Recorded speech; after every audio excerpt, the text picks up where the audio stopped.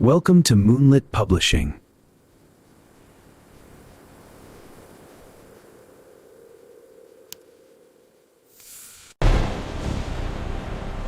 She hides her true strength, but the moon awakens it, and nothing will stand in her way. Chapter 1. Are you freaking kidding me? The scream sliced through my sleep like claws. Light exploded into the room, harsh, accusing, ripping away the darkness I'd wrapped myself in. Beverly, I told you to wake me up 2 hours before we leave, and your lazy ass is still buried in bed. A pillow hurtled toward my face. I jerked awake, snatching it midair, heart slamming against my ribs. Sorry, I mumbled, voice thick with sleep, rubbing gritty eyes as the world swam into focus. Victorina loomed in the doorway like a storm cloud wrapped in pink silk. Her robe clung high on her thighs, long tanned legs gleaming, arms crossed so tight her irritation crackled in the air. Messy light brown curls framed a face twisted in disgust. She pursed her lips, rolled her eyes dramatically, and flicked her hair over one shoulder with queenly disdain. Just get up. We're out the door in less than an hour. She spun on her heel and strutted away, not bothering to wait for my reply. Everyone always said the older sister runs the show. They'd clearly never met Victorina. We're barely 11 months apart, hardly enough to crown her younger. Our parents? True soulmates. The forever kind. The moment I find mine, I'm gone, leaving this suffocating pack behind for good. They met 18 years ago. 9 months later, I came screaming into the world. 2 months after that, Mom was pregnant again. Victorina skipped a grade because my parents insisted she'd thrive. She turned 17 last week. My 18th birthday looms like a shadow. Sometimes I wonder, if I vanished tomorrow, would they even notice? Or would their perfect princess still be enough? To them, she's everything. The smart one, the stunning one, the one they adore. I grew up hearing that children of true mates are cherished equally, living proof of the bond. Other werewolf families prove it every day. Not ours. Victorina mirrors them perfectly. Mom's shifting green-brown eyes, flawless tan skin, Dad's thick hair, and dazzling smile. Me? I'm the leftover. The afterthought. I forced myself out of bed before she could storm back and make my morning hell. Sleep clung to my limbs like fog as I shuffled to the closet, grabbing clothes for another day in our private version of purgatory. Victorina reigns over the school like royalty. I'm the pack's weakest link, the one everyone overlooks, pities, or mocks. Only my parents have ever seen my wolf. They forbid me from running with the pack, swearing she's frail, pathetic, broken. They've drilled it into me so long I almost believe the lie. But when I shift, power surges through me. Raw, electric, undeniable. Maybe it's a delusion. Maybe not. They warned me, never show her to anyone. Ever. I've only heard whispers about alphas with black fur. My first shift hit on my 16th birthday. Since then, a cold fear coils in my gut. Something's wrong with me. Something dangerous. I turned to the full-length mirror on the cream wall. Moonlit gray eyes stared back, haunted, defiant. Summer's light tints still kissed my skin. My hair, silver white since the day I was born, shimmered like frost under the bulb. No dye. Never has been, despite Victorina's snide accusations. My gaze dropped to the crescent moon birthmark on my wrist, raised, pale, strange. I've never questioned it deeply. Until now.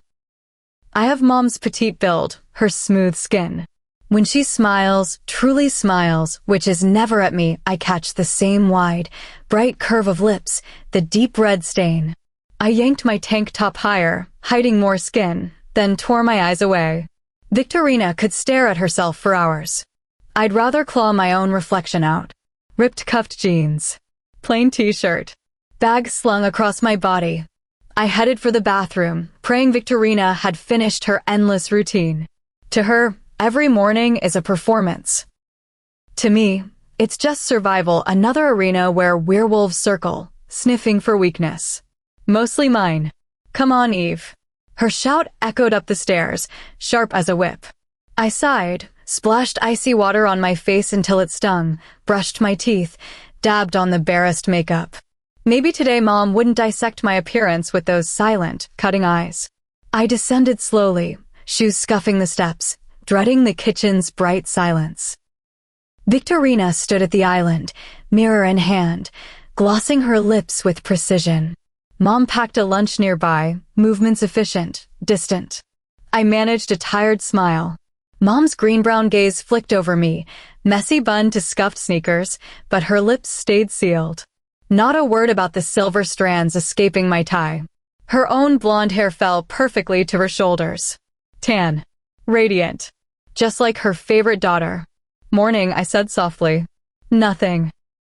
I opened the fridge, grabbed my pre-made sandwich and apple, stuffed them into my bag. I'm leaving, Victorina declared.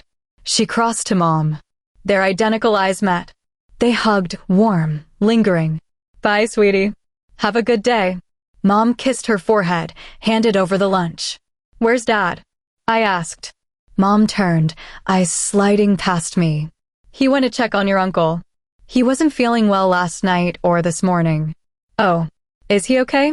He'll be fine. He's alpha, after all. She walked away before I could speak. If you don't mind, I'm going to see him after school. I called. Silence answered. I exhaled. All right then. My Uncle Lucas, Mom's brother, is our pack's alpha. He stepped up after Grandfather died fighting off a rival pack hungry for our land. He didn't find his mate until 24. She was 19. Now 45, with Maya pregnant with their first, a son. The pack had fretted for years over no heir. The announcement brought celebration. Relief. I adjusted my bag and stepped outside. Cool morning air kissed my cheeks, sharp and clean. Golden dawn sliced through the towering pines encircling our clearing. Houses huddled close in the forest embrace. Next door loomed the biggest, the Alpha's home. Alphas lead. They're the strongest warriors. The pack shares a mental link, mates share a private one. Others connect with permission or age. I've never linked. Honestly, I'm grateful. I don't want anyone hearing the thoughts I keep locked away. The hurt, the rage, the fear no one can touch. Victorina's red Mustang convertible growled down the dirt driveway. What are you doing? I hurried toward her. Catch a ride with someone else. I can't deal with you this morning. She reversed before I could argue. I froze, watching taillights vanish. Are you freaking kidding me? I hissed, fists clenched until nails bit palms. I pulled out my phone and dialed the one person who never let me fall. Scantlin, I need a ride. Her laugh burst through. The devil ditch you again? I pouted uselessly. Yes. I haven't left yet. Come over. Relief flooded me, warm and sudden. Okay, thank you. 2 houses down, Scantlin stepped out just as I arrived. Dark brown waves tumbled down her back, half up with curled bangs framing her face. White tank, black jeans effortless against her light tan. She smirked, skipping over. Don't laugh, I warned, arms crossed. I'm sorry. I just can't believe your parents let her strand you like that. Her blue eyes flashed from amusement to fury. It's ridiculous. Yeah, I know. I shrugged, then hugged her neck sideways. But I've got a free ride anyway. She laughed, shrugged me off as we reached her car. Who said it was free? She held out her hand, brow arched. I laughed too, sliding into the passenger seat. We pulled up to school and both sighed. Monday loomed like a sentence. Wait. She grabbed my arm before I could escape. Let's ditch. Text Loganville and go for a run. Come on, Dad had me locked down all weekend after that rogue breach. I need to run. 2 rogue wolves had ghosted through our defenses last week. No attack. No theft. Just vanished before warriors could catch them. The pack's been wired tight ever since. Alpha doesn't let us skip school to run, I said, small smile tugging. How's he doing? Heard he was sick. I'm not sure. Planning to see him this afternoon. I paused. And my parents would murder me. Plus, you know I can't run with anyone else. I'll never get your parents. Just because you're a weaker wolf doesn't. I'm not weak, I snapped, voice cracking like thunder. Her eyes widened. I'm sorry, Eve. I didn't mean. I shook my head, grabbed my bag, and climbed out before she could finish. I could swallow insults from strangers. Not from her. I'm not weak. I wished I could prove it. Shatter every doubt with one shift. The morning crawled. After second period, a hard shove sent me stumbling.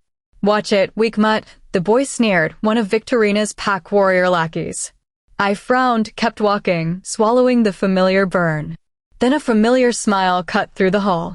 Hello, Beverly, Loganville teased. Stop. You know I hate my full name. I smiled despite everything as he nudged my elbow. Dirty blonde waves fell over his forehead. Warm brown eyes. Easy smirk. Tan skin glowing even in fluorescent light. Gray t-shirt hugged muscle. Sorry, Eve. You okay? I'm fine. Victorina ditched me. Rode with Scantlin. She said something earlier. What did she say?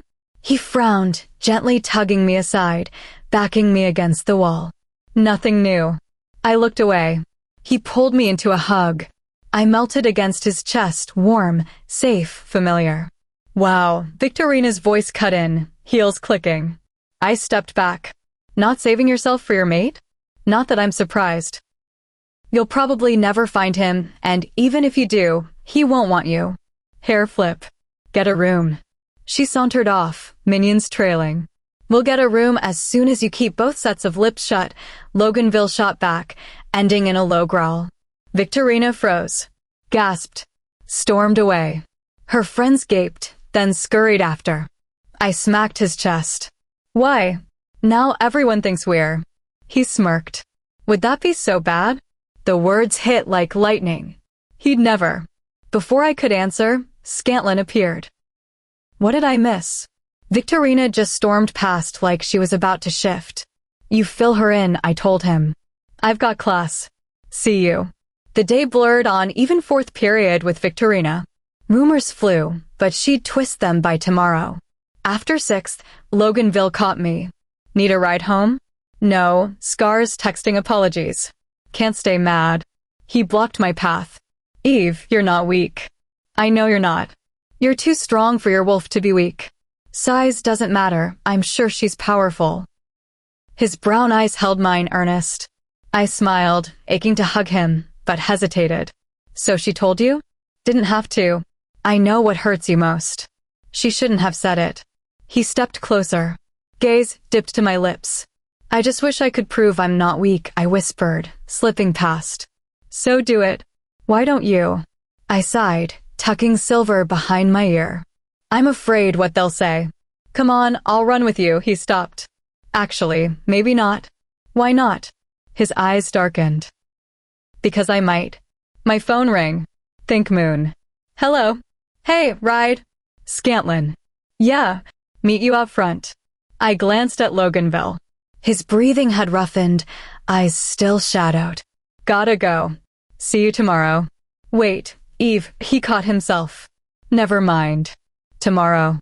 In the car, Scantlin eyed me. What's wrong? Was Loganville weird today? What do you mean? Comments. Almost like hitting on me. She gasped. Serious? Oh my God. After Victorina's drama, I said people would think we're together. He said, would that be so bad? And more. Holy, his 18th is in days. Do you think? You don't think. He could be your mate. I stared ahead, heart thundering. Maybe he's feeling the pull early, she said, grinning. Mates aren't confirmed until both hit 18. If the guy turns first, he feels it. She doesn't until hers. Males can wait to tell or reveal early, even mark before she's ready. Waiting's respectful. I can see you two together, she teased. We've been friends forever. Think he'll tell me. Your birthday's still out. Maybe he waits. But if he did, what would you do? I don't know. Being Loganville's mate? I'd always seen him as safe, handsome, kind. Friend. But soulmate? The pull might ignite everything. I'd escape this place. Would he leave too? What would he think when he saw my black wolf? Scantlin pulled into the driveway. Victorina's car already sat there. Can't think about this now. Heading to my uncle's. See you tomorrow. I'm so happy for you, she called as I climbed out. We don't know yet. I grabbed my bag. Bye. She yelled after, sorry about this morning. I smiled back. It's okay. Forgiven.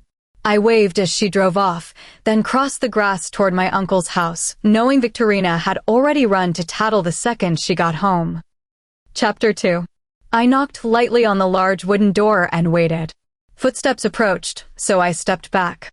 My eyes fell to the welcome mat that read, "All canines welcomed." I smiled to myself. Definitely something Aunt Maya would pick up at a human store. The door opened. To my surprise, my father stood there. His dark hair was neatly combed, his skin nowhere near as pale as mine, his frame shorter than most werewolves. His blue eyes held no warmth. "Oh, hi, Dad." "I didn't know you'd still be here," I said. "Of course I'm still here. It's my duty to look after my alpha. I'm his second in command for a reason." He stood tall, gaze sliding past me. I looked away. "Right, sorry. Is Mom in there?" "She went to fetch the pack doctor. He's feeling worse." My father stepped past me without another word. I entered and passed the kitchen and the enclosed office that opened to the beautiful backyard. I climbed the stairs to where I knew my uncle and aunt's bedroom was. As a child, I'd come here often to escape my parents or Victorina. They've always treated me with kindness and quietly disapproved of how differently my parents treated me. Even as Alpha and Luna, they could only do so much. I smiled when I reached the top of the lavish staircase and peered into their room. My uncle lay propped up in bed, and Aunt Maya was seated beside him in a chair. His hand rested gently on her rounded belly as they shared a quiet smile. I knocked softly on the open door. They turned, smiles lingering. "Beverly," Maya said warmly, using my full name. "Aunt Maya." I crossed the room and hugged her. I bent down and gently rubbed her belly. "Hey there, little cousin." We both laughed softly. "Get over here, my favorite niece," Uncle Lucas called. His hair was like Mom's, but darker. He was the strongest in the pack, brave, loyal, honest. Everything an alpha should be. I laughed and moved past Maya. "Don't let Victorina hear that." I climbed onto the bed to hug him carefully. He groaned slightly, so I pulled back quickly and sat at the foot of the bed. "How are you feeling, Alpha?" He smiled tiredly and leaned back. "I'm all right. Just a little chest pain. I'll be good as new by tomorrow." He took my hand in his. "I hope so. We'd all run wild without you." I laughed, and they joined in. "Are you hungry, Eve?" "I'll get you something from downstairs," Maya said. Before I could answer, she stood and headed for the door, but paused, gripping the frame for support. Her legs seemed to weaken for a moment. We both asked if she was all right. She looked back, nodded, and offered a light laugh. "Just tired. This big belly makes me unbalanced sometimes." Her face looked paler than usual as she rubbed her stomach gently. I hoped she wasn't catching whatever had taken hold of my uncle. When I turned back, Uncle Lucas was gazing after his mate with quiet affection. "Only a couple more months, and I'll meet my son," he said softly. I smiled at the love in his voice. "Are you excited?"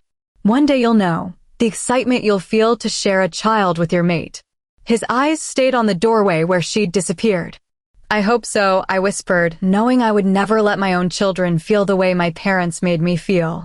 My uncle began to cough, harsh, persistent coughs. I slid off the bed and patted his back. Footsteps sounded on the stairs. Maya appeared in the doorway, face flushed, eyes barely open. She carried a tray with a pitcher of lemonade and glasses, swaying slightly. "Maya?" I asked. She started to fall. I gasped and rushed forward, but she hit the floor before I could reach her. I lifted her head. She gasped for air. I draped her arm over my shoulder and helped her to the bed beside her mate. They coughed together. Lucas took her hand, trying to help her sit up. My breathing came fast and shallow. I didn't know what to do. "Go, help," my uncle managed, placing a hand on her cheek. I nodded and ran downstairs, tripping on the last 3 steps. I scrambled up and out the door, scanning for help. I had to find Feline, the pack doctor. Training was in full swing in the central clearing. I cursed under my breath and wove through the wolves as quickly as I could. 2 large wolves slammed into each other's path during a spar, blocking me. If I shifted, I could slip through faster. I could reach Feline. Time was slipping away. My heart pounded thinking of my sick Alpha and Luna back at the house. I scanned for Loganville's wolf, but didn't see him. He should have been training. Move out of my way, I demanded. Some ignored me. Others, the ones who saw me as the weak link, stared, curious or dismissive. Eve? A familiar voice came from the edge of the field. I turned. Mom stood there with Dad and Feline. I ran toward them, dodging the massive wolves. So close to shifting. What would have happened if I had? You guys have to come quick. I bent over, breathless. What's happened, dear? Feline asked. There's something wrong with Alpha and Luna. Their eyes widened. They took off running toward the house. I followed, struggling to keep pace. We burst inside, raced up the stairs, and entered the bedroom. Maya was still coughing, but Lucas was silent. I stepped in beside my parents. Their eyes were wide with shock. I followed their gaze. My uncle lay still, eyes closed. Maya clawed at his chest, shaking him, her voice breaking through gasps and coughs. Feline placed 2 fingers on his neck. Time slowed. Her eyes lifted to us, thin mouth tight, downturned eyes wide and brimming with tears, face draining of color. The Alpha is dead. Everyone gasped. Maya screamed, fighting for air. Mom cried out and fell against Dad's chest. We need to get Maya to my office now, Feline said. I stood frozen. Mom clung to Dad. Eve, go get someone now. Feline urged sharply. I shook myself and ran out in tears. Outside, I scanned for help and headed toward the training field.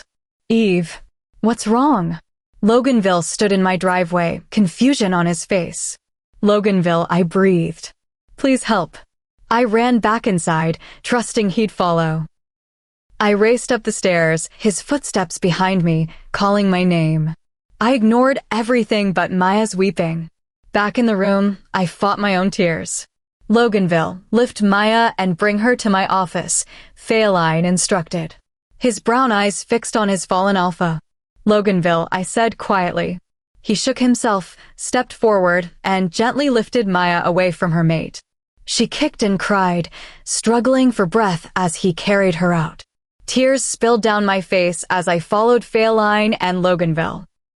My parents stayed behind, Mom's cries echoing through the house. Outside, the entire pack felt it, the sudden emptiness of a lost Alpha. The training ground fell silent. Wolves froze mid-motion, heads bowing as they watched us pass. Their eyes were wide with grief and respect for their crying Luna. We reached Feline's hut. A unified howl rose from every wolf in the pack, long, mournful. I turned to see others stepping outside, gazing toward our fallen Alpha's home. The howl continued. Loganville set Maya gently in the small back room behind a curtain of wooden beads. Feline followed. I collapsed into a chair, head in my hands, unable to bear Maya's sobs. Loganville came out and lifted me to my feet, wrapping me in his arms. I clung to him, crying into his chest, waiting to learn if my aunt and unborn cousin would suffer the same fate. Loganville sat beside me, arm around my waist, my head on his shoulder. An hour passed in silence from the back room. My parents hadn't appeared, likely meeting with the council. I wiped a tear from my cheek and sat up as the door opened. Victorina stepped in. Her hazel eyes went straight to the back room. Is she? I winced. We don't know. Feline hasn't come out yet, I whispered. She nodded and sat far from Loganville. He shifted slightly, shielding me from her view. Movement sounded. We all stood as Feline emerged. I gasped at the blood on her gloved hands. What's happened? A tear slipped down her cheek as she peeled off the gloves. She pushed back her brown and graying bangs and looked at the floor. The Luna has passed. Victorina and I gasped. My legs gave out. Loganville caught me. What about the baby? The future Alpha? Victorina asked, breathless. I tried, but the child was too young. I turned away and buried my face in Loganville's chest. He held me tightly as I cried for the loss of 3 family members I barely had. No, Victorina whispered, voice cracking. Feline hugged her. Tears streamed down my sister's flushed cheeks, her hazel eyes swollen and red. How could this have happened? I asked, stepping away from Loganville. He reached for me, but I moved back again. I'll have to run some tests, Feline said softly, still rubbing Victorina's back. What do you think caused it? Loganville asked. I can't say yet. Hopefully we'll know soon. Her tone carried a quiet fear, a hint of suspicion that twisted in my mind. Silence stretched. It felt like the whole pack held its breath. I'm going to let your father know, Feline said to Victorina and me. I'm sure he'll want to call a meeting. The council has things to discuss. We nodded. My father's the council leader now, Loganville said. I should go talk to him. He looked at me. Will you be all right? I nodded, not trusting my voice. If I spoke, I'd beg him to stay. I couldn't be alone with Victorina right now. Loganville and Feline left. Victorina turned to me, tear-filled eyes hardening into anger. It's your fault, she said and stormed out. I heard her snarl. Outside, her light brown wolf, matching her hair, eyes liquid gold, snapped at me, bared her teeth, then leaped into the forest. I couldn't worry about her blame. Right now, only one question fills my mind. Who is going to be the new alpha? Chapter 3. 3 days had passed since the deaths of our alpha and his pregnant Luna. The pack had cancelled work and school in the wake of the tragedy. My house remained steeped in silence. The funeral had been yesterday, beautiful, heartfelt, and one of the most painful days of my life. No decision had been made yet about the next alpha. Feline was still working tirelessly to determine the cause of death. After the initial council meeting, they convened again to debate whether to follow the line of succession or select someone else entirely from the pack. For now, we were all simply trying to hold on to whatever normalcy we could. All I knew is that I needed to run. Everyone else felt the same urge to burn off their grief, but my parents, as always, had kept me confined to the house. Even though they barely noticed me most days, they had their ways of enforcing rules. Last night, while helping clear out the Alpha's house, they found his will. I didn't know what it contained, but the council had met again immediately afterward. Whatever it said, everything had shifted. I slipped quietly out the front door. It was barely 8 in the morning. Dad was already at another council meeting, and Mom was still in bed. She had barely made it through the funeral. I planned to head deep into the woods, as I always did, hoping no one else would feel like shifting until later. I closed the door softly behind me, carrying a change of clothes to replace the stash I kept hidden in a tree. I turned and bumped straight into someone solid. I gasped quietly. When I looked up, Loganville's calm brown eyes met mine. Hey, he said, looking down at me. I managed a weary smile. Hey, what are you doing up so early? He ran a tan hand through his newly spiked dirty blonde hair. I was surprised by the change. It usually fell across his forehead. I could ask you the same thing. What are you doing here? I hoped he wouldn't guess I was about to run. I came to see you. I've got to tell you something. His gaze swept over me. Are you about to go for a run? I grimaced. Yeah. He smirked. I won't even ask to come, even though I'd love to. His eyes darkened slightly. Anyway, I came to tell you I might be the next alpha. He stood taller as he said it. I froze in shock. What? Why? His brows furrowed. I have alpha blood. It would only be natural once I turn 18. Lucas had no heir, only a sister, your mother, who has 2 daughters. Even though your dad is second in command, the council voted against him. I knew that wouldn't have sat well with my father. What about the will? I asked. Had Lucas named someone specifically? The council is going over it now. My dad said there probably isn't anything relevant in it. He shrugged. I nodded, still stunned. Wow! I don't know what to say. I brushed a silver strand from my face, shifting from foot to foot. The urge to run was growing stronger. You'll have something to say in the next couple of days, he said. My brows pulled together. I tilted my head, the strand falling forward again. What? The pack horn blared, cutting me off. It echoed through the trees. Loganville and I turned toward the central stage. My father, his father, and the rest of the council were already walking up. Slowly, pack members emerged from their homes, many yawning, still in pajamas. Most of the boys wore only boxers. Loganville, in shorts and a t-shirt, stood out. "What's happening?" I asked, glancing up at him as the crowd gathered. I quickly tucked my change of clothes into a nearby bush. If my family saw them, they'd know I planned to shift. And they'd do everything to stop me. "I don't know, but let's go." He reached for my arm. I pulled away gently. "Loganville, I can walk without being dragged." "Right. Sorry." He shook his head and started toward the crowd. I followed. I glanced back at my house. Victorina stepped out in her pink silk robe. I winced. I could never imagine letting the whole pack see me in something so revealing. Mom trailed behind her in a long black furry robe, blonde hair in a messy ponytail. If I could ease her pain, I would. But she never wanted to hear from me. Loganville's father, Abraham, stepped to the microphone. His expression was solemn, green eyes downturned, light brown hair parted in the middle and falling over his ears. Someone tapped my shoulder. I turned to find Scantlin. She offered a soft smile, blue eyes scanning me gently. "Hey, how are you?" I shrugged. "I'm all right." She frowned. "I know how it feels. Tell me if you need anything, okay?" I nodded. "Thank you." Her mother had passed away when Scantlin was 7. Since then, it had just been her and her dad. He wasn't cruel, just deeply protective, rarely leaving the house. Losing a soulmate left scars that didn't fade easily. "What do you think this is about?" I asked both of them. They shook their heads. "Attention, everyone," Abraham said into the microphone. The crowd quieted. "As you know, our fallen and beloved Alpha left a will that was discovered last night." A murmur of unease rippled through the pack. "The council has been discussing who our new Alpha will be." I noticed Loganville stand even taller, a small smirk tugging at his lips. I quickly looked away. It was discovered that our Alpha met with the Alpha of the Eclipse Moon Pack. A contract was found in the will stating that their Alpha son would become our next Alpha if this situation ever arose. The pack gasped. Whispers erupted. "Are you serious?" Scantlin muttered, turning to me. "A complete outsider? I thought they'd just pick someone from our pack."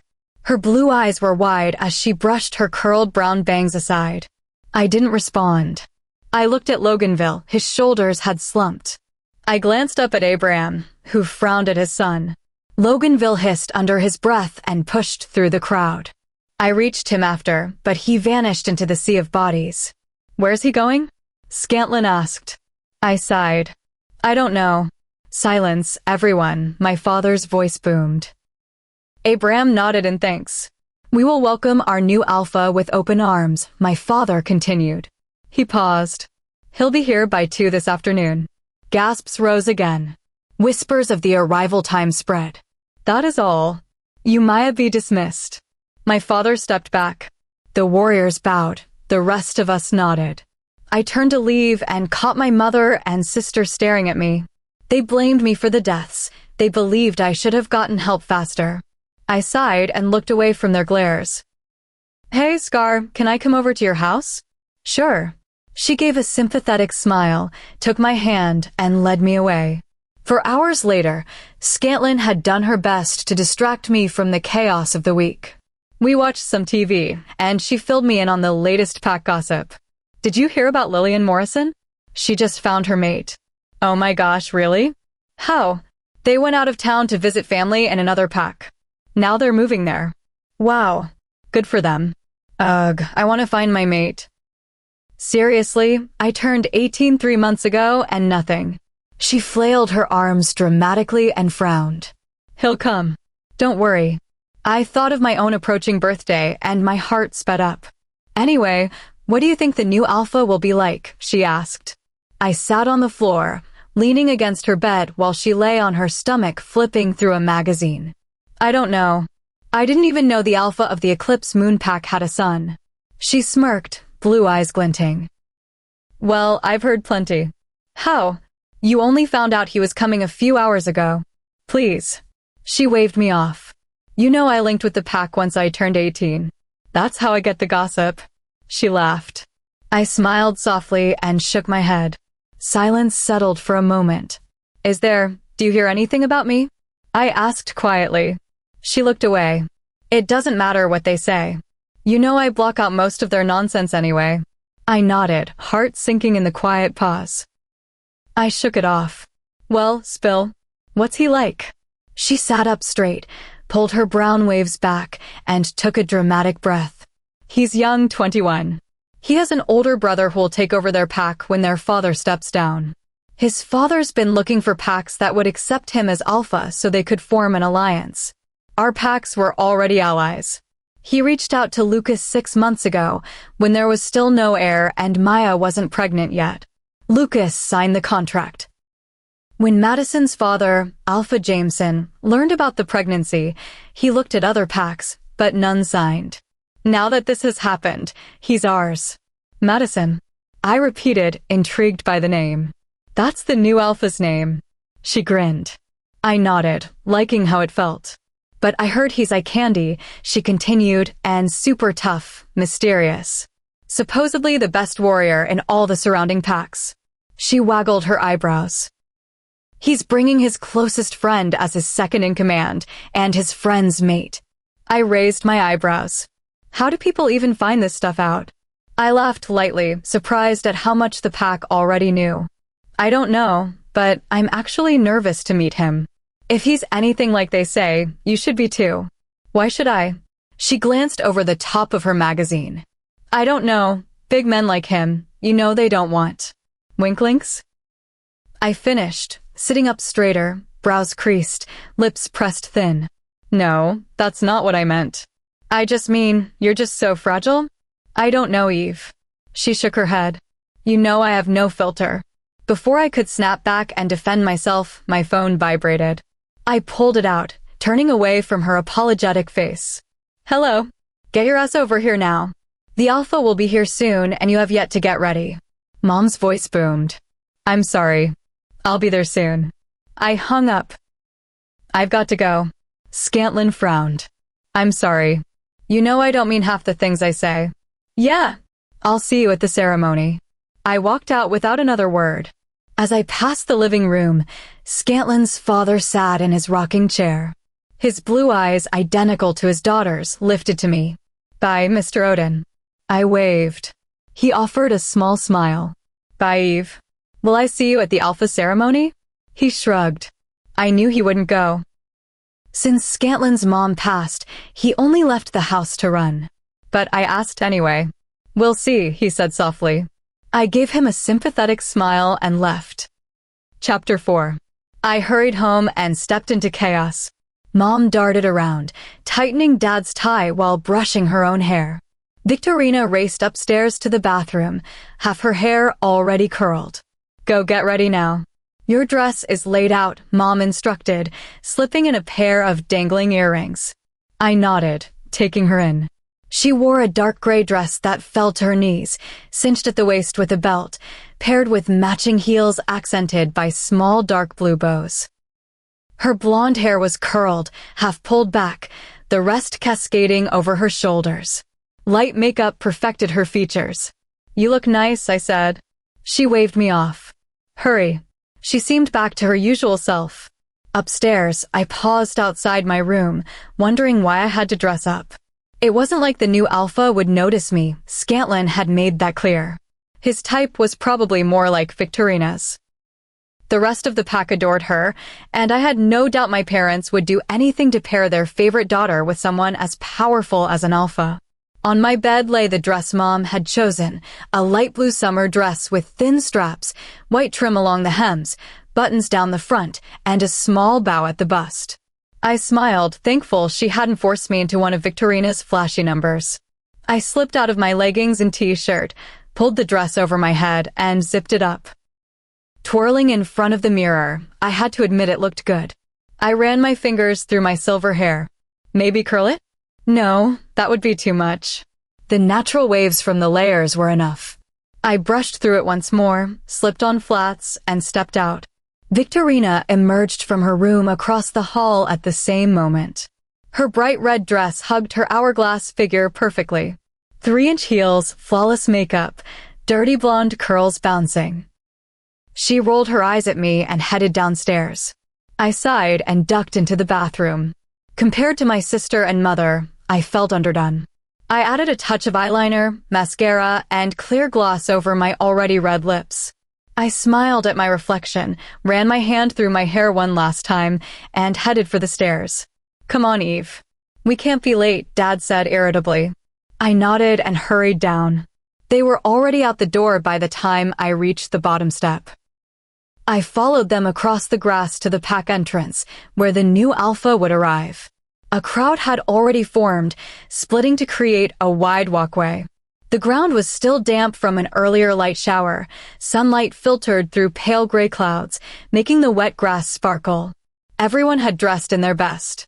Warriors lined the front of the forest opening, council members next, that's where we stood, and the rest of the pack behind us. I spotted Scantlin across the walkway. I started toward her, but Dad's firm hand landed on my shoulder and pulled me back. I looked up at his blue eyes. He shook his head. I frowned, but stayed put. "Hey," a voice said beside me. I turned. Loganville. "Hey." I smiled and eased a little away from my family while still staying close. I was surprised by his calm. I'd expected him to be furious about losing the alpha position. "Are you ready to meet the new alpha?" he asked. I shrugged. "I just feel like everyone's already forgotten Lucas," I whispered, fighting tears. Loganville frowned. "I'm sorry. Everyone just wants to make a good impression on the new guy, that's all." I nodded. Chatter died as heavy paws thundered against the earth. A deep, chilling howl ripped through the forest. Birds scattered from the trees. My heart raced as the sound grew closer, then stopped. Moments later, human footsteps approached slow, deliberate, shaking the ground with their weight. Goosebumps rose on my arms. I smoothed my dress, nerves twisting tighter than I'd expected. I kept my head down as 3 sets of footsteps drew near. Quiet gasps rippled through the crowd. I fought the urge to look up. Scents filled the air. One stood out, unlike anything I'd ever smelled.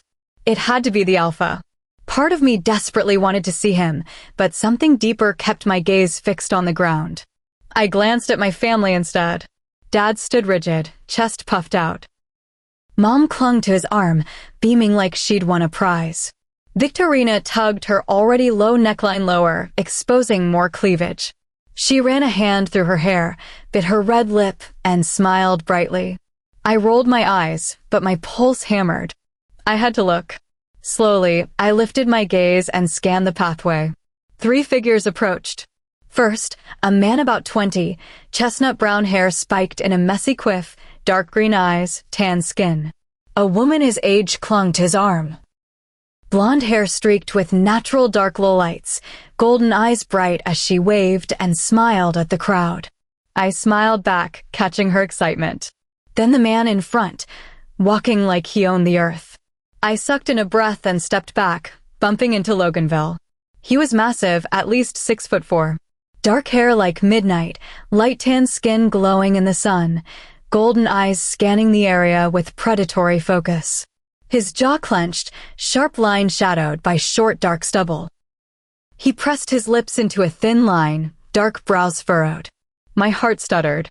I quickly shut my mouth and steadied myself. Everyone he passed bowed. Warriors dropped to one knee, heads lowered. "Why argue with the warriors?" I whispered to Loganville. I asked my dad to let me stand by. His eyes flicked back to the path. I followed his gaze. Our new alpha was walking straight toward me. I gasped. I tried to look away, but couldn't. His broad chest rose and fell heavily. Those golden eyes pierced straight through me, stealing my breath. In seconds, he stood directly in front of me. My gaze dropped from his striking face to his muscular chest right at my eye level. "Alpha, I would like to offer you a tour of the pack to welcome you," Dad began. I stepped aside to let him speak. "Name," the alpha said. His deep voice vibrated through my chest. I stared at my feet. "I'm Jonah, and this is my wife Clarissa." "Not your names." His tone cut sharply. I looked up. He stared directly at me. He raised an eyebrow. My eyes widened. I swallowed hard. Up close, he was even more intimidating and impossibly handsome. Pure liquid gold eyes. Flawless skin. Sharp features that could make anyone weak. The stubble along his jaw made my fingers itch. His dark hair gleamed in the sunlight. His scent, stronger than any alphas I'd known, was intoxicating in a way I couldn't explain. Beverly, I said quietly. Full name. Flat. Intense. I jumped slightly. Beverly Amorous Mason, I whispered. He murmured something. Child. Moon. Too low to catch fully. His gaze swept over me. Suddenly, I felt exposed, my plain gray eyes, pale skin. Maybe I should have curled my hair. Age, he demanded. His face was blank. 17, I answered. Loganville's hand brushed my back reassuringly. The alpha's eyes flicked to Loganville. For a split second, anger flashed across his otherwise emotionless features. Before I could process it, Victorina stepped in front of me. I'm Victorina Mason, her sister. She batted her lashes, smirked, bit her lower lip, and pressed herself against his chest. He looked down at her, brows drawn tight. He said nothing. After one last glance at me, he stepped away and continued down the path. Sorry, he's shy, the man beside him said with a joking smile to my father. I'm Petros, his second in command. This is my mate, Lenora. She smiled and waved. My family and I bowed our heads. We'd love the tour. Let the three of us wash up first, Petros said charmingly. Of course. Let me show you to your house, Dad offered as Jameson stepped forward to introduce himself. Petros and Lenora thanked us for the welcome. The crowd began to disperse. Mom, Victorina, and I walked home. Everyone buzzed about the fearsome new alpha. I stayed lost in my thoughts. Why had he singled me out? It was humiliating. Did he already hate me? Was it because I'd been talking to Loganville? Had I disrespected him by not bowing immediately? Should I apologize? I knew I'd be in trouble for whatever just happened. What the hell was that? Mom snapped as we entered the house. I snapped out of my daze. She stood fuming, arms crossed.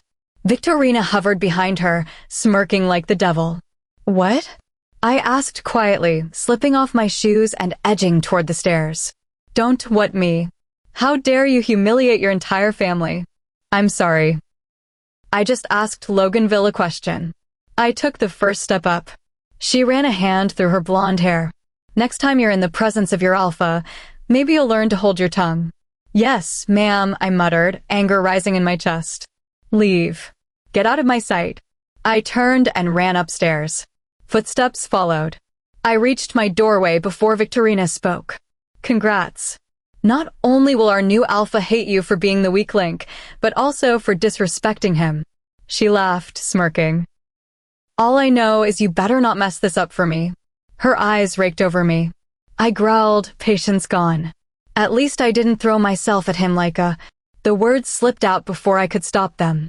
I bit my lip, regretting it instantly. She gasped. How dare you? In a flash, her hand cracked across my face. The force made my teeth sink into my lower lip. Warm blood trickled down my chin. I tasted copper. Shocked, I touched my lip.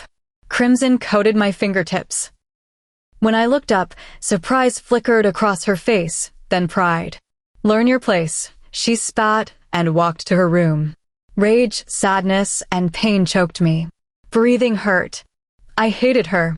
If only I knew for sure whether I was truly weak. I felt strong, but no one would ever see that side of me. Only the weak human version. I slammed my door and balled my fists, wiping blood away with my arm.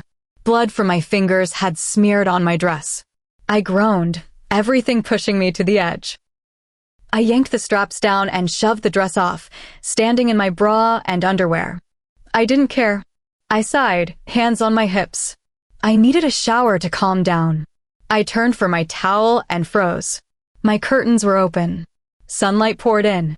And standing in the window of the neighboring house, our new alpha, my new neighbor, the most intimidating werewolf I'd ever met, was staring straight at me. His dark gold eyes locked on me. Brows knit. Nostrils flared. I gasped and dropped to the floor faster than I thought possible. I held my breath, cursing under it. How long had he been standing there? After a moment, I peeked over the bed. The window was empty. I let my head fall back against the cold wood floor and wished I could disappear forever. What a life. Chapter 5. It had been a day since Madison, safe to call him that in my head, arrived. After one of the most humiliating moments of my life, I'd taken a long shower, unable to stop replaying everything. Dad had given the 3 newcomers a tour yesterday and returned home only to lecture me again about disrespecting the alpha and him. I'd hoped yesterday would pass quietly. I'd planned to stay silent while the new alpha entered the pack, exchange a few words with my father, and never speak to him directly. Obviously, that hadn't happened. I still couldn't believe he'd seen me practically naked. I groaned at the memory and prayed I wouldn't have to face him for at least a week. He'd probably be too busy settling in and meeting the pack. It was already midday, and I'd stayed holed up in my room all morning. I didn't want to be out there anyway. I leaned back against my bed and sighed. It felt like ages since I'd run. If I didn't get out soon, I might explode. I slipped downstairs as quietly as possible, hoping no one would notice. I peeked around the corner. Mom was talking to Dad. "Can you believe Beverly? We're ruined," Mom said dramatically. Alpha didn't say anything on the tour. "We'll be fine," Dad replied, bored, and returned to his newspaper. I swear that child, I didn't wait to hear the rest. I darted past the stairs and out the back door. The moment fresh air hit my face, I didn't hesitate. I ran straight into the woods behind the house, pushing as fast as my legs would carry me toward my usual spot. It was far out, deep enough that I'd never seen another wolf there. The day was cloudy and calm. Pine trees swayed gently in the breeze. Distant birds chirped. I smiled as I reached the open field. Small yellow wildflowers dotted the grass. Just the sight made me giddy. I dropped into the grass and stared up at the gray sky. Black birds crossed the horizon. I closed my eyes, letting the breeze drift over me, grass tickling my arms. Then, without thinking, I shifted. My clothes shredded as black fur rippled across my skin. I leaped up and down, inwardly grinning. It felt like forever since I'd shifted. I glanced at my paws, still black. No time for self-pity or doubt right now. I felt strong, so for this moment, I was strong. Shifting felt like stretching after being trapped in a tiny box, like finally screaming after your mouth had been sealed shut. It was pure relief. I sighed and took off around the field, staying quiet in case anyone was nearby, but letting myself loosen up. My claws dug into the earth as I raced in wide circles. This was freedom, no judgmental stares from my family or the pack. How could I feel this powerful and still be considered weak? Whatever. Strong or weak, it didn't matter to them. After more than an hour of running and playful bounding, I finally slowed. Just as I prepared to shift back, reality hit. I had no clothes. I'd shredded them. Great. I sniffed around, hoping for a stash. Eventually, I found one Loganville's. I felt a twinge of guilt borrowing his clothes, but it was the only option. I shifted back, pulled the white t-shirt over my head, it fell to the tops of my thighs, and tried the jeans. No chance. My feet disappeared in the legs, and without holding the waist, they slid right down. I sighed, folded them, and tucked them back into the hollowed tree. I'd just head home and slip in unnoticed. Holding the shirt down so it wouldn't ride up, I picked my way through the undergrowth, stepping over roots and through thick grass. I didn't see the exposed tree root until my foot caught it. I gasped, pitched forward, hands slamming into the dirt to break my fall. A breeze hit my bare skin. My backside completely exposed for a second. I winced, scrambled up, and yanked the shirt down. Another perfect embarrassment. I glanced at my palms, pebbles embedded in the skin, a little blood welling up. I groaned, wiped them on the t-shirt, sorry, Loganville, and picked out the last bits. Then I caught a familiar scent. I spun, searching. Nothing. I picked up my pace. I glanced over my shoulder and froze. The last person I wanted to see, Alpha Madison. Shit, I muttered aloud. I ducked behind the nearest tree and prayed he hadn't noticed. I couldn't survive another humiliating encounter with him in less than 48 hours. I breathed shallowly, willing my heart to slow, hoping he'd somehow miss my racing pulse. The rough bark scraped my skin as I clutched the trunk. Footsteps approached. I squeezed my eyes shut. If he saw me like this, I didn't know what I'd do. His warmth surrounded me before I heard him stop. Look at me. His voice vibrated through me. I jumped. I opened my eyes. He stared straight into my soul, still impossibly handsome. Dark hair messy in a way that made my fingers itch to touch it. Those molten gold eyes were so bright I wanted to look away. The crease in his brow, the click of his jaw, everything about him felt intense. "I'm sorry, Alpha," I squeaked, instinctively dropping my gaze. "What are you doing out here?" Flat. Controlled. Nothing. I was just going. Do not lie to me. Each word deepened. I stayed silent a beat. "I went for a run," I whispered, eyes on the ground. "Alone." Anger edged his voice. "Yes, Alpha." I nodded. When he didn't respond, I risked a glance up through my lashes. His golden eyes traveled down my body. I followed his gaze, first my bra and underwear yesterday, now just a plain white t-shirt. Perfect. I crossed my arms and shifted sideways, praying the fabric wasn't see-through. "Then why are you wearing another wolf shirt?" he demanded. I winced. I forgot to bring a change of clothes. I shredded my other ones. "So you wore your boyfriend's?" His tone shifted entirely. I had to look it up to check if he was serious. I tilted my head. "No, this is my friend's." "Good. Simple. Final." I looked away, cheeks burning. "What happened?" he asked. I peeked up. He was staring at my hands. Oh. I fell. I showed him the dried blood. His large hands appeared. He took mine. I pulled back instinctively. "Don't pull away from me," he said, eyes darkening. Then, softer, "Let me see." He stepped closer. If it had been anyone else, I would have retreated. But my feet stayed rooted. I breathed in nothing but him. Better than rain after thunder, fresher than pine, sweeter than blooming flowers. He held out his hand. I hesitated, then placed mine in his. His thumb traced my palm. My breath grew shallow. My heart hammered. His rough, strong grip around my small, smooth hand felt like pieces fitting together. "You'll live," he said. I couldn't tell if he was joking. I smiled anyway. I figured. A small laugh escaped. His eyes snapped to my lips. He cleared his throat, shook his head, and stepped back. The intoxicating scent faded. "Please return home immediately. No one can see you like this." His tone shifted again, commanding, almost protective. I raised an eyebrow but nodded. Part of me wanted to argue. Part of me felt oddly stung. "Yes, Alpha." I waited for him to leave. He didn't. He just stood, watching. I cursed inwardly, turned from the tree, and started walking, holding the shirt down tight, praying it covered enough. I cringed thinking about yesterday, cheeks heating. "Alpha," I said without meaning to. My eyes widened, but I turned back. "I just wanted to apologize for yesterday." He raised an eyebrow. Something flickered across his face, then a smirk curved his full lips. It was unfairly attractive. "Don't." He turned away before I could respond. My mind spun.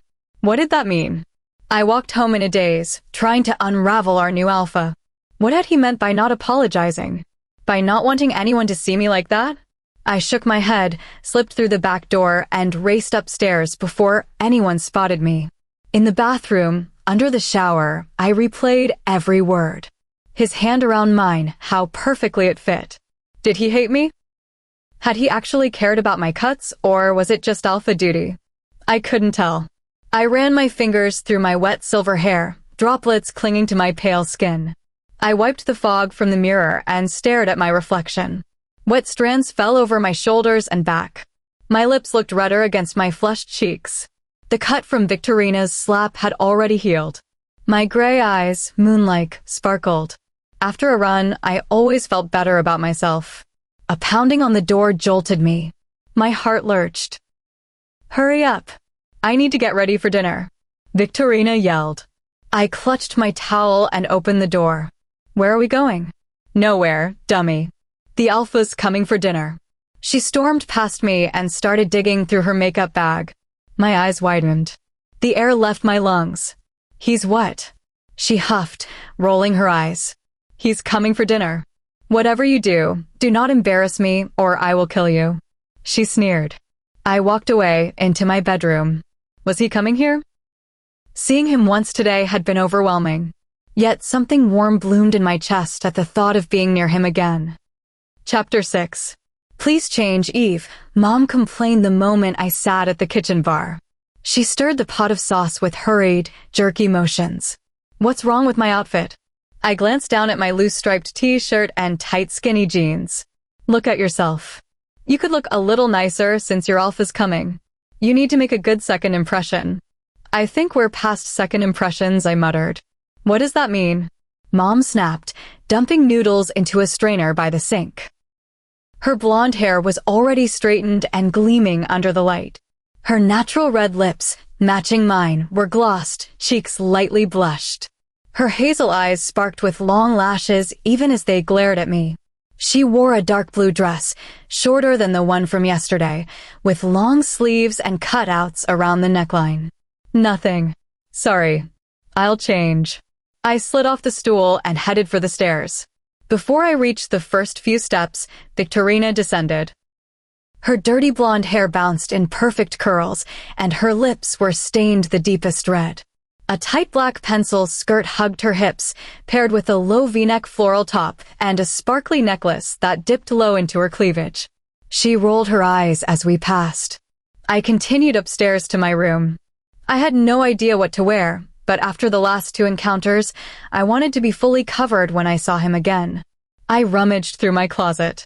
Mom probably wanted something nice. I pulled out a yellow sundress, flowy, cute, dotted with tiny sunflowers. It fell just above my knee. I added a light cardigan for extra coverage.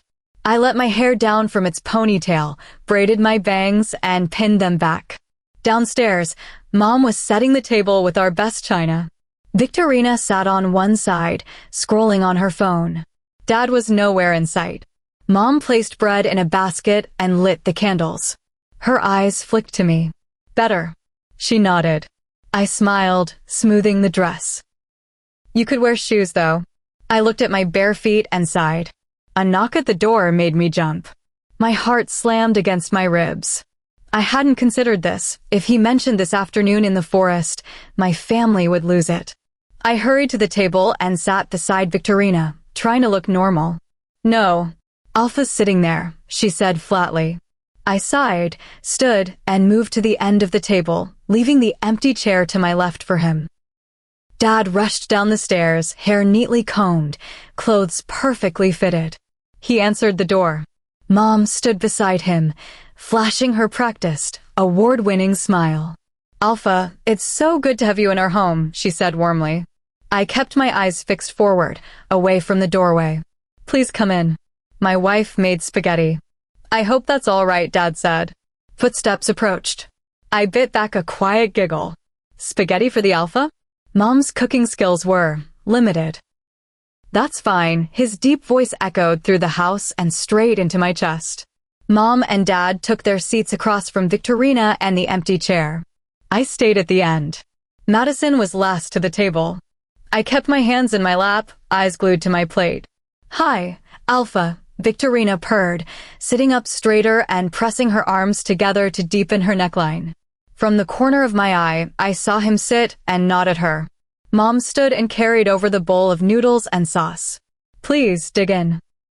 She smiled brightly at Madison. Thank you for inviting me, he said, clearing his throat. Of course. Mom scooped food onto her plate and Dad's. We just wanted to welcome you properly. Your second in command and his mate were welcome too, Dad added with a smile. They wanted to explore the territory, Madison replied. Silence settled. I kept my gaze down, too embarrassed from earlier to look at him. Eve Amorous, he used my middle name. I winced. Say hello to your Alpha, Dad said politely but firmly. Sorry. I lifted my eyes and turned to Madison. Good afternoon, Alpha. His expression remained neutral, but his eyes brightened slightly. Beverly. He nodded once. A shiver raced down my spine at the sound of my full name in his voice.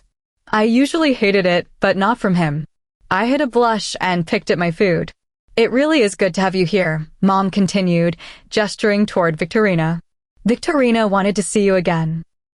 Victorina reached to clutch his arm. He subtly pulled away. Victorina's our little angel, Mom gushed. An all-A student, meaning she got others to do her work. She was a cheerleader last year, but wanted to focus on school, meaning boys, and she shifted early at 15. She's won almost every competition. Spelling bee. She seduced the judge for early words, cheer, and she's the fastest wolf in her age group. I could beat her. Very impressive, Madison said, nodding but sounding bored. He cleared his throat. And you, Beverly? I set my fork down, ready to share a few things I was actually proud of. Eve's nothing really, Mom cut in with a nervous laugh, rolling her eyes. She can be a little lazy sometimes. She just likes to read. I frowned and looked away, too humiliated to meet anyone's eyes, especially his. I'm going to use the restroom. I stood quickly and walked out. I passed the bathroom and slipped through the back door. Cool night air washed over me as I sank onto the rusty porch swing and leaned my head back, staring at the clouds. If I didn't have to go back inside, I wouldn't. I closed my eyes. Mom's words ached in my chest. I did things more than their perfect princess, but they never noticed. And to say it in front of the alpha, I didn't even know why it hurt so much. But I cared what he thought of me. I didn't want him to hate me.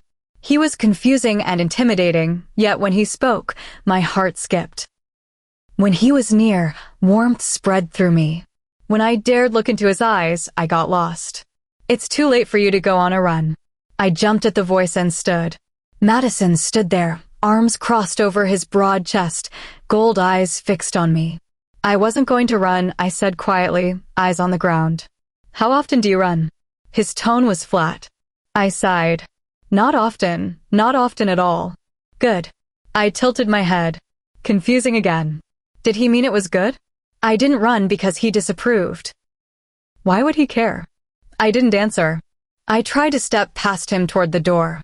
His hand caught my shoulder and pressed me gently but firmly against the house wall, facing him. I looked up, surprise flashing across my face. What are? His hands braced on either side of my head, caging me between him and the wall. He stepped closer, bending down to my level. My breathing came in short bursts. His liquid gold eyes roamed my face. Moonlight carved sharp shadows across his features. Every line and angle impossibly beautiful. His breath brushed my skin. His scent enveloped me completely. His eyes darkened, his brows drew together. Fear twisted in my chest. Are you afraid of me? He asked, more demand than question. I winced. No, Alpha. I told you not to lie to me. Softer, but still edged. I'm sorry, Alp. Madison. He held my gaze. Don't call me Alpha. At least when we're alone, for now. I nodded slowly, confusion swirling. Now I'll ask again. His voice dropped to a whisper, his head lowered closer. Do you fear me? I pressed my hands flat against the wall to keep from reaching for his hair. You intimidate me, I admitted. He smirked faintly. What's so intimidating? My gray eyes widened. I searched his face, brows lifting. Everything about you. The words slipped out before I could stop them. He frowned. A second later, he stepped back. I started to apologize, then heard the door open. Victorina poked her head out. She smiled seductively at Madison, then frowned when she saw me. Eve, why would you follow the Alpha out here? Leave him alone, he needs his privacy. I nearly laughed. 1, he had come out here. 2, she was clearly hunting for him herself. Her face transformed as she looked back at Madison. Forgive her. She laughed lightly. Anyway, dessert's on the table. She smiled sweetly. Unless you want another type of dessert. She bit her lip. My mouth fell open. No thanks, he said flatly. We'll be in a minute, we both said at once, anger flaring in me at her words. She frowned but winked at him anyway, hips swaying as she strutted back inside. We should go in, I said. He nodded. He studied me for a moment, eyes debating. He opened his mouth, then stopped. I turned for the door. He bent close, hot breath fanning my ear and neck. I don't think you're nothing, he murmured, voice deep and melodic. My eyes widened. I sucked in a breath, grateful for the cold air cooling my burning blush. I didn't know how to respond. I managed a shaky smile and walked inside. His heavy footsteps followed close behind. The rest of dinner and dessert passed smoothly enough. Mom and Dad played the perfect hosts, laughing at every short reply Madison gave. I stayed quiet, listening when he answered their questions about himself. Victorina clung to him, hugging his arm, resting her head on his shoulder, scooting so close her chest brushed his arm. I caught several irritated, angry glances from him toward her. She didn't notice. She was too busy trying to seduce him. Mom cleared his plate and everyone else's, except mine. I carried my dish to the sink and started washing. I actually ran into Beverly this afternoon, Madison said casually. The plate slipped from my hands and clattered into the sink. I spun toward him, heart dropping to my stomach. Mom and Dad stared at him, wide-eyed. Did you? Where? Dad asked. In the forest. She had just gone on a run, something I'd like to talk to you about. I gasped softly. They were going to kill me. Really?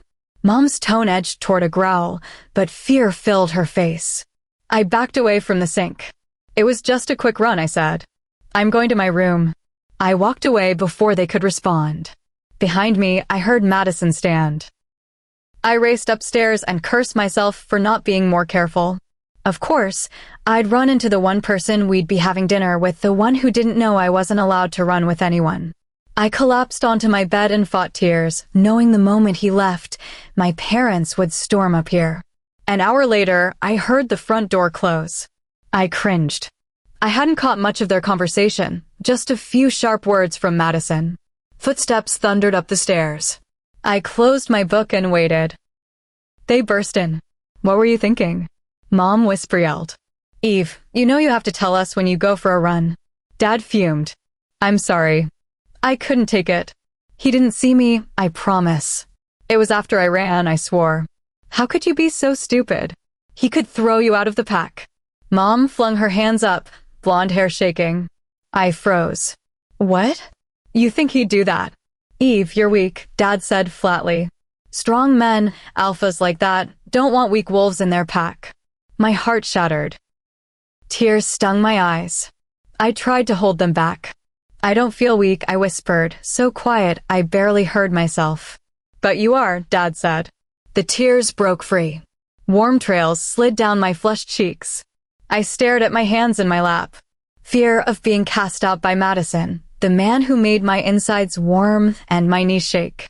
Hate for how the moon goddess made me, for the cruel irony of feeling so strong yet being labeled weak. Disappointment. In myself for ever thinking I was good enough, for believing even for a second that the alpha cared. He'd probably only come outside to make sure I wouldn't run and embarrass the pack. He'd probably said I wasn't anything just to placate me. He'd probably asked if I feared him to confirm how weak I was. He'd linked with the pack this morning, Scantlin told me. He'd heard the gossip. I'm sorry, it won't happen again, I whispered. Tears dripped onto my folded hands. They said nothing else. They walked out and closed the door. The second they were gone, I turned over and screamed into my pillow, deep, raw loathing for myself. I was stupid. I shouldn't even flinch anymore when someone calls me weak. It was true. I thought back to hours earlier, Madison inches from my face, the fire in my chest when he was near, the flicker of his eyes to my lips. Stop. I was being ridiculous. I stripped out of the dress and bra, pulled on pajamas, and climbed into bed. I checked that my window was closed this time. Not that it mattered. Why would he look? He'd probably heard plenty about me already. I closed my eyes and fell asleep with tears still in my gray eyes, praying I'd dream of a place far from here. Chapter 7. It was finally Friday, no school tomorrow. 2 days had passed since the dinner, and I hadn't seen Madison since. I also hadn't run. Loganville had barely spoken to me either, which wasn't like him at all. Maybe today I'd finally ask what was going on. I stepped out of the bathroom, twisting my silver waves into a messy ponytail. I slung my bag over my shoulder and hurried downstairs, hoping Victorina might be in a good enough mood to give me a ride. I grabbed an apple from the kitchen, took a bite, and headed out the front door. Victorina's red Mustang was already rolling down the driveway. A man, more like a grown man, was leaning into her open window. I tilted my head and slowed my steps, hoping this wasn't one of her casual hookups. If I interrupted, she'd lose it. I guessed I could text Loganville for a ride instead. Before I got close, Victorina frowned, nodded once, and glanced up at me. Her brows creased. She hit the gas and sped onto the road toward school. The man stayed turned away from me. I stood there, unsure what to do next. I started towards Scantlin's house, but the man turned. I recognized him immediately, Petros, Madison's second-in-command, from the day the Alpha arrived. He smiled, bright green eyes warm, and walked over. I froze, awkward. "Hi, I'm Petros." He extended his hand. "Hi, I'm Eve." I shook it, trying to figure out why he was here. He nodded, still smiling kindly. "Alpha asked me to personally drive you to school." My brows shot up. I bowed my head slightly in reflex. Why?" "Just to make sure you get there safely." He shrugged. I laughed nervously. "That's really not necessary." I smiled politely, still confused. I was going to catch a ride with my friend Loganville. Petros ran a hand through his hair and smirked, looking away for a second. "I'm sorry, Ms. Eve, but that won't do. I kinda have to do this." He chuckled. "Don't worry, I'm nice." It was oddly funny hearing someone older call me Ms. Okay, sure. He nodded and waved me along. "Come on." We walked to the edge of the driveway. His car was parked on the street. He opened the passenger door for me. I climbed in, mind racing. He got behind the wheel and started the engine, following the familiar route to school. So, I trailed off, searching for something normal to say. "How do you like it here so far?" He smiled. "It's great. Lenora and I really like the land. It's beautiful. Everyone's been pretty nice." "I'm glad." I hesitated. "When did you meet your mate, Lenora?" "We grew up together. Me, Madison, and Lenora were all friends. I turned 18 a month before her." "Did you tell her right away?" I asked quickly, curiosity winning out. "No." I waited. He laughed under his breath. "Man, was it fucking hard." I nodded, thinking of what Scantlin had said about Loganville. Before I could dwell on it, Petros spoke again. "How do you like your new Alpha?" A smirk tugged at his lips. My eyes widened. "Well, How did I answer without sounding strange? "He's a really nice guy," Petros continued. "You just have to get to know him. He can be a little frightening," I finished without thinking. He chuckled. I gasped, horrified. "I'm sorry, I didn't mean that. Please don't tell him I said that." I begged. I didn't need Madison hating me more. Petros laughed again, one arm resting out the open window, morning sun lighting half his face. I'm sure he'd be amused, but I won't tell him. I sighed in relief and leaned back. "Thank you. But really, he's a good guy." Petros smiled and kept driving. My thoughts drifted back to the dinner, how Madison had said he didn't think I was anything. Now his second-in-command was trying to convince me how great he was. Well, I know my parents like him. And my sister. Petros chuckled. "Your sister. What about her?" "Madison has had a few words to say about her." He winked. My eyes widened again, but my shoulders slumped. My heart sank. "Oh, yeah. I've heard she's something."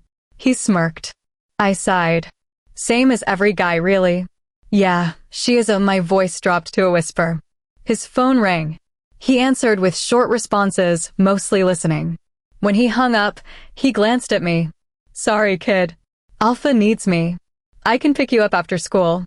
I started to protest. Scantlin or Loganville could take me, but he raised his hands. "Don't argue. Trust me, I'll win.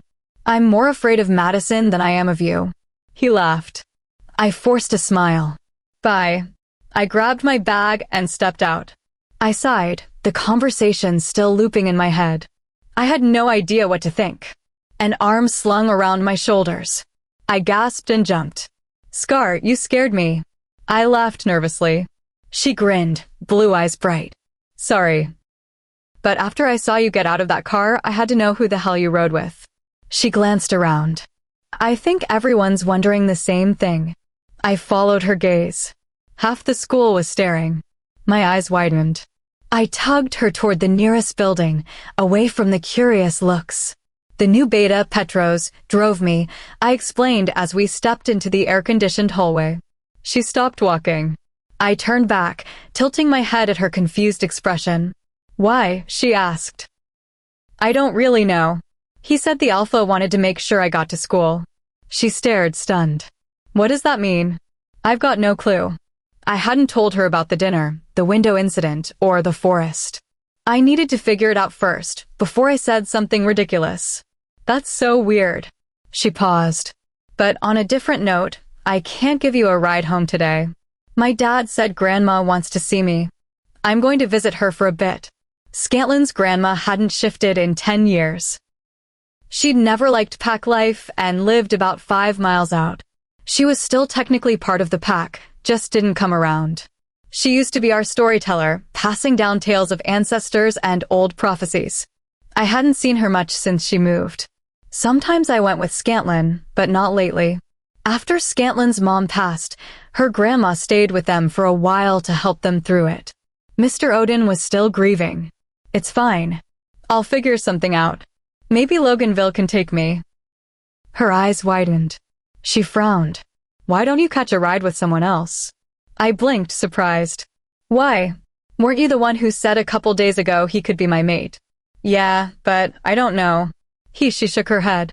Never mind. Anyway, have you seen Loganville? No. He hasn't talked to me the past 2 days. I don't know what his deal is. She shrugged, brown curls bouncing. I need to talk to him. I'll see you later. She hurried off. I raised an eyebrow but headed to class. In the third period, Loganville sat at his desk, head propped in his hands, eyes down. I walked over and sat at the desk in front of him. Hey! I set my bag on the floor. He lifted his brown eyes. They darkened for a second. Hey! His voice sounded strained. He leaned back, putting distance between us. So, are you excited for your birthday tomorrow? He looked me over. Not really. Why? He shook his head. It's complicated. I can't explain it. He waved his hands in frustration. Okay. I trailed off. Did you want to go out to Marco's with me and Scar? We were going to get a cake. I have a present. He shook his head. I don't know. I have a feeling that wouldn't work out. What are you talking about? We always go to Marco's for your birthday. My shoulders slumped. I don't know, Eve. I just don't think it's a good idea this year. Annoyance crept into his tone. It's hard being around you guys. What? Why? Did we do something? Nothing. Just. He cut himself off, shoving a hand through his spiked, dirty blonde hair. Okay, well, just text me if you change your mind. He nodded and looked away. I sighed, still wanting to talk. Have you heard all the new rumors about me? I laughed lightly, though they stung. No. I've got something on my mind. He bent down, pulled out his binder, and started flipping through it, clearly done with the conversation. I sighed and faced forward, hoping whatever was wrong with him would pass soon. Chapter 8. By the 6th period, I was exhausted. For some reason, everyone wanted to know why the beta had driven me to school. The answer was simple, one I didn't even understand, but they didn't know that. That's what fueled the rumors. I was trying to seduce him. I'd paid him for the ride, my favorite being that I was so desperate and undesirable no other guy would touch me, so I was trying to steal Petros from his mate, as if that were even possible. Petros was attractive, sure, but I wasn't a monster. I felt no jealousy toward him or Lenora. The rumors were ridiculous. No one was asking me anything, they were just inventing stories. I sighed and tried to focus on Mr. Doug, our hairy, older pack member who taught history. He told us to turn to page 483 in our textbooks. The room filled with the rustle of pages and low chatter. Tonight's homework will be a discussion on human anatomy. Everyone knows, he stopped abruptly. His bushy eyebrows furrowed, and he stared off in a daze. I frowned, tilting my head. The chatter had died completely. I turned in my seat. This class was mostly linked pack members. Only one other girl besides me hadn't linked. Everyone else had. They all wore the same dazed expression as Mr. Doug. That was strange. If the pack was mind-linking, there was usually constant background chatter. Kids weren't supposed to use it in school to prevent cheating, so what could this be? And why was everyone so focused? The trance lasted another 30 seconds. When they snapped out of it, every single pair of eyes shifted to me. My heart lurched. I sat up straighter. What now? Another wild rumor. I shifted uncomfortably and faced forward. Mr. Doug was staring at me, too, looking confused and almost concerned. The silence stretched. Whispers started, some spoken aloud, others clearly through the mind link, which made it disorienting for me since I couldn't hear them. I raised my hand toward Mr. Doug, but the bell rang. School was over. I jumped up and bolted from the room before anyone could speak to me. The hallway was worse. Eyes followed me as I hurried toward the parking lot. My whole body felt flushed and hot. My heart wouldn't slow. What the hell was going on? Eve. I spun. Scantlin hurried toward me. Scar. What's happening? Why is everyone staring?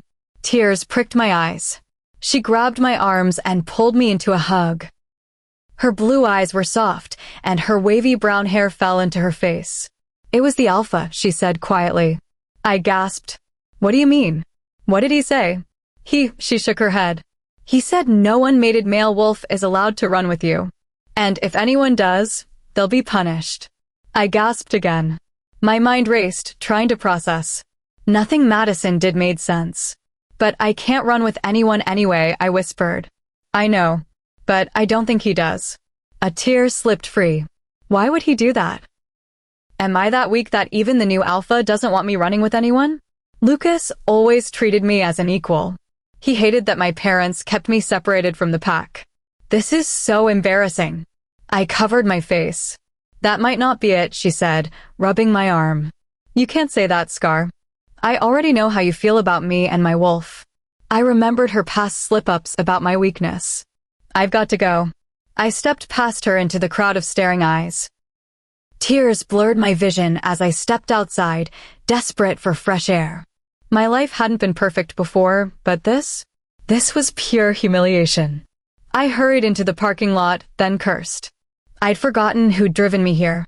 Beverly. I didn't recognize the voice. I wiped my cheeks and looked around. Petros's car sat there, but a woman waved from the driver's window, Lenora, Petros's mate. She smiled warmly and beckoned me over. I hesitated, then approached. Get in, she said kindly. I climbed into the passenger seat. Hi, I'm Lenora. Sorry, Petros and Madison had some business, so Petros asked me to come get you. She smiled sweetly. Was that business the MindLink announcement that had just ruined my day? Yeah, it's fine. I tried to return the smile, hoping my eyes weren't too red. Great. I wanted to meet you officially anyway. She pulled out of the lot. Students still stared. I remembered the rumors. I just wanted to apologize if you heard any of them about Petros. He offered me a ride, and his mate drove me home, she knew. Oh, no. Lenora laughed lightly. I know Madison asked him to. It's fine. I know it's all nonsense. Petros would never. But I'm sure Madison's message through the pack link shut that down. Yeah, I said softly. Now that's all they're talking about. She smiled. I mean, at least he warned them. That was nice of him. Nice? Humiliating me in front of the entire pack was nice? I couldn't tell if she was mocking me. Yeah. So nice. I leaned back, wanting nothing more than my room. I just know we're going to be friends. I was a little nervous. After what Madison said about your family, my stomach dropped. What had he said? But you're so sweet. If you want, we can grab lunch sometime. I brushed off the comment. Maybe she'd misunderstood and forced a smile. I'd love to. Thanks for the ride. She nodded and waved as I climbed out. I hurried inside, ignoring my parents' stares as I rushed upstairs and slammed my door. I collapsed onto my bed. I wished I'd stayed home. Forced ride with Petros because of Madison. Rumors exploding. Loganville is acting strange. And now Madison is publicly humiliating me. I already didn't fit in, now he called me out to the entire pack. I fell asleep for an hour, then forced myself to study and do homework. What I really wanted was to shift and run to clear my head. But after today, I couldn't face it. Heavy footsteps climbed the stairs. I looked up from my textbook. No knock. Victorina burst in and looked me over as I sat on my bed. Her colored hair fell perfectly around her shoulders, hazel eyes amused, but faintly troubled, lips pressed thin. I swear it's like you want the whole pack to hate you, she sneered, smirking. I sighed. I didn't have the energy for her today. You know I don't. First you're slutting around with the mated beta. I was not. He gave me a ride to school. His mate drove me home. She knew Petros had driven me. Her lined brows drew together. You know the Alpha sent out a message today. Before I could say I already knew, she continued. He doesn't want you running with any unmated males. Probably doesn't want you producing any weak pups. That's what he was talking to Mom and Dad about at dinner. But don't worry, they told him no one runs with you anyway. I guess he wanted to be absolutely sure no wolf ever gets a chance to mate with the wink-link. I was confused at first when he insisted you get your own private ride, but I figured it out. He couldn't even risk you being alone with Loganville. He picked Petros because he's already mated. She smiled, satisfied. Was that really what he'd said? Had Scantlin sugarcoated it to spare my feelings? Petros had said it was just to make sure I got to school. Had he lied? How could Madison have said he didn't think I was anything if this was how he saw me? Every moment, the forest, dinner, the porch, hadn't been kindness. It had been protection, from me. I suggest you stop bringing so much attention to yourself. She turned. Stay away from the new Alpha. She walked out. Tears blurred my vision. The room swam in color. I closed my eyes and let them fall. I threw my books off the bed and buried my face in my pillow, letting it absorb my cries. I was pathetic. Weak. The Alpha was right. Victorina was right. No wolf would ever want my children. The negative thoughts sank deeper. I cried harder. I turned over and froze. A strange feeling washed over me. I opened my eyes. My curtains were open. The window looked out onto the world. I didn't see the trees or birds. I saw Madison. He stood there, staring straight into my room. His intense gaze pierced mine. Staring at him, I felt weaker and more worthless than ever. He stood in all his godly presence. Muscular chest heaving, body angled to show the hard lines of his arm. I stood and walked to the window. I took both curtains in my hands and met his eyes one last time. Brows drawn, head tilted down, eyes dark with something unreadable. I pulled the curtains closed, hiding myself from him. I slid down the wall and cried into my hands. Chapter 9. I woke to a dark room. My closed curtains blocked the morning sun. I was still in yesterday's clothes, eyes puffy from crying. At some point, I'd moved from the wall to my bed. I sighed, rolling over and pressing my hands to the pillow. My moon-shaped birthmark caught my eye. For a wolf to carry a mark like that, you'd think I'd be stronger, better somehow. I stood slowly and pushed my messy, knotted silver hair from my face. Hesitantly, I approached the large window and peeked through a crack. Bright sunlight made me blink rapidly. When my eyes adjusted, I looked across the yard toward the Alpha's house. His dark curtains were drawn tight, hiding everything inside. I frowned, the weight of yesterday crashing back, heart sinking into my stomach. I threw the curtains open. Light flooded the room. I stepped away, leaning against the wall, trying to decide how to face the day. Then it hit me. It was Loganville's birthday. I darted to my bed and grabbed my phone, opening his contact immediately. Happy 18th birthday, Loganville. I know you said you didn't want to go out tonight, but I don't care. We're doing something for your 18th. I love you and love that you've always stood up for me and been there. I'll see you in a couple of hours. No buts. Smiley face. I tried not to dwell on what Scantlin had said, and then backtracked on about Loganville possibly being my mate. I loved him, but as a friend. If he turned out to be my mate, Maybe the poll would change everything. I sent the text and started to stand when my phone buzzed. Scantlin calling. Hey. I brought it to my ear. Hey. How are you? She asked. I sighed. I'm all right. She sounded off. How are you? I don't know. She trailed off. You know that weird feeling in your chest when you know something's going to happen? I've had it all morning and a little all week. I don't know if it's good or bad. I considered her words. It'll be okay. How was your grandma's yesterday? I changed the subject, hoping to ease whatever she was feeling. Fine. It was really weird, though. She told me about this prophecy. You know how she is with her stories. I nodded, remembering the tales she used to tell us as kids. Anyway, it was about some black female wolf. I froze. My heart slammed into my throat, stealing my breath. What? I gasped. Yeah, it was totally crazy, she brushed off. What did it say? I pressed urgently. I needed to know if it could possibly be about me, or if there was someone else out there like me. Just crazy stuff. A female black wolf isn't even possible. She laughed. I forced a straight face. Yeah, I guess so. My heart still pounded. Anyway, I was thinking about going to see Loganville in an hour or so, she said. I was surprised. They got along most of the time, but usually bickered. Okay, yeah, sure. I'll meet you outside. We hung up. Scantlin's words about the prophecy looped in my head as I got ready. I had to know more. Maybe I'd visit her grandma tomorrow or soon. In the mirror, my silver hair shone. I pulled my bangs back into a small bun, letting the rest fall over my chest. I chose a white tee, loose ripped jeans, and the necklace Aunt Maya had given me for my birthday. I sighed, holding the moon-shaped silver pendant, wishing she were still here. I blinked quickly to save my mascara-lined eyes. I hurried downstairs. The house was quieter than usual. I reached the bottom step when the doorbell rang. My brows furrowed. I quickened my pace. Oh, hi, Feline. I smiled as I opened the door. How are you? She stepped inside. I'm good, real good. Been busy. She smiled. It seems the flu is passing around the pack, but I needed to come by and tell you and your family some information. My eyes widened. I nodded. Oh, all right. Come on in. I'll get everyone. I led her to the living room. She stayed standing. I crossed the hall to my parents' room and knocked lightly.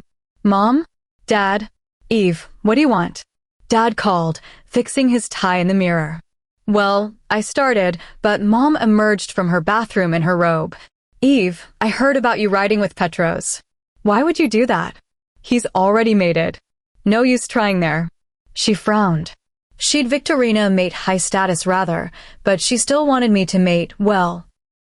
Mostly to keep the family name elevated and get me out. I know, Mother. He was just being nice. I didn't feel like explaining the real reason. It would only make her hate me more. Well, don't do it again. It sounds bad. She flipped her blonde hair over her shoulder. Yes, ma'am. But Feline is here to talk to us. They both turned sharply. Why didn't you say that in the first place? Dad asked, annoyed, brushing past me toward the living room. Mom shed her robe, already dressed underneath, and followed. When we reached the living room, Victorina was already there, talking to Feline. Hello. How are both of you? Feline asked my parents. They answered in unison. Great. Good. I'm glad. I just had some information on. She paused and frowned. The fallen Alpha and Luna. She sighed. My parents stiffened and nodded, moving to the couch.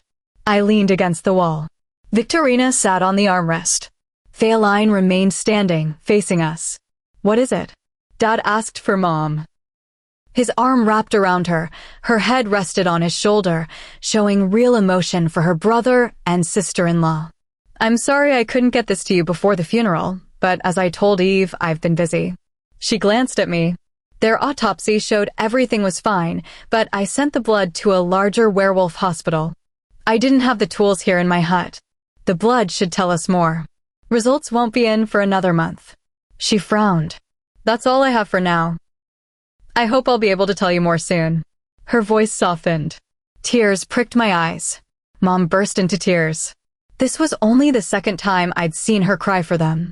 Usually she performed sadness, but for her brother she couldn't hide it. I wondered if she'd cry for me. Dad held her tightly. Victorina ran her hands through her hair and sighed. "Thank you, Feline." "That's good to know," Dad said, clutching his mate. At least I knew they loved each other. Seeing that made me feel a little better. Knowing I came from real love, even if they probably wished I hadn't. "I'll walk you out," I offered. She smiled softly. At the door, she paused. "I'm really sorry this happened to you and your family." Cool air breezed in. "But the new Alpha seems very kind, a little standoffish and quiet, but loyal and strong. He'll be a good Alpha." I didn't know how to respond. "Yes, of course." She smiled, waved, and left. I turned back to my family. They weren't paying attention to me. Asking to go out didn't seem wise. I stepped outside into the sweet, fresh air. My tight chest eased slightly. I breathed deeply, letting the warmth of the day tingle my skin. When I opened my eyes, I wanted to run back inside. Madison stood talking to Feline across the yard. She smiled and nodded as she spoke. His face was calm, a small, polite smile tugging at his lips. I tried to slip away when Feline waved goodbye, hoping to reach Scantlin's house unseen. "Beverly." His deep voice called my full name. I fought the urge to correct him, but the way his lips shaped it. I froze in the grass, wishing I could disappear. But I turned, praying he wouldn't say anything that would hurt me more. "I'd had enough yesterday. Where are you going?" He stepped closer. His muscular frame filled a tight black shirt and jeans that hugged his long legs. He looked down at me and took another inch closer, so close his warm breath fanned across my face. I looked up into his gold eyes, refusing to be intimidated. I was tired of being scared of him. "I'm going to see my friends." His brows creased in that familiar way. I almost stepped back. "Who?" "Loganville and Scar." "It's Loganville's 18th birthday." "Absolutely not." He growled low. I jumped at the sound. "How dare you?" "I'm allowed to see my friends." I stood taller, anger overtaking fear. "Don't worry, Loganville has no interest in me or anything like that." His eyes flashed with fury. "Don't ever say that again." His body tensed, his eyes darkened, his wolf pushing through. Instinct screamed to submit, to turn away, but for a split second, I felt equal to him. "Why? You practically said it yesterday." "Don't worry, it won't happen with anyone in your pack." "You're right. It won't." His voice was low. I turned away so he wouldn't see my eyes fill. I shouldn't care what he thought, but I did. So much it terrified me. "Is that why you were crying last night?" His voice softened, the softest I'd ever heard it. "Does it matter?" My voice cracked, but anger still edged it. "Of course." He paused. "I apologize. It was not my intention to make you cry. I'm not good at this, and I don't think you understand." "I think I understand just fine," my sister explained. I didn't need to hear it again. I turned from him.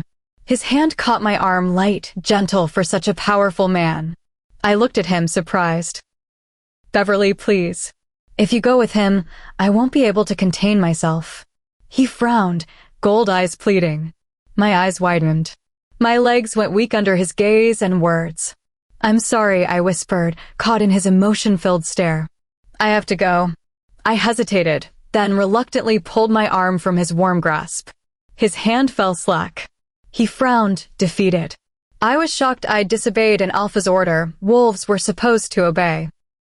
I fought the urge to ask what he meant by not being able to contain himself, shook my head, and walked towards Scantlin's house. From yesterday to now, I didn't know what to think. What did he mean? I didn't understand. Was there more? Why didn't he want me to go to Loganville? Scantlin ran up. "Hi."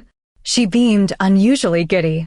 I smiled, trying to forget my racing heart from another encounter with the confusing wolf I called Alpha. "Hi. You ready to go?" she asked. I nodded, brain too jumbled for words. She pulled me along. I glanced back. Madison walked toward his house, hands rough in his hair, shoulders tense. My mind and body tugged toward him, but Scantlin held me tight as she dragged me across the pack to Loganville's house. Chapter 10. I sighed and let Scantlin drag me along. She was unusually cheerful. Oh no, I said, suddenly realizing something. I forgot his present at my house. I frowned and turned back. We can get it later. Come on. She didn't even slow down. It's not like you to forget things. Feline came to my house this morning. I cut myself off, trying to stay calm. She finally paused and turned to me. What did she say? Her blue eyes, darkly lined, filled with concern. The autopsy came back normal, but she's sending their blood to a more advanced place just to be sure. She frowned and looked away. It'll be okay. It was just a freak accident. I guess. I shrugged. She gave me a light hug, then smiled. I managed to smile back. She turned and pulled me along again. We ended up on Loganville's parents' doorstep. Scantlin smiled widely and knocked. His mother, Karina, answered. Hi, Scantlin. Hi, Eve. How are you two? She asked. Great, Scantlin answered for both of us. I nodded and smiled politely. Good. Come on in. My husband had to make a quick trip with some of the council members. The Alpha called them together. She led us through the familiar house. Can you two believe it? Loganville's 18. She sighed. Her dirty blonde hair, same shade as her son's, swayed as she walked ahead. Yup. We're all growing up. I remember when we were all just playing on the playground at school. Scantlin laughed. I joined in, those memories flooding back. Karina laughed too as we stepped into the living room. She sat in a chair while we took the dark leather couch across from her. I remember Loganville coming home when you were all about 5, with his knee all scratched up. You two had accidentally pushed him down the slide. Your teacher made you walk him home. Scantlin, you had that little smirk on your face, and Eve, you were crying because you felt so bad. She laughed again, her face lighting up. Oh, you all grew up as quickly as weeds. Her smile faded, and she sighed. She shook her head. Well, I'll go get him. He's been locked in his room all day. I think he might be coming down with the flu. You know it's going around. I nodded. Feline had mentioned it this morning. Maybe that was why he'd been acting so odd. I'll be right back. We watched her walk down the hall. Scantlin bounced her knee rapidly against the hardwood. What's up with you? I asked. She pushed a strand of wavy brown hair behind her ear and looked at me. What? Nothing. She shook her head. I shrugged. Heavy footsteps came down the hall. I smiled. When Loganville appeared, I stood. Happy birthday. But I was the only one who was cheerful. I studied him. He frowned, like pain was coursing through him, and he couldn't stop it. Scantlin looked shocked, her pink lips parted, eyes wide. She stood quickly and ran to him, jumping into his arms. He caught her and buried his face in her hair, his expression still twisted in pain. Am I missing something? I asked. They ignored me. Oh my gosh, I can't believe it. Scantlin said loudly. I mean, I felt like something was up, but this... She smiled brighter than I'd ever seen. He set her down but kept her close. Scar? Loganville? What's? I trailed off. We're mates, she announced. The words knocked the air out of me. I sank back against the couch and stared between them. It took a moment to sink in, but I finally took a deep breath and smiled. I wasn't surprised, not really. Scantlin had made me think Loganville might be my mate. I bet she felt silly now. Deep down, I'd always known we weren't. We'd always be friends. But I'd never seen this coming. I stood. Well, congratulations. Scantlin smiled and nodded, clutching Loganville. But when I looked at him, he was pale and extremely uncomfortable. Scantlin held him and reached up to kiss him, cupping his cheeks. I looked away for a moment. When I glanced back, he was gently moving her hands off his face. She stared at him, watching his every move as he backed away. He leaned his head against the doorway, gripping his hair and groaning in pain. Scar. I can't help it. He turned to us. I knew this would happen. I told you this was a bad idea, Eve. Both Scantlin and I looked at him in confusion. What do you mean? She asked, voice shaking. I stepped closer to her. Loganville, are you feeling all right? His brown eyes scanned over me. Eve, he reached for my hand. I pulled away. Loganville, what are you doing? My brows creased. Eve, he repeated my name and reached for my cheeks, leaning in. I gasped and jerked back. His lips only grazed mine. What the heck, Loganville? I shouted, pushing him away. He backed off and stared between us. I'm sorry, Scar. I want you, but Eve. His gaze turned to me. I shook my head. No, Loganville. Don't do this.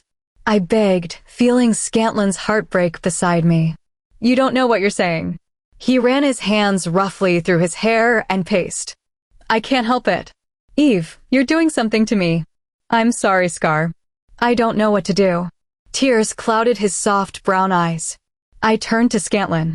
Her eyes burned with fury as she stared at me. Before I could move, she lunged. How could you do this to me? You know how much I wanted a mate. You're my best friend. How could you? She shouted, hitting my face repeatedly. Loganville. I screamed for help. A moment later, Scantlin was ripped off me. She thrashed violently in Loganville's arms. I held my aching cheeks and moved my sore jaw. I was just glad she hadn't shifted, otherwise I couldn't have done anything. I pulled myself onto the couch. My face swelled from her attack. A copper taste lingered in my mouth. I didn't touch my skin to check where the blood came from. Scantlin, realization hit. I stared at her like she was a stranger. You, she screamed, still in Loganville's arms. That's enough, Scar. Loganville's voice boomed across the walls. The faint trace of alpha in him showed through. Footsteps ran in. Karina appeared and took in the scene, me on the couch, Scantlin struggling in her son's arms. What is going on? She asked. I held my throbbing cheek as silence settled. Loganville slowly set Scantlin down. She turned her furious gaze away from me. Forget you, she said through clenched teeth, staring at Loganville. For picking that weakling over me. Karina gasped at her language. Her words hurt more than the hits. I looked away, knowing she'd turn on me next. After what she'd said, I couldn't face her. I heard her angry footsteps storm off. Soon, the front door slammed. Loganville made no move to help me up. I pulled myself upright by the couch. Tears blurred my vision. Loganville, I said quietly, not understanding why he'd done this. I'm sorry, Eve. I don't know what to do. He ran his hand roughly through his hair, clearly regretting everything. She's your mate. Whatever you're feeling for me, it's not as much as you'll feel for her.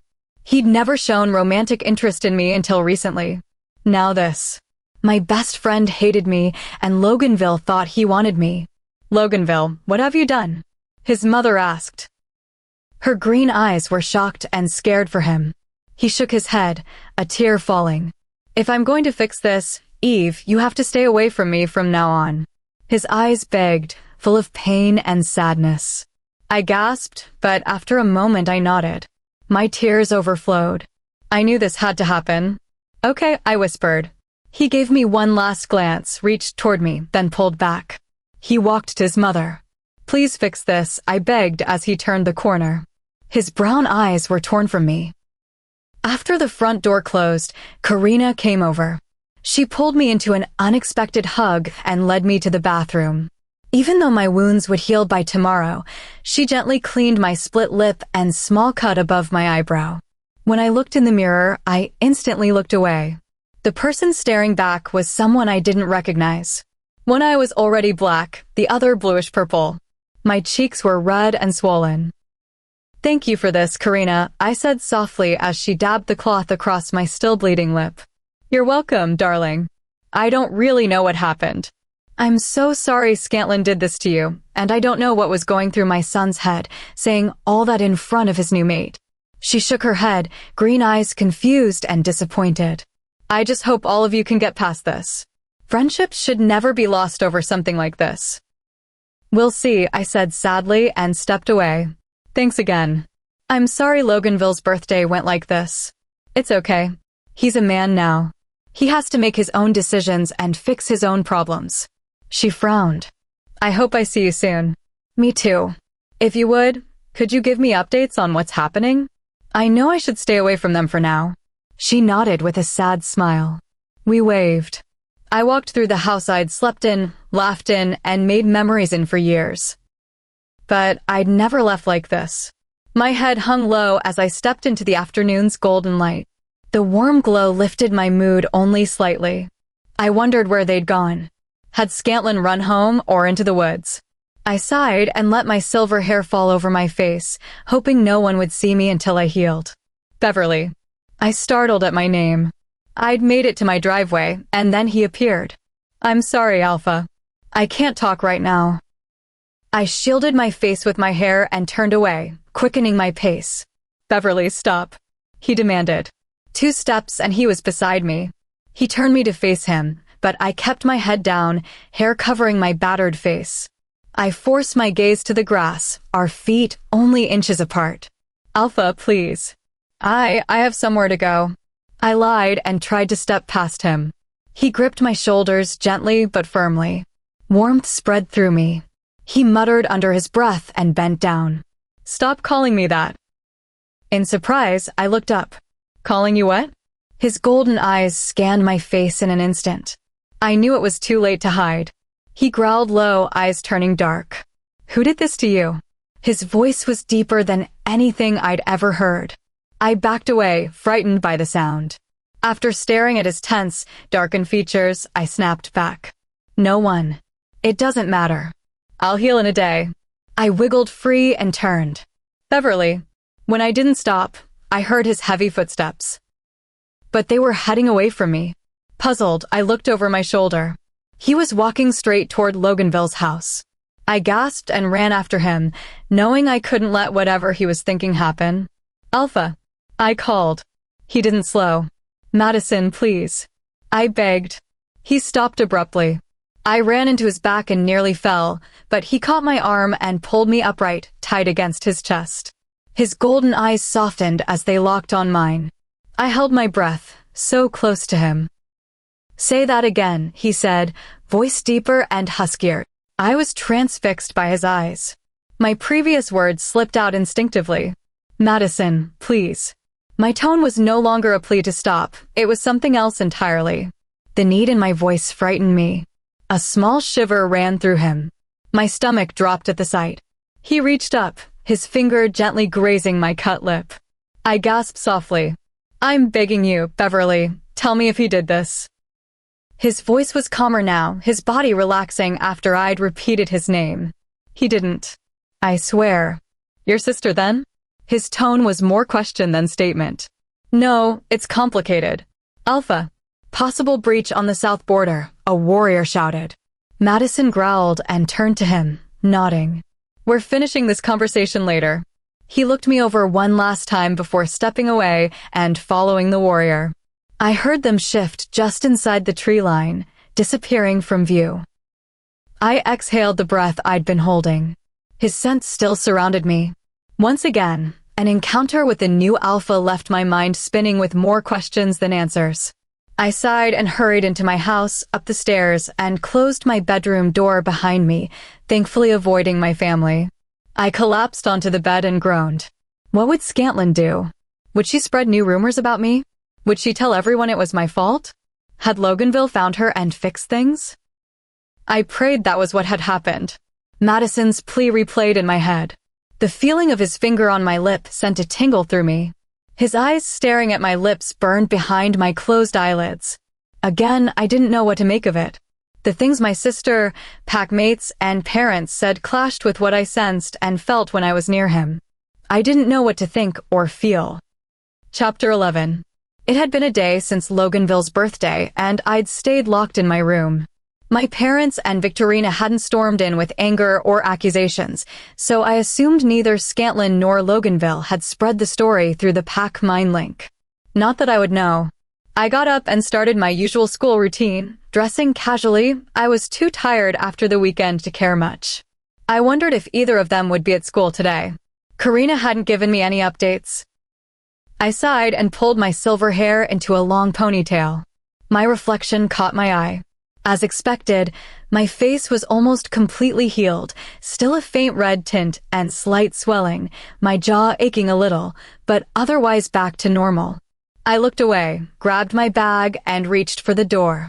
I gasped as the door flew open, nearly hitting me. I jumped back. Victorina stood there.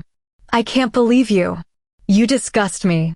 Dad and Mom are furious, just wait. She sneered. What are you talking about? What did I? A loud knock echoed through the house. Victorina turned. We both went silent, listening. Mom answered the door. Alpha, she shrieked. My eyes widened. What had I done if he were here? Victorina didn't even glance back. She ran downstairs, tugging up her shorts and down her tank top, heels clacking on the steps. I was tempted to close my door and lock myself away, terrified of whatever was coming. If this is about Eve, I had no idea. We apologize for her behavior, Dad said, sounding desperate. So it's true then? Madison growled.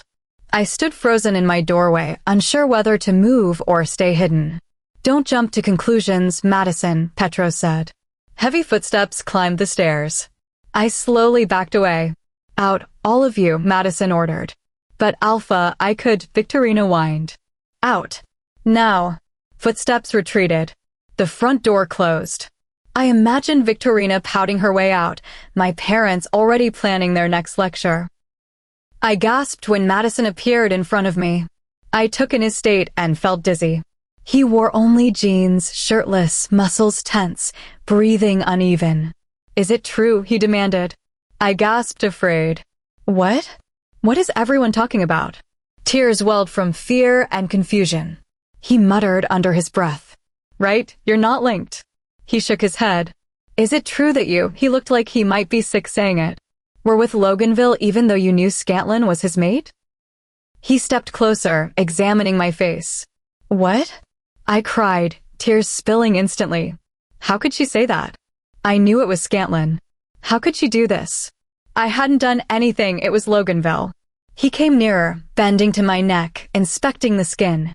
Then he pulled down my sleeves, checking my shoulders. I gasped and pushed his hands away in shock.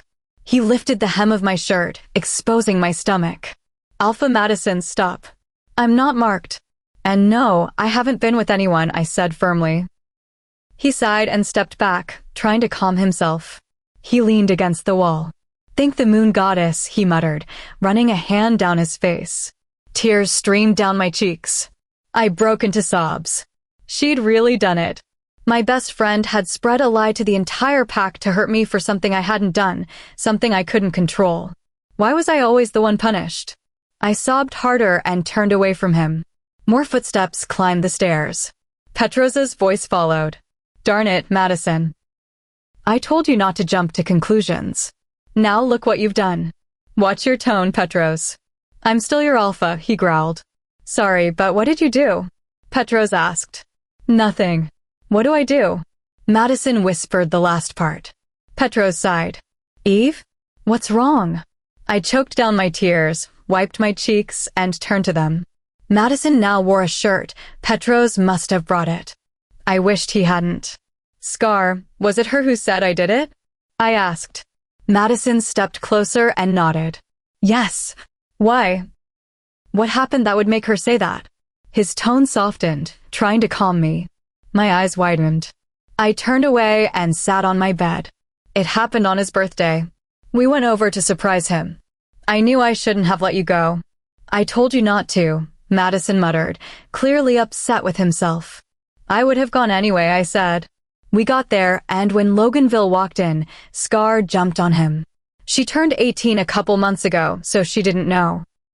She jumped on him and told me they were mates. I sighed. Then he said he wanted Scar, but he also said I was doing something to him, that he wanted me too. Then he tried to kiss me. I pushed him away, though. I added the last part quickly. Madison was already furious. He pushed off the wall like he might hit something. Petros grabbed his arms. Stop, Madison. Let her finish. I know it angers you, but calm down. Madison released his fists and turned back to me. What happened after that? His voice was harsh. I pushed him off like I said. He kept rambling, saying he didn't know what to do, didn't know what I was doing to him. Scar flipped and I trailed off, wishing I understood. What do I do? Scar hates me now. Tears welled again. Loganville told me it would be best if I stayed away while he tried to fix things. Now I don't know what to do. I wiped my cheeks. You're not going to school. That's certain, Madison said. I'm going to send out a message and bring in Scantlin. No message. No bringing in Scar. Please, I beg you. I stood and walked to him, placing my hands briefly on his chest before pulling back. It would only make things worse. Scar would hate me more. And your messages don't make me feel any better. I whispered, hesitating before adding, why do you care anyway? He frowned deeply. I leaned in slightly and looked up into his eyes, hoping it would work. His golden eyes widened. He pulled me closer. I lost my breath but stayed put in his arms. His hand glided gently down my cheek, his touch so soft compared to his strength. If he weren't holding me, my knees would have given out. One hand rested firmly on my lower back, keeping me close. The other cupped my cheek. I let out a shaky breath as he lowered his head slowly, golden eyes studying my face. My cheeks flushed. My heart pounded. My whole body felt warm. Because I care about you, he said quietly. So quiet I almost missed it. My eyes widened. My heart raced faster, breathing unevenly. Petros cleared his throat. I quickly looked away and tried to step back, but Madison's hand stayed. I remained close, blushing. I removed his hand and stepped back reluctantly. So you won't. He sighed and cleared his throat. He looked me over and frowned again. Fine, but I don't like it. Thank you, Alpha. I sighed, almost wishing he would send a message to clear the rumor. But it would only sound more suspicious. Usually, I wouldn't care, but this came from Scantlin, my best friend, who now hated me. On one condition, he said. I raised an eyebrow and tilted my head. All right. Don't call me Alpha anymore, at least in private, he said, a little nervous. He told me this before, and I hadn't done well with it, but if this was the condition. What do you want me to call you? Madison, of course. He gave a small smile. I smiled and nodded. My mind instantly noted what this could mean. All right, Madison. I tested his name. He stood straighter as it left my lips. I almost asked him to call me Eve like everyone else, but I couldn't bring myself to. Honestly, I loved the way he said my name. And another thing, Petros said. I turned to him. You have to spend the day with us. He smiled and slung an arm over Madison's shoulder. I thought for a moment. I didn't want to go to school. I didn't want to hear what people were saying. Plus, Madison had already said I shouldn't. I smiled nervously and nodded. All right. Sure. Madison smiled widely. My eyes widened. He looked so handsome. Great. I know Lenora really wanted to hang out with you. I smiled, flattered. Lenora really was kind. Okay. I'm already ready. I was planning to go to school. I laughed nervously. I looked up at both of them. What are people saying about? It doesn't matter, Madison said, anger rising.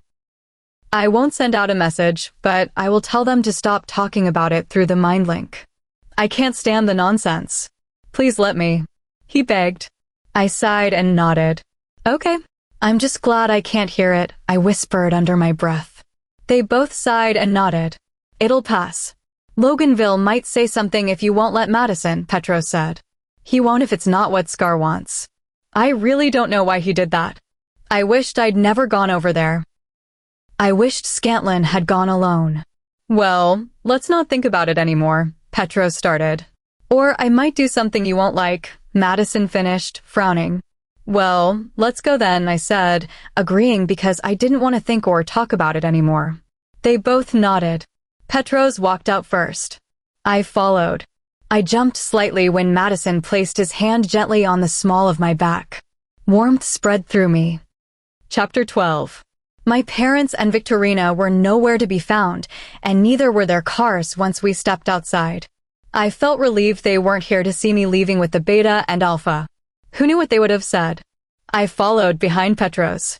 Madison still kept his hand gently on the small of my back. I couldn't help the warmth that crept up my neck. He started walking toward his house, Lucas's old home. I stumbled a little and stopped.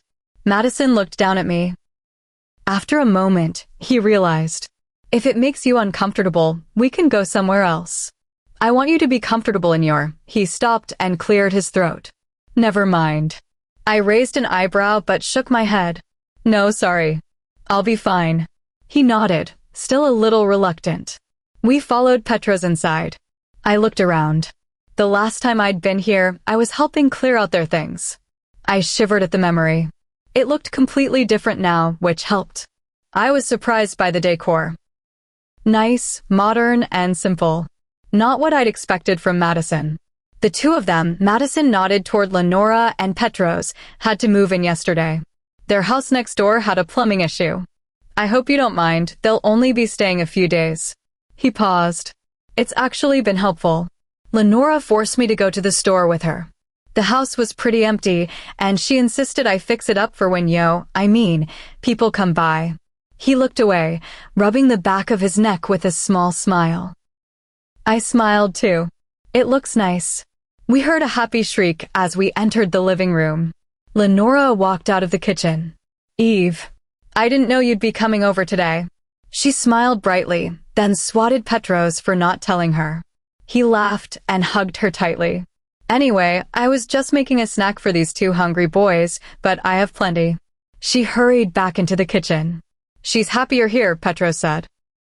She hasn't really been able to talk to many of the girls in the pack besides you. I smiled, glad to be thought of as a friend. Lenora returned with a tray of sandwiches. I had to make Madison fill his fridge. You should have seen it 2 days ago. All he had was milk and bacon. She laughed, setting the tray on the dark oak coffee table. I don't need much, he shrugged, glancing sideways at me. Lenora rolled her eyes and motioned for us to sit on the cream-colored couch. I sank right next to Madison's solid frame.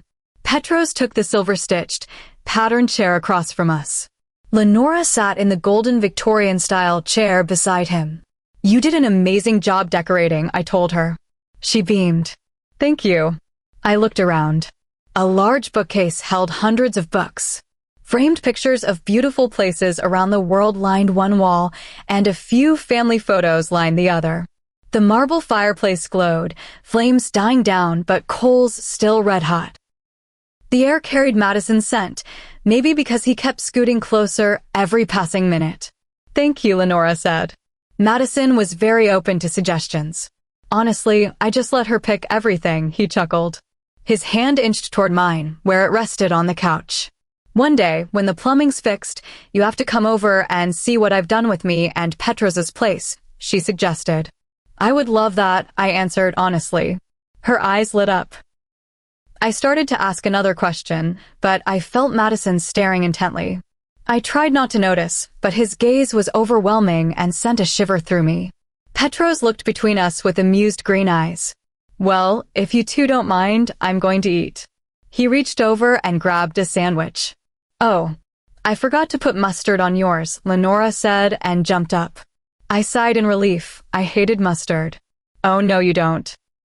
Before she could slip past the chairs toward the kitchen, Petros caught her arm and spun her gently into his lap, careful not to drop his sandwich. She giggled, legs draped over his lap, one hand holding his food, the other wrapped around him. I blushed and looked away when he kissed her. My eyes met Madison's. His gaze was still fixed on me. I tried to look away, but his golden stare held me. It was like his eyes contained an entire universe. The longer I looked, the more depth I saw, the more I wanted to understand him. Anyway, Eve, would you like a tour of the house? Lenora asked. I tilted my head, almost saying I'd seen it 1,000,000 times. She seemed to understand. Oh, I'm sorry. I forgot. I'm sorry for your loss, by the way. She smiled sympathetically. Thank you. I nodded, not wanting to dwell. But I'd love to see what you've done. She stood and led me into the kitchen, explaining as we went.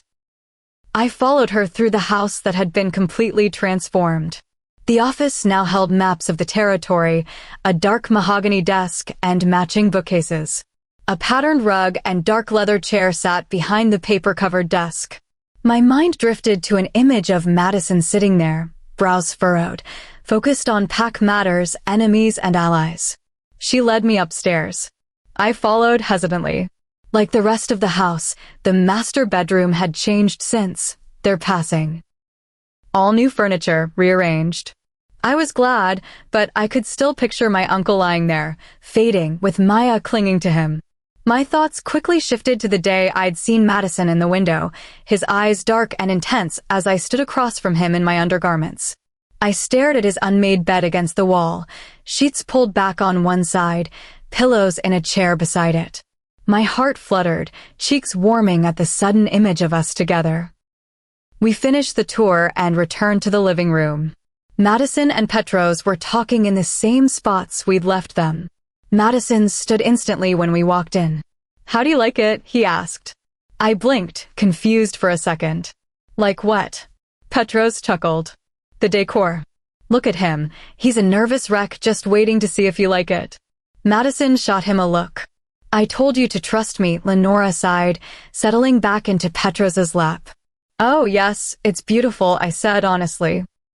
He let out a relieved breath and smiled softly. We sat together, talking. Lenora shared stories of the three of them growing up, then the day of her 18th birthday, when she discovered Petros was her mate. I smiled and listened. Petros told embarrassing stories about Madison. I couldn't help laughing.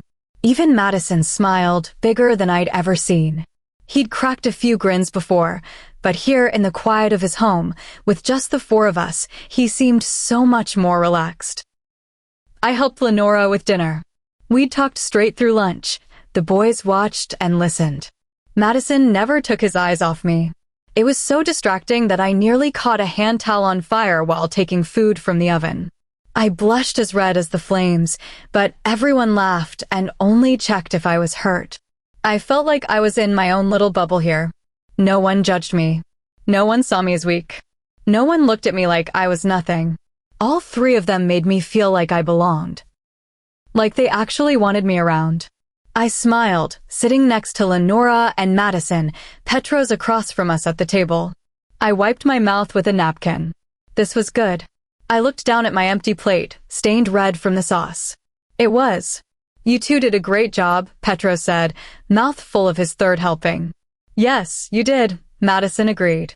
I started to thank them, but my phone rang. "Excuse me." I stood and walked into the living room. Madison's eyes followed me. "Hello?"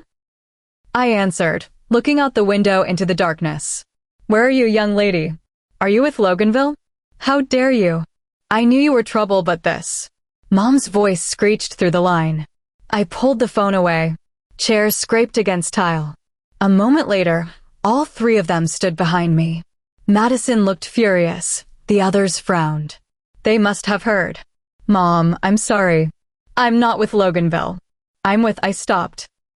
If I said the Alpha, she'd either think I was lying or in trouble. Lenora pointed to herself. I nodded. "Lenora." "Lenora." Mom sounded surprised. "The Beta's mate?" "Yes, ma'am. I'll be home soon." "I don't believe you." Before she could finish, Lenora took the phone. "Hi, Mrs. Mason? Sorry for keeping you out so late. We just got to talking, you know how girls are. We've already eaten and lost track of time." Lenora smiled. I silently thanked her. She laughed lightly. "Oh, Mom seemed speechless. "That's all right, dear. Just make sure she gets home soon." "Of course.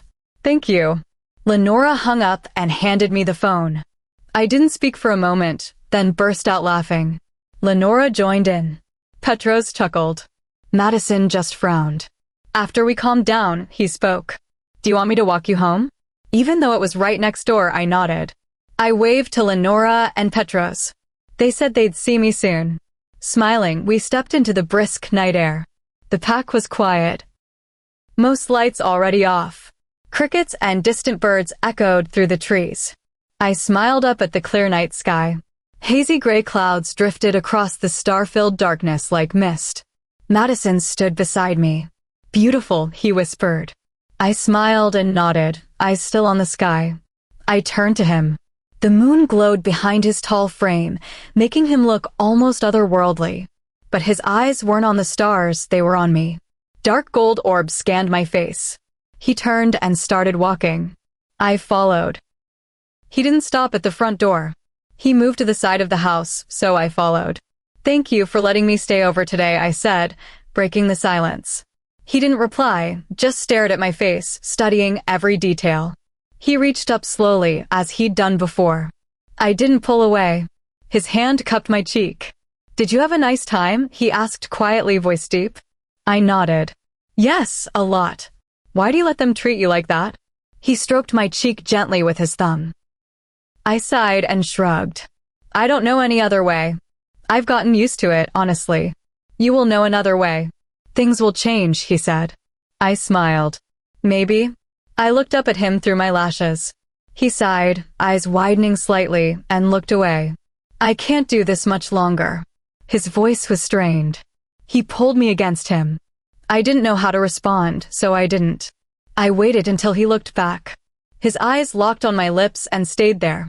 He held my cheek and leaned in slowly. I couldn't process what was happening. I thought I might be dreaming. But when his warm lips met mine and pressed gently, I knew I was wide awake. I closed my eyes and leaned into him. Warmth and a soft tingle spread through me as I became aware of his strong hand that had slipped to my lower back. His fingertips brushed my skin, sending sparks where they touched. My hand moved instinctively to his hair, the strands I'd wanted to touch for so long. They were soft as my fingers slid through them. He wrapped both arms around my waist and pulled me closer, so close the breath left my lungs, but I didn't care. All I felt was his solid frame against mine and the warmth blooming inside me. I rose onto my toes, trying to get even closer. Light flooded the porch. I almost didn't pull away, too caught up, but when I heard the door, he stepped back.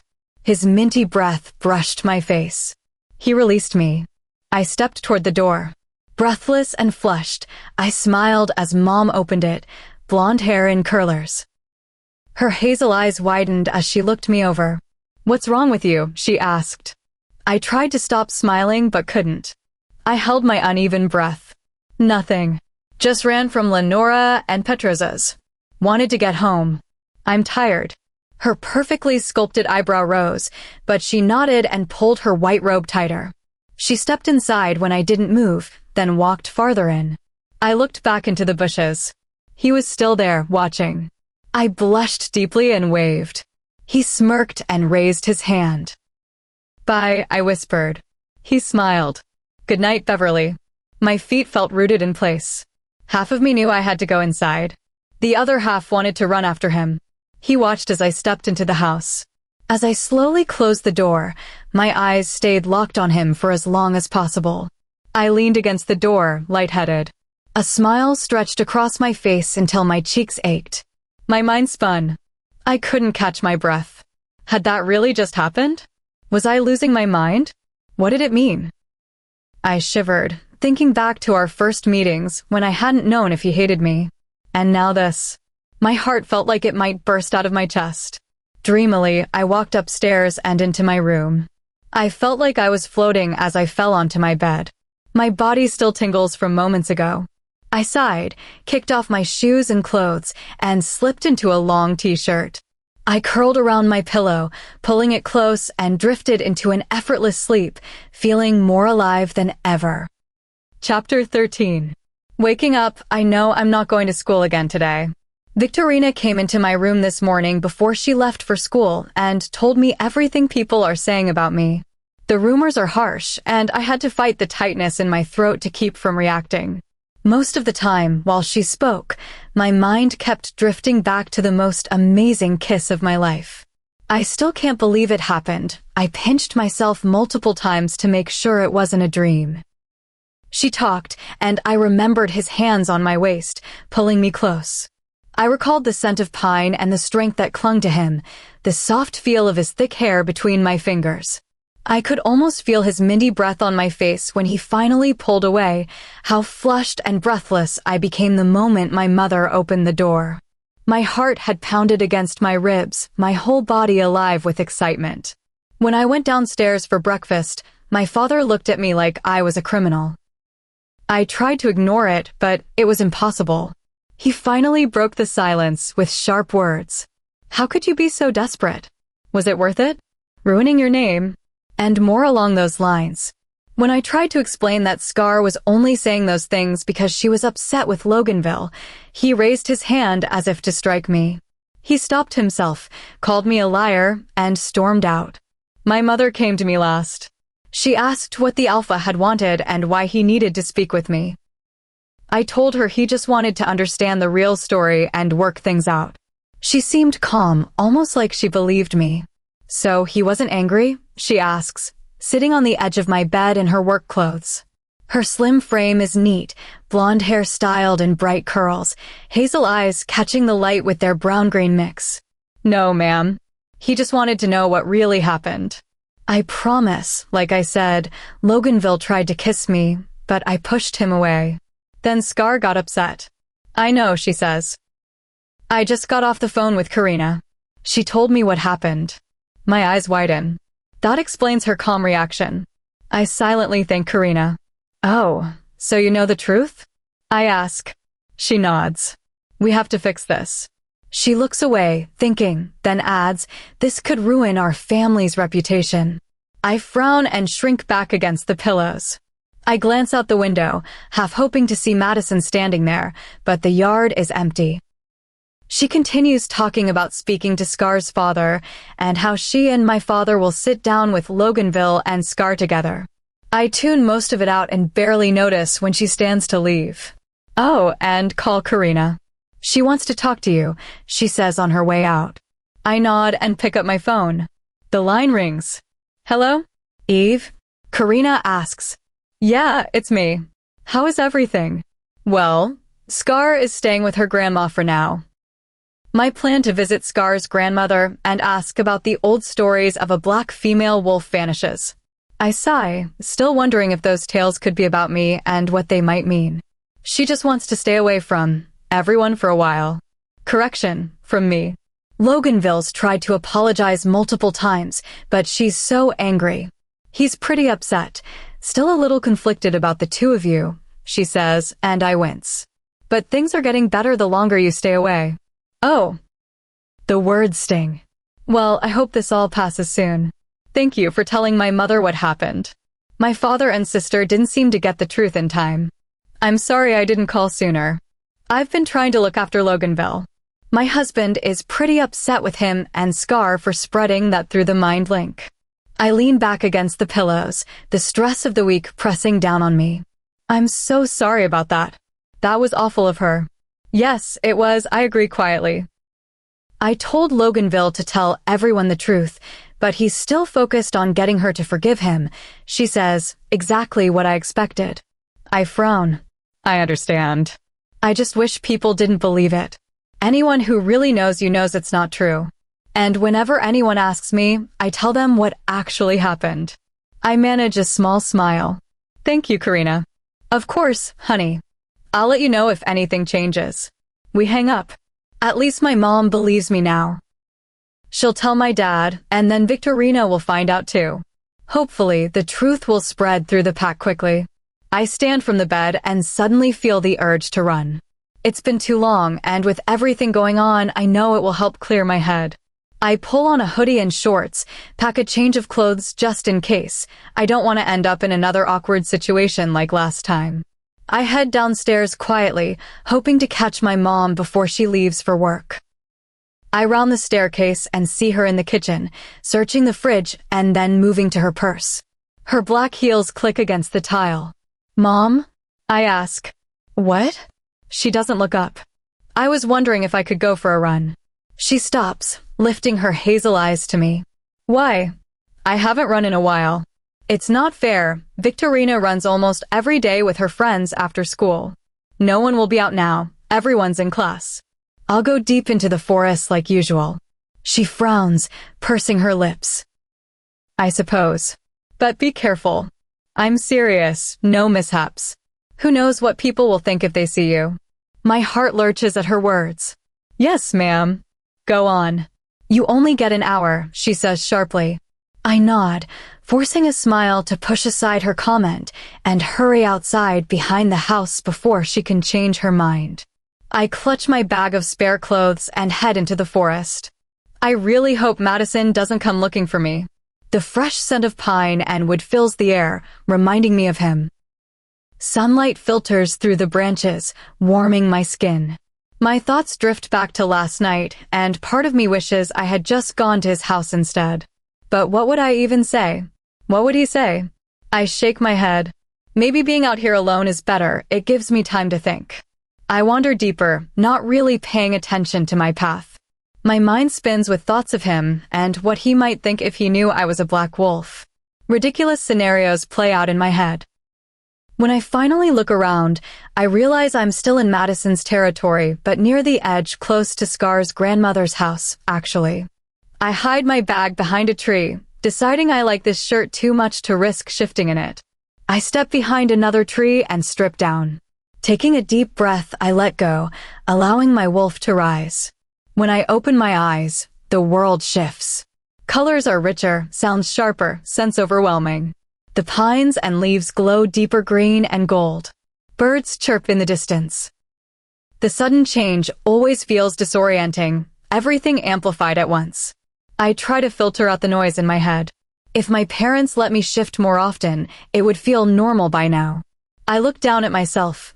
Thick dark fur, large paws, muscles strong and relaxed. I shake out my coat and leap between the trees, testing my reflexes. I chase a few birds, dig my claws into the earth, and run until my lungs burn. I've probably been out here longer than an hour, but Mom's at work anyway. Then I hear twigs snapping. My black ears flick up. My heart races. I dart behind a tree without even sniffing the air and shift back fast, throwing on my clothes. When I step out, I hear a quiet gasp. I jump, throat tightening with fear. Hello.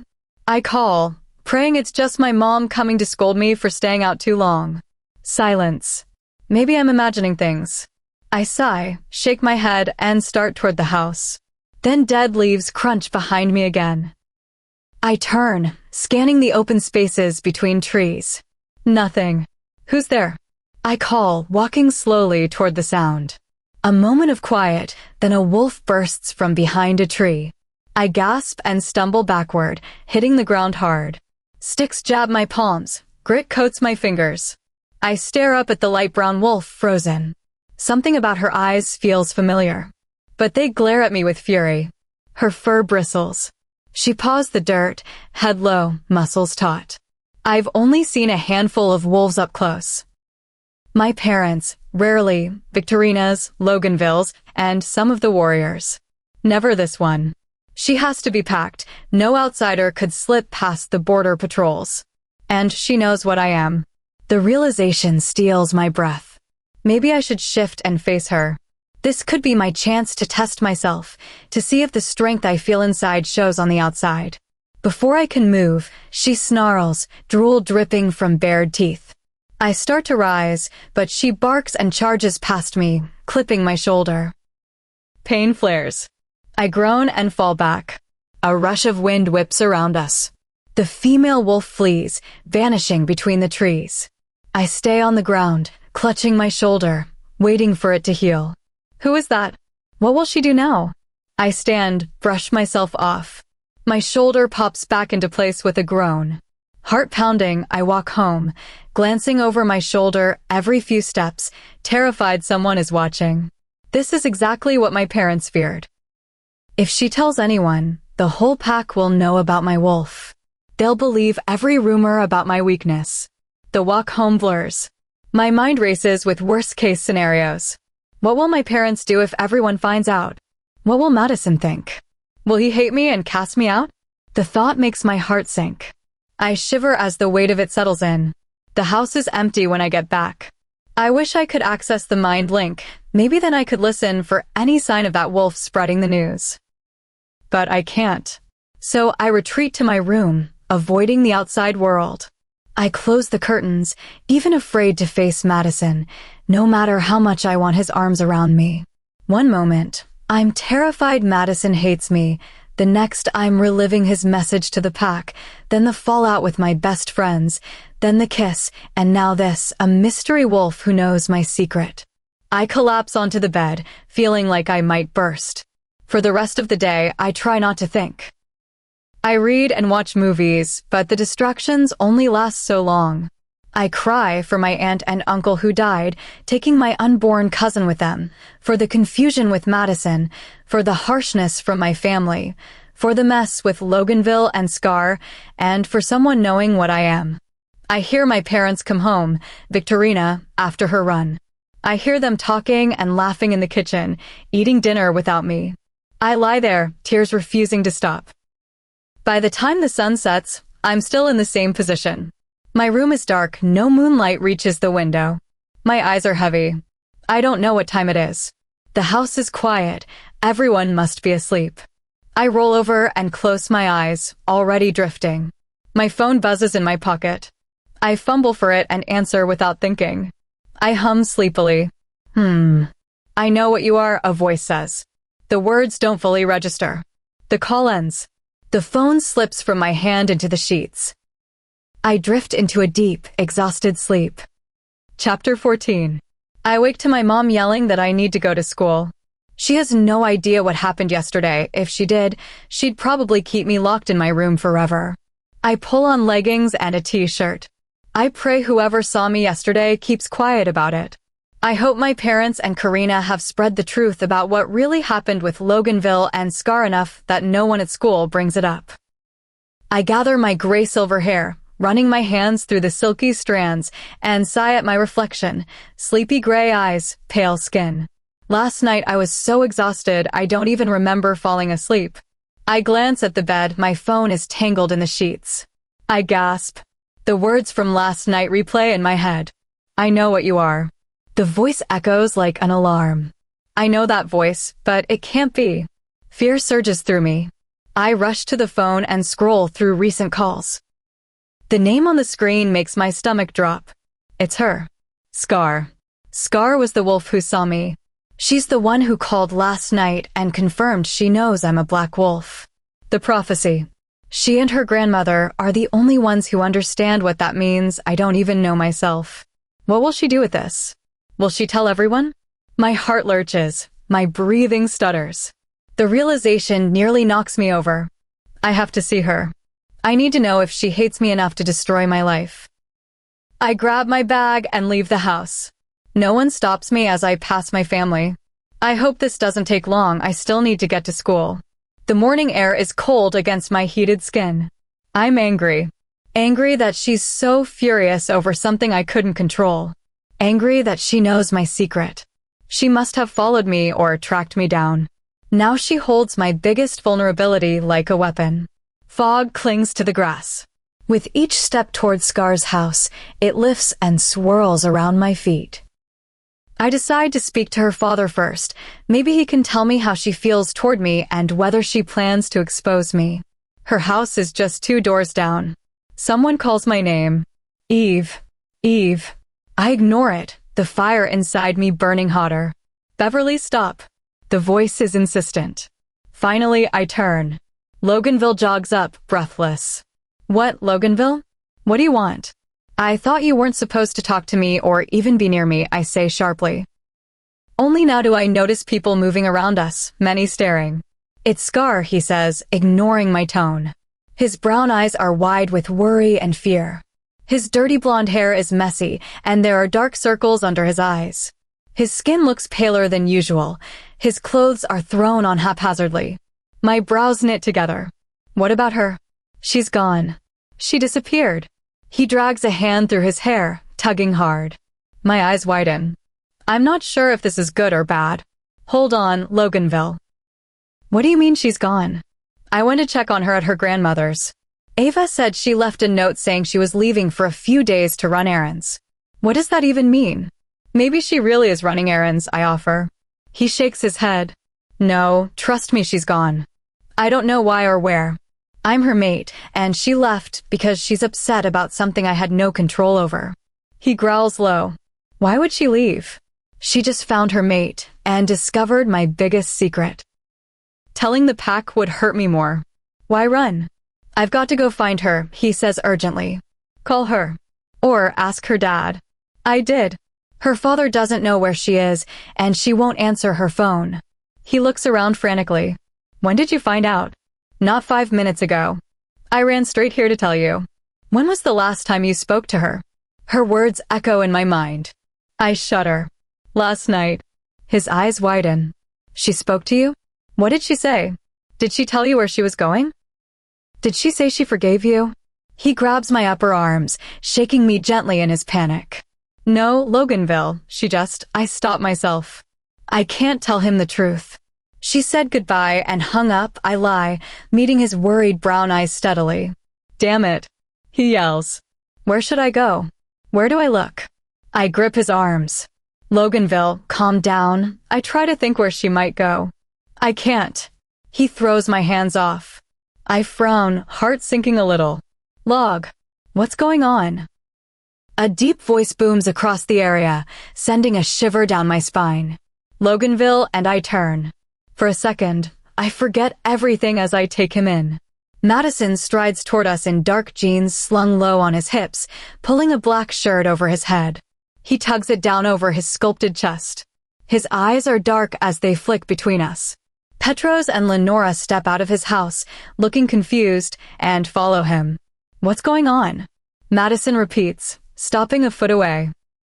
His gaze locks on Loganville, brows furrowed. Loganville doesn't flinch. It's Scar. She's gone. Our old alpha would never have let one of his wolves go missing. He growls, eyes lifting defiantly. Madison's eyes widen. I gasp. I can't believe he said that. Madison's breathing turns deep and heavy. It will do you good to never speak to me like that again, he says, voice low and echoing through me. I take a step back. If you do, you won't like what happens.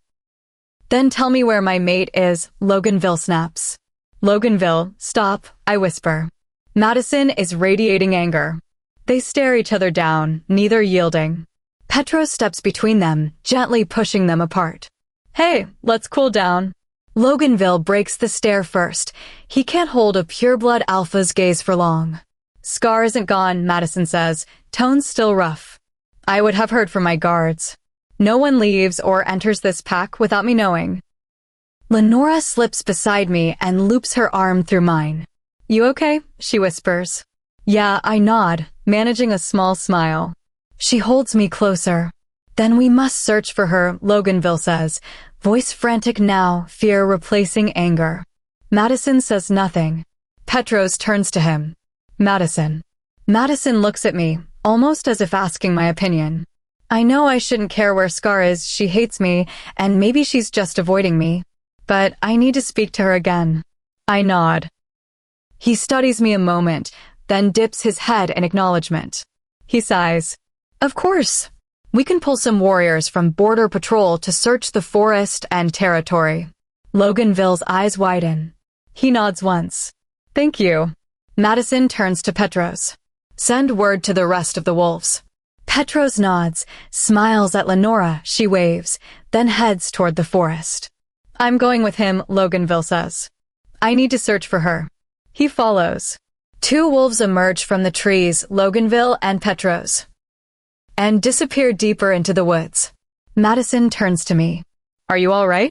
I nod. I swear if that little, he cuts himself off, glancing at my arms. I would have. Calm down, Madison, Lenora says, pulling me closer. You'll scare the poor girl. His eyes soften. Sorry. Do you have any idea why she would leave? He asks me. I shake my head. No, honestly. She hates me right now. She wouldn't have told me anything. He nods, looking away, thinking. I study his face, remembering how the moonlight had lit his features the night he kissed me. My heart skips at the memory of his lips on mine, his hand on my waist. I smile and quickly look away. I want so badly to ask what it meant to him. Maybe she left because everyone's figuring out she lied about the whole thing with you and Loganville, Lenora says, stepping closer to Madison. He clenches his fist at the mention. I hadn't considered that. Maybe it has nothing to do with my secret. Maybe she's embarrassed now that people realize she made it all up, accusing me of stealing and seducing Loganville. The thought brings a small sense of peace. That could be it, I say. Madison nods. We'll search for her, he says. We have to find her somewhere, no matter how much Lenora raises an eyebrow and he stops. I laugh softly. Are you going to look for her? Lenora asks him. His eyes move to me instantly. I frown at the thought of him leaving. I want him close. He glances at Lenora for help. She runs a hand through her light brown hair, blonde highlights catching the dim light. Gray clouds roll in, wind picks up, carrying darker ones. I'm sure they've got it covered, she says, hiding a smile. Why don't the three of us go to your house, Madison? We'll wait till Petros gets back. If they need you, you'll go. We both nod. My heart settles with relief, and I smile widely. I follow Lenora. Madison stays close behind. His hand lightly schemes my lower back, guiding me. I glance up at him. He looks down. I came to see you yesterday. Your mother said you were asleep all afternoon. Are you well? I try to hide my blush and the joy that floods me at hearing he came looking. I'm fine. Just a rough day. We walk in silence through the yard. The fog has thinned to a light layer over the grass. Raindrops begin to fall. I look up at the swirling dark clouds. We should hurry. His hand firms on my back. His steps quicken. We reach his house just as the rain intensifies. Lenora shrugs off her coat and drapes it over the sofa. So, Lenora, I say, you and Petros are still staying here? She smiles wryly. Yes, hopefully not much longer. The plumbers said a day or two. That's good. I smile. We settle on the couch. Rain drums steadily on the roof.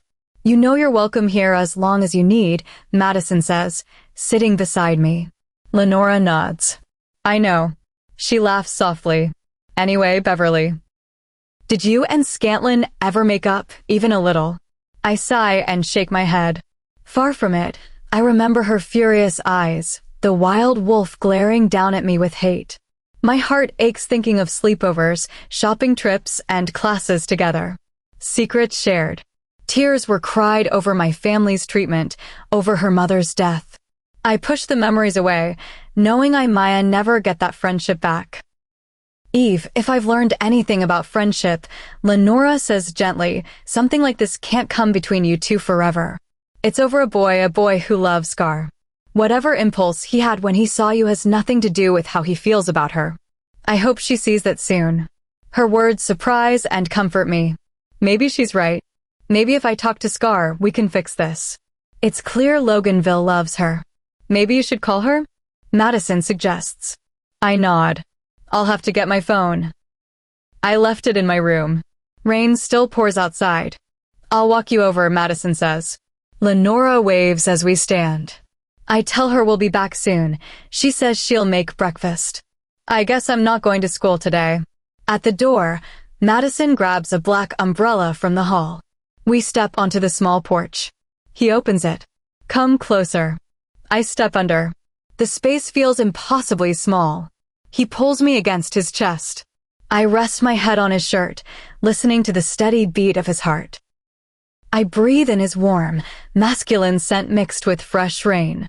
His arm wraps around my waist, holding me close. His warmth chases away the cold wind. Ready? His voice is deep, husky. His lips brush the top of my head as he inhales. I shiver. Yeah, I breathe, wrapping my arms around myself. We step into the rain. Under the umbrella, we stay mostly dry. Our feet splash through puddles. We hurry one house over and reach my porch. He closes the umbrella, shakes it off, and turns to me. Neither of us speaks. He steps closer. I try to study my breathing, but his intense gaze makes it impossible. Rain roars around us. He leans in, arms wrapping around me. I stare into his eyes. They melt like warm gold, filled with something pure and deep. My lips part as my gaze traces his face. My hand lifts to his cheek, fingertips brushing the short stubble. His eyes close briefly at the touch. Mist from the rain dampens our skin. His gaze drops to my lips, then back to my eyes. Beverly. What have you done to me? His voice is soft, almost reverent. I'm speechless. I don't know. His hand slides to the back of my neck, calloused yet impossibly gentle. I have to kiss you. You're making this very hard for me. His voice strains. He pulls back slightly. I close the distance. Our bodies press together. I don't mean to, I whisper, unsure what he means. Does he feel the same? Does he want this as much as I do? I know, he murmurs. His hands cut my cheeks, guiding his lips to mine. My heart pounds, drowning out the rain. His lips brush mine, and calm washes over me. Our mouths move together perfectly. Rain coats our lips, an addictive taste. His body surrounds me. I feel consumed, and I love it. My fingers slide into the soft hair at the nape of his neck. His kisses deepen. His thumb schemes the bare skin at my hip. Heat flares through me. I press closer. His tongue traces my lower lip. I open for him eagerly. His hands move gently across my back. Then he pulls away, breathing hard, holding me tight. I can't do this much longer, he says, looking down. I need to talk to you soon. My heart stutters. I step back, rejection stinging. He sees my face and shakes his head quickly. No, I'm sorry, Beverly. Damn, I never say the right thing. He curses under his breath. It's nothing bad. I promise. I search his eyes. They plead for trust. I nod slowly. Okay, let me get my phone.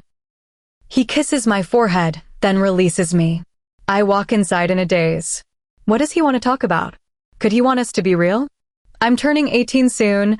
What if I find my mate and it's not him? The thought crushes me. I reach my room. The door is closed, but I don't think much of it. I listen, no sign of Victorina's usual loud calls. She must be out. My parents' voices drift from their room, laughing, getting ready for a run. I open the door, eager to get back to Madison and to find Scar. I grab my phone from the desk and pocket it. Then I look up and freeze. Scar leans against my window, blue eyes fixed on a lighter in her hand. Her clothes are dirty, her hair wet and frizzy. She must have climbed in through the window. Found her, she says quietly. Scar? What are you doing? I ask, breathless. I've been thinking, she trails off. Why you? Her gaze stays on the flame. Scar, I don't know what you're talking about, but Loganville's been looking for you. Everyone is. Madison is downstairs, I can go. It's Madison now? Got to him too. She ignores me. I shake my head and glance around. Everything is wet, not just from the open window. A sharp chemical smell hits me. I cringe. The wind carries it more strongly. Scar, what are you talking about? Loganville's worried sick. You do know I know what you are, she growls. What a greedy, disgusting, horrid creature you are. Her eyes finally meet mine full of hate. The words cut deep. I can't breathe. Scar. Wah. Tears stream down both our faces, hers in rage, mine in pain. It's all your fault. You're going to ruin everything for everyone. Mascara streaks her cheeks. But not before I ruin you. They'll all want you. You'll probably like it, being what you are. What are you talking about, Scar? I shout. Her words make no sense. She laughs softly and flicks the lighter again. You'll see. They'll come. Me and Loganville will have our happy ending. Her eyes lock on mine. You don't get one. Time slows. She opens her hand. The lighter falls. With one last hateful, pained look, she climbs out the window and jumps into the rain. The lighter hits the floor. Flames erupt instantly, spreading fast. I gasp and bolt for the door. Heat explodes behind me. I'm thrown across the hall, slamming into the hardwood. My head cracks against the floor. Dazed, searing pain licks my back. I try to move. My room is engulfed red, roaring fire. A door slams downstairs. Get out. Everyone get out. A deep voice shouts. My parents yell, footsteps pounding toward the front door. I try to crawl, but my body is heavy, my back burning, my head throbbing. Heavy footsteps race up the stairs. Beverly. Holy Beverly. Madison's voice cuts through the ringing. His hand touches my cheek. My eyes struggle to stay open. He tries to lift me. I wince at the pain in my burns.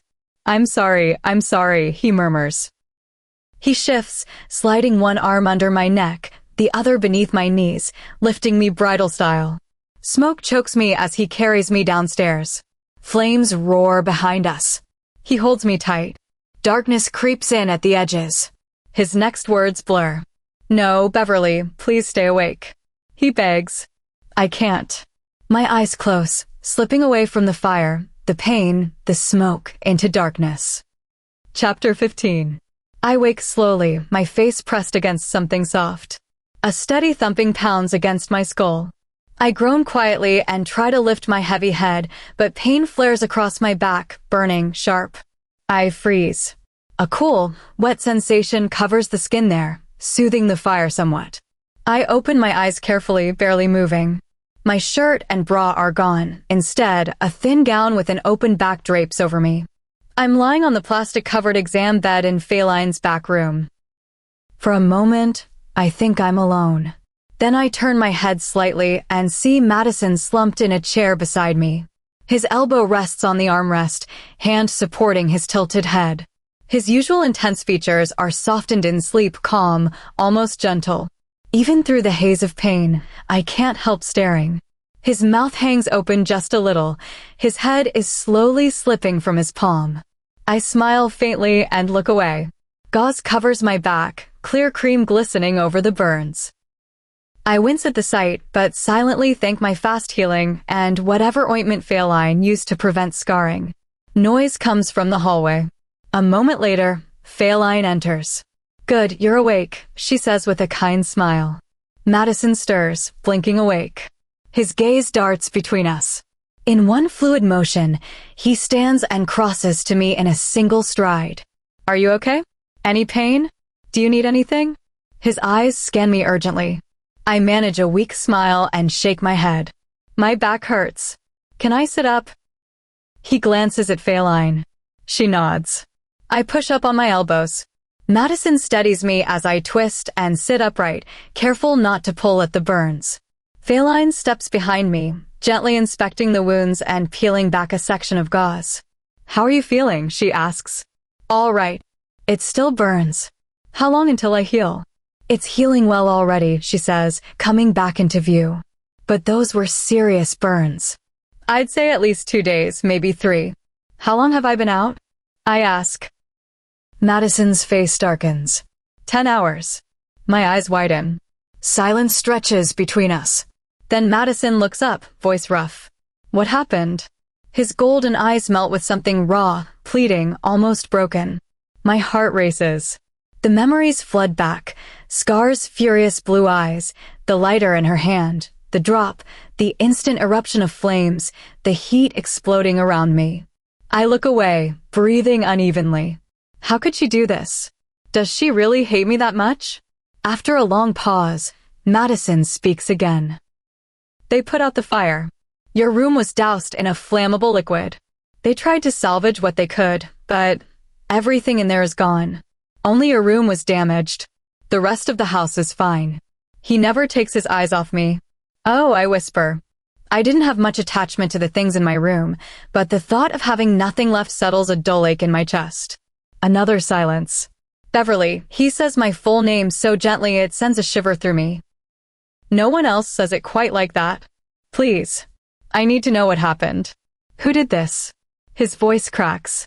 Phaline glances between us, clearly confused by whatever is happening here. I look down at my hands. Scar's angry eyes flash behind my closed lids.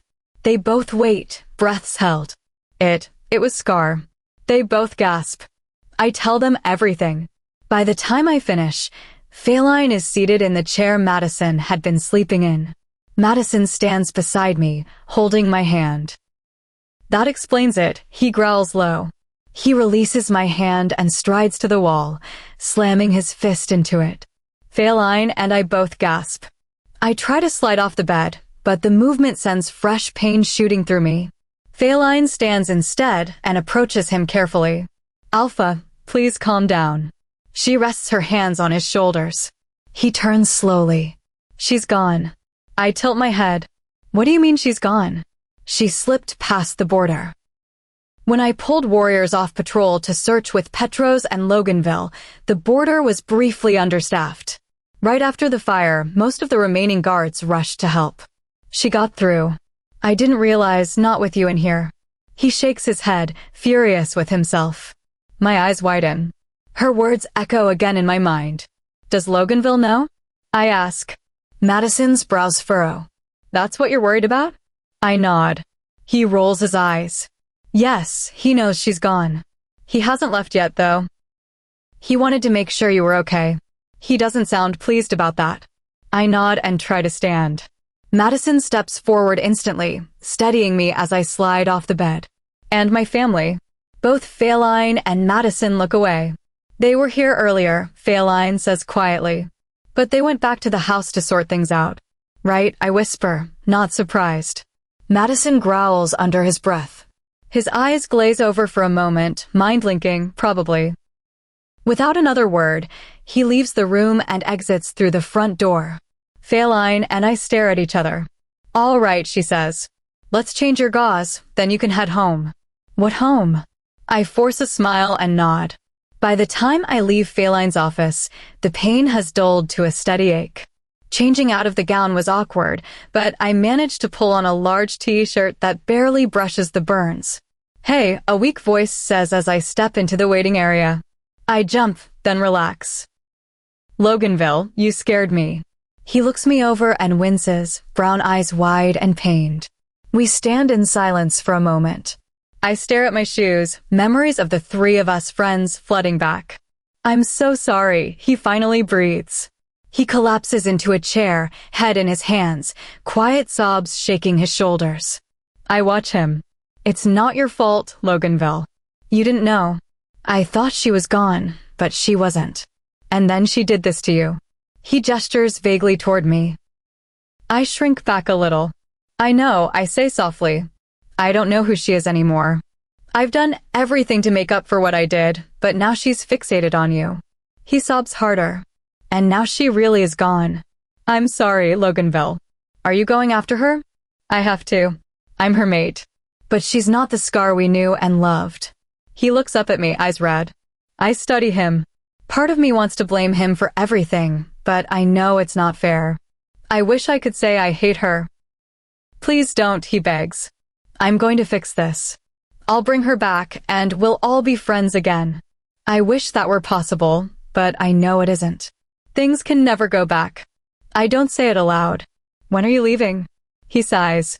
My parents are telling me not to go, not to chase my mate. He shakes his head. But I have to. Tomorrow. A tear slips down my cheek. I wipe it away. I'll miss you. Please don't do that, Eve. His thumb gently brushes the tear from my skin. I can't help it. Scar tried to kill me, and now you're leaving. I'll be back. I can't stay away from you for long. I scolded him with a look. Don't say that. He smiles faintly and pulls me into a careful hug, mindful of my back. I'll always love you, Eve. But I know Scar is the one for me. I'm sorry if that feels like I'm betraying you. She's just my mate. I shake my head. I understand. Just fix her. He nods, kisses my cheek, and we walk out together. I wave as he heads toward his house. Neither of us speaks. Neither knows when we'll see each other again. I start the walk home. The fresh air feels good, calming. My mind replays everything from Scar's supposed disappearance, to Madison kissing me again, to her appearing in my room and trying to kill me. I wince. It's true. She tried to kill me. Her words loop in my head. What greedy, disgusting, and horrid creature you are. They'll all want you. You'll probably like it, being the creature you are. None of it makes sense. What does she really know? Who are they? What's so terrible that she wants me dead, or at least ruined? Another tear falls. I wipe it away. How did everything fall apart in just a couple of weeks? I look up and see my house. The outside of my bedroom is blackened, windows shattered, but the roof is intact. They'll have to rebuild the interior. As I near the yard, Madison and my parents step out the front door. They don't notice me at first. My parents flash overly bright smiles at Madison, nodding enthusiastically. After a few seconds, Madison turns to leave. My parents wave. Once he's inside his house, I approach the door, wondering where I'll sleep tonight. Inside, my parents speak quietly to Victorina. I don't bother listening. I'm too tired to care why Madison was here. They won't tell me anyway. I climb the stairs slowly. At the top, I glance into my room. Everything is charred black, a crispy coating over every surface. The sharp smell of smoke burns my nose. I sigh and turn away. There's nothing left for me in there. As I start back down, Victorina screeches and jumps up and down. My head throbs at the sound. She races upstairs and into her room. At the bottom, my parents wait. "How are you feeling?" my mother asks. Her hazel eyes look almost concerned. "All right. Feline said I should heal in a day or two." My father barely seems to register my words. "What's up with Victorina?" My mother smiles. "Well, since you don't have a room to stay in, the Alpha has offered to open up a guest room." My eyes widen. My heart leaps. "So Victorina is going to stay with him, and you'll take her room." The hell with that, Victorina snaps, coming down the stairs, dragging a suitcase. She is not sleeping in my room. My heart plummets. He offered a room to her? He wanted Victorina to stay? I ask quietly. "Yes," my mother says brightly. "He thought it would be better for you to heal here with us. Plus, this will help him and Victorina get closer." All the air leaves my lungs. "Oh," I choke out. Tears sting my eyes. "I'm just gonna..." I don't finish. I turn and walk down the hall to the living room. I hear them talking to Victorina, giving advice. 30 minutes later, my father gets on the phone. Before he steps outside, I catch the word Alpha. They're finalizing details. I sit on the couch and try to hold back the tears. It's impossible. Why would he do this? Just because I asked about Loganville? Is this his way of punishing me, taking in my sister? I wipe my cheeks. Silence settles over the house. Victorina has left for his house. My parents are already in their room. I lie on my stomach, trying to find a comfortable position. Images of Victorina and Madison force their way into my mind. I can't shake them. I close my eyes and beg for sleep, terrified I'll lose it if this continues. None of this makes sense. Why would he do this? I fall asleep with tears still wet on my face, hating how much one man can hurt me. Too much has happened in one day. Not only did Scar betray me, now him. The man I'm falling for. Chapter 16. Madison's POV. I leave the Pack Doctor's hut and head straight for Beverly's worthless family. They showed up for 5 minutes to check on her, then left to go back to whatever they felt like doing. I should have prevented this. I should have gone in with her. I clench my fists, anger surging as my wolf pushes forward. I force him down and try to breathe. That idiot Scar got away, and who knows when we'll track her down. She'll be punished severely for what she did. I pound on the Mason's door. Her father opens it, startled. The sharp smell of smoke wafts out as the door swings wide. His eyes widen. "What a surprise, Alpha. So good to see you." He bows his head. I'm in no mood for pleasantries. "Where were you planning for Beverly to stay tonight?" He raises an eyebrow. "Well, the couch, until her room can be repaired and new things bought." Her mother appears then, face lighting up at the sight of me. Beverly looks almost nothing like her father. She shares some features with her mother, but nothing striking. "Good evening, Mrs. Mason, Oh, please, call me Clarissa," she interrupts. "And me Jonah," her father adds. "Come in." I fight the urge to roll my eyes. I want this over quickly so I can prepare my house. I nod stiffly and step inside. He closes the door behind me. "I'd like Beverly to stay with me while her room is being remodeled," I say. They can't refuse an Alpha's request. They stare at me confused. "Beverly?" "Our Beverly?" Jonah asks. "Yes," I snap, irritation rising. "After today's events, I think it's best she stays in the most secure house in the pack." Silence. Then Clarissa's expression shifts from confusion to delight. "Of course. That's so kind of you."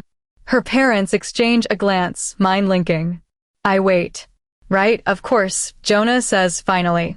"When she gets home, we'll send her over." "Thank you." I nod and turn toward the door. Just as I reach for the handle, Victorina's voice calls from upstairs. "Alpha? Is that you?" I yank the door open. They thank me again, waving with bright smiles as I leave. Within 10 minutes of explaining everything to Lenora, she's gone from tears to squealing. Oh my God. This is amazing, but horrible, of course. I feel so bad for her. She shakes her head. She has no one, except us. We have to clean this place up. I can't believe she's coming here. You'll finally be able to talk to her. This could really bring you two closer. Petros laughs, arm around her shoulders. I try to hide my smile. Okay. I shake my head. Let's get ready for her. We decided her room will be the one next to mine, no matter how much I want her closer. Lenora starts cleaning. Petros, Lenora, and I gather in the kitchen to start dinner. I'm really happy for you, man, Petros says, running a hand through his dark hair. I'm sorry all this happened, though. I can't imagine how he feels. She just lost both her best friends, and one tried to kill her. I wince. She's healing fine physically, but I'm worried about her. All this drama with Scar and Loganville. We need to help her forget it. She doesn't need more stress. I want to make her feel. Petros puts a hand on my shoulder. We know, Madison. We get it. I smile faintly. My phone rings before I can say more. I step into the living room to answer. Hello. Hi, Alpha. It's Jonah. I raise an eyebrow. Is Beverly home? She is, but we have a problem. My heart drops. What? Is she all right? She's fine. It's just, she says she doesn't feel comfortable staying at your house. She wants to heal at home. The words hit like a punch. I stumble back against the wall. She said that. Yes, I'm sorry. But don't worry, Clarissa and I figured out a solution. Victorina has offered her room to Beverly while her room is under construction. So, if the offer still stands, Victorina can stay with you. I nearly gag. She has no friends she can stay with? She said she'd feel more comfortable close to home. Disgust rolls through me. I almost want to march over and demand Beverly tell me why she's doing this. I don't want to agree, but if this is what it takes to earn her trust. I groan, anger bleeding into my voice. Fine. One night only. If it's not fixed by then, she'll need to find somewhere else. Silence. Of course, Alpha. I hang up. Fuck. I shout. Petros and Lenora rush in. What is it? Petros asks. I balled my fists and tossed my phone onto the couch. She doesn't want to be here, I growl. Back to them. What do you mean? Who is that? Lenora asks, stepping around to face me. Her father. She told them she's not comfortable staying here. Maybe it's a misunderstanding, Lenora says. I can't imagine Eve wanting to stay there. Victorina is staying here instead. Petros grimaces. Her sister? She's bad news, Madison. I know, but what could I say? I told them one night only. They both groan. I can't deal with this. She'll be here any second, and I know she's up to something. Every time I see her, she tries to seduce me. I grimace. I'm going for a run. Don't wait up. Come on, Petros says. You're leaving us with her? Perks of being Alpha. I keep my face blank as I head down the hallway to the back door. The pack gossip about the fire infuriates me. Some say Beverly started it for attention. Others call it an accident. I ignore everyone who asks what happened. That can wait until tomorrow. Right now, I need to cool off before I lose control. I walk until I lose track of where I am. I block the pack link, leaving only the channel open for my warriors, Lenora and Petros. For a moment, I just stand in the forest, remembering the day I found Beverly wandering, barely dressed, testing every ounce of my self-control. I remember her wide, frightened gray eyes the first time we met. Her silver hair glowed against pale skin, lips red as roses. She's special. When I first arrived and heard rumors about the weak link, I had to fight between laughing and rage. She's not weak. She can't be. I don't trust myself around her, not in human form, not as my wolf. My inner wolf would never hold back. Her scent, her aura, everything about her is powerful. When she's mine, I'll be proven right when I see her wolf. I shake my head, strip down, and wish she were here. Does she still not feel comfortable with me? Do I scare her? Anger at myself surges. I should have been kinder, more normal. But I don't know how to act around her. She shatters the walls I've kept up for years. Those eyes make me question everything. I sigh, rub my stubble, and step into the open field. I leap. Midair I shift. My large black paws hit the ground. Pure black fur alpha trait, stands on end as I growl and release a deep howl. To keep my mind from spiraling, I run the territory borders, edge to edge. I almost chase after Scar to punish her myself. Beverly wouldn't want that, but the urge is overwhelming. Banishment is the least she deserves. She already did that to herself. If she ever returns, that's different. But dragging her back would only hurt Beverly more. She seems nervous about Scar being gone, even after everything. Beverly confuses me. I wish she trusted me. By the time I return to the field, it's pitch black. Only the half moon glows, reminding me of her hair, her eyes. I huff, shake out my fur, and shift back. I dress slowly, trying not to think of her.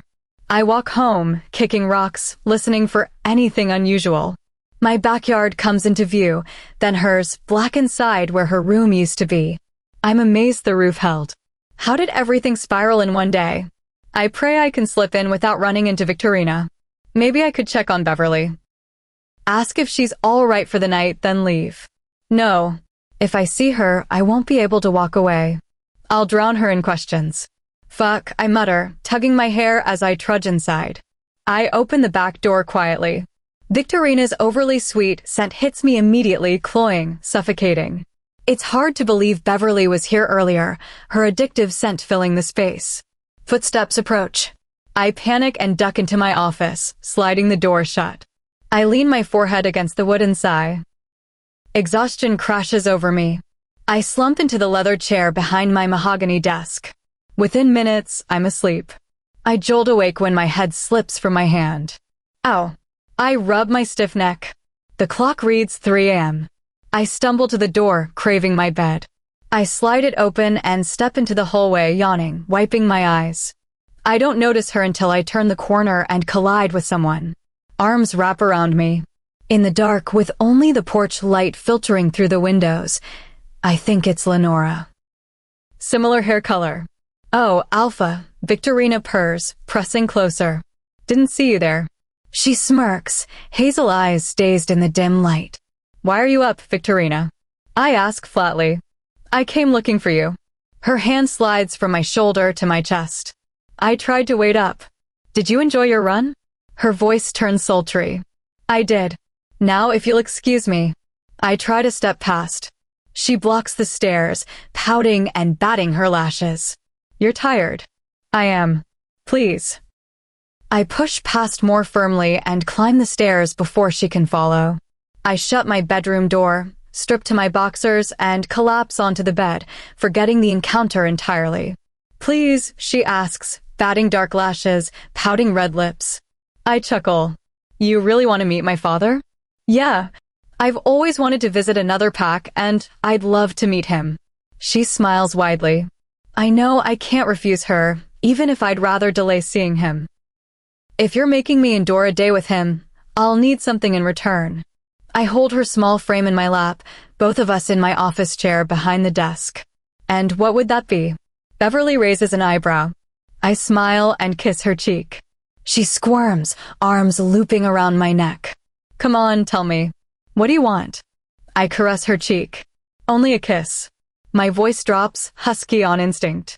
Her eyes widen, her lips part. Only a kiss, huh? Just a kiss. My fingers tilt her chin. Her lips meet mine. Heavenly. Soft, sweet. Her hands slide into my hair, tugging lightly. I groan. Our mouths move faster. I wish I never had to breathe. She grabs my face, shifts closer, and straddles me. I pull her tight, arms around her back, pressing her against me. My lips trail to her jaw, then the sweet skin of her neck. She shivers. I bite gently below her ear. Madison, she yelps softly. A haze clouds my vision. Everything blacks out. Confusion settles. A presence nears. I open my eyes, the room is dark. Someone climbs onto the bed, crawling toward me. Too shocked and half asleep to react, I throw off the covers and sit up against the headboard. Hands slide up my leg. Someone's excited to see me, a low voice says. What the hell? I yell, yanking the covers over myself. Moonlight falls across her face. Victorina reaches for me. I jump and fall out of bed. Victorina, get the hell out, I demand, standing and wrapping the sheet around my waist. She kneels on the bed. Come on, Alpha. I just want to play. Rustling. Lenora and Petros burst in. Their eyes widen. Lenora wears a long white robe over her tank top and shorts. Petros is in boxers. What's going on? Petros asks, tone sharp, aimed at Victorina. Nothing, she says. The hell it is, I snap. I said you could stay to sleep.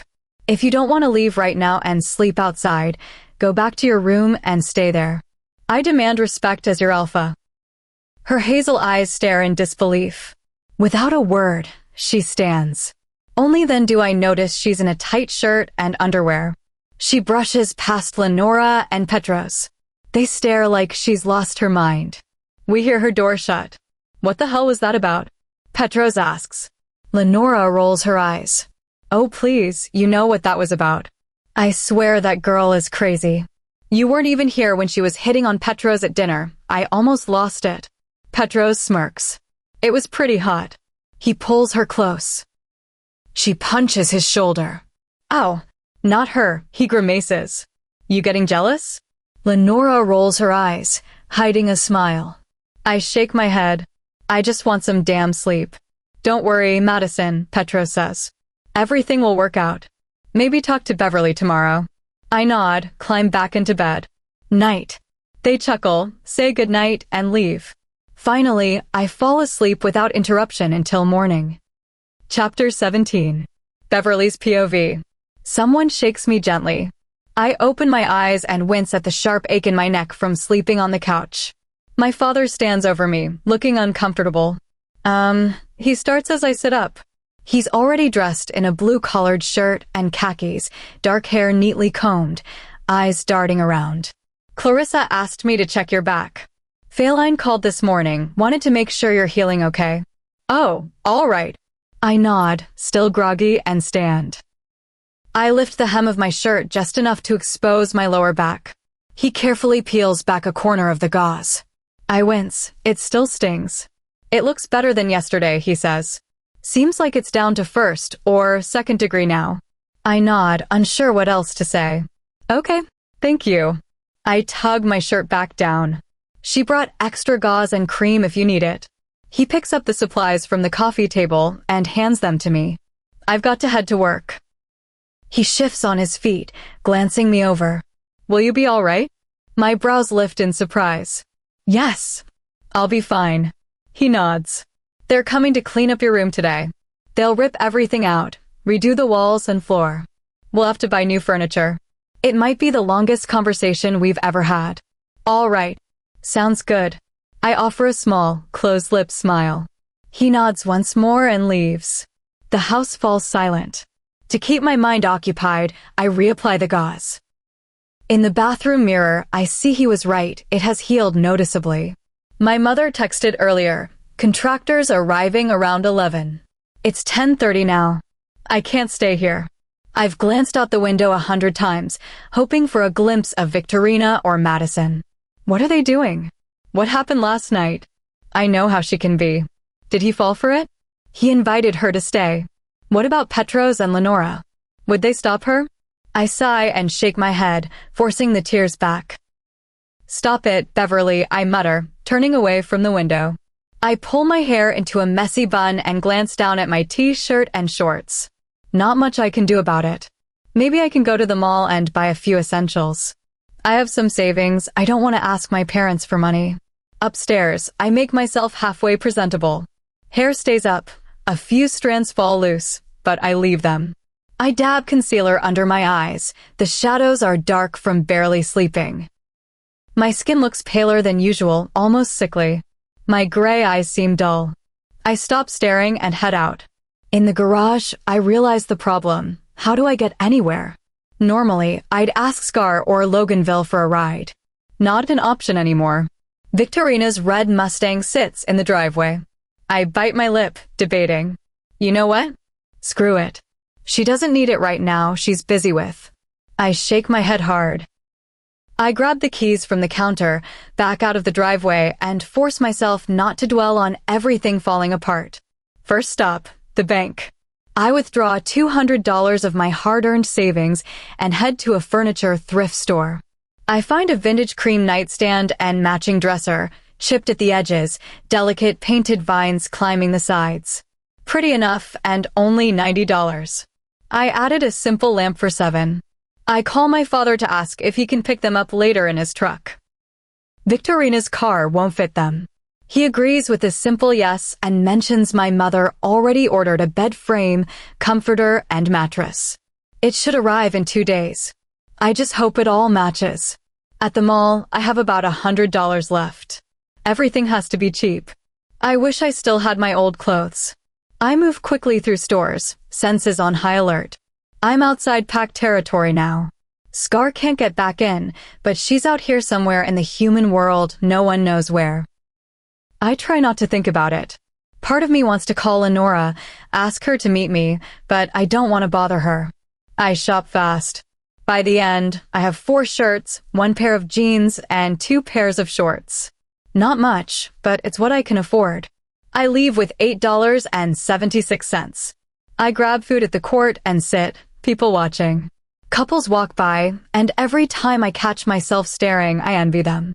Before the ache turns into tears or anger, I look away and focus on eating. I throw out my trash, gather my bags, and head back to the car. The drive home passes in a blur, my mind stuck on Madison. Even after Scar tried to kill me, he's still the one I can't stop thinking about. When I pull into the driveway, 3 men are coming down the stairs. One is Garrett, the father of a classmate. The other 2 are younger pack members. Hi, Eve. How are you doing? Garrett asks. I manage a polite smile. I'm good, thank you. Good to hear. Crazy what happened, he says. Yeah, who knew Scantlin was such a one of the younger guys starts. Garrett nudges him sharply. My eyes widen. So the pack knows now. Garrett clears his throat. We got the base done for your room. Had to tear out the exterior wall, but we salvaged what we could, put up new drywall everywhere, ripped out the carpet and replaced it. Ceilings tomorrow. Electrical was tricky, but Jamieson, he nods at the quiet one, got it sorted. Your parents said they'd have a light and fan for us to install. We'll finish in the next couple of days. Thank you. I really appreciate it, I say sincerely. They nod Garrett with a smile and head out. The house is quiet. Where's Victorina? Still over there? My heart sinks. I climb the stairs. My room is stripped bare, blackened, everything gone, replaced by unfinished walls and bare subfloor. My footsteps echo. Plastic sheeting covers the window frame, the one I used to watch him through. They didn't mention when it'll be replaced. I hope soon. The closet is still there, though no rod yet. I set my shopping bags on the floor for now. I stand in the empty space and stare out. My chest feels heavy. I'm so alone. Scar is gone and hates me. Loganville left this morning to find her. My parents and sister, obvious. And Madison, in a single day, I became nothing to him. Maybe I should talk to him. Ask what any of this means. At first, I wondered if he felt something for Victorina. His coldness toward me made me think so. But then, the doorbell rings. I frown. Who would be here? I hurry downstairs and open the door. A short brown-haired girl stands there, English class, I think. Hi, Eve, she says with a smile. Hi, Elizara. I take a guess. She nods. Going good. I heard what happened. Are you all right? I'm okay. Almost healed. I'm still not used to people checking on me. That's good. Anyway, I brought the homework and classwork you missed. She pulls a stack of papers from her bag and hands them over. Thank you. She waves. See you around. I close the door and flip through the pages. A headache starts just thinking about it all. Might as well start now. I can't handle more makeup work. I settle in the living room and get to it. By the time I wake, it's dark. Papers and binders are scattered across my lap. My parents are already asleep. I slip upstairs. Victorina's room is empty. I wince. She's probably still at his house. I gather my mostly finished work, set it on the table, pull up the blanket, and fall back asleep, trying to forget the reality of my life. Chapter 18. It's been 2 more days since everything happened. I'm fully healed and have been going to school alone. Madison still hasn't spoken to me. My room is mostly finished now, the window has been replaced. Sometimes I catch a glimpse of him pacing in his room, brows furrowed, jaw tight. I stare for a moment before I force myself to close the curtains and stop wondering what he's thinking or doing. I've caught him looking toward my window too, but each time I quickly step out of sight or pull the blinds. It's the end of the day and I'm finally back in my room. The walls are plain white and bare. The bed frame arrived from a local store. They assembled it for me. I have a mattress, but the comforter hasn't come yet, so I've been sleeping on the bare surface with just a pillow and a thin blanket. The lamp, nightstand, and dresser match nicely.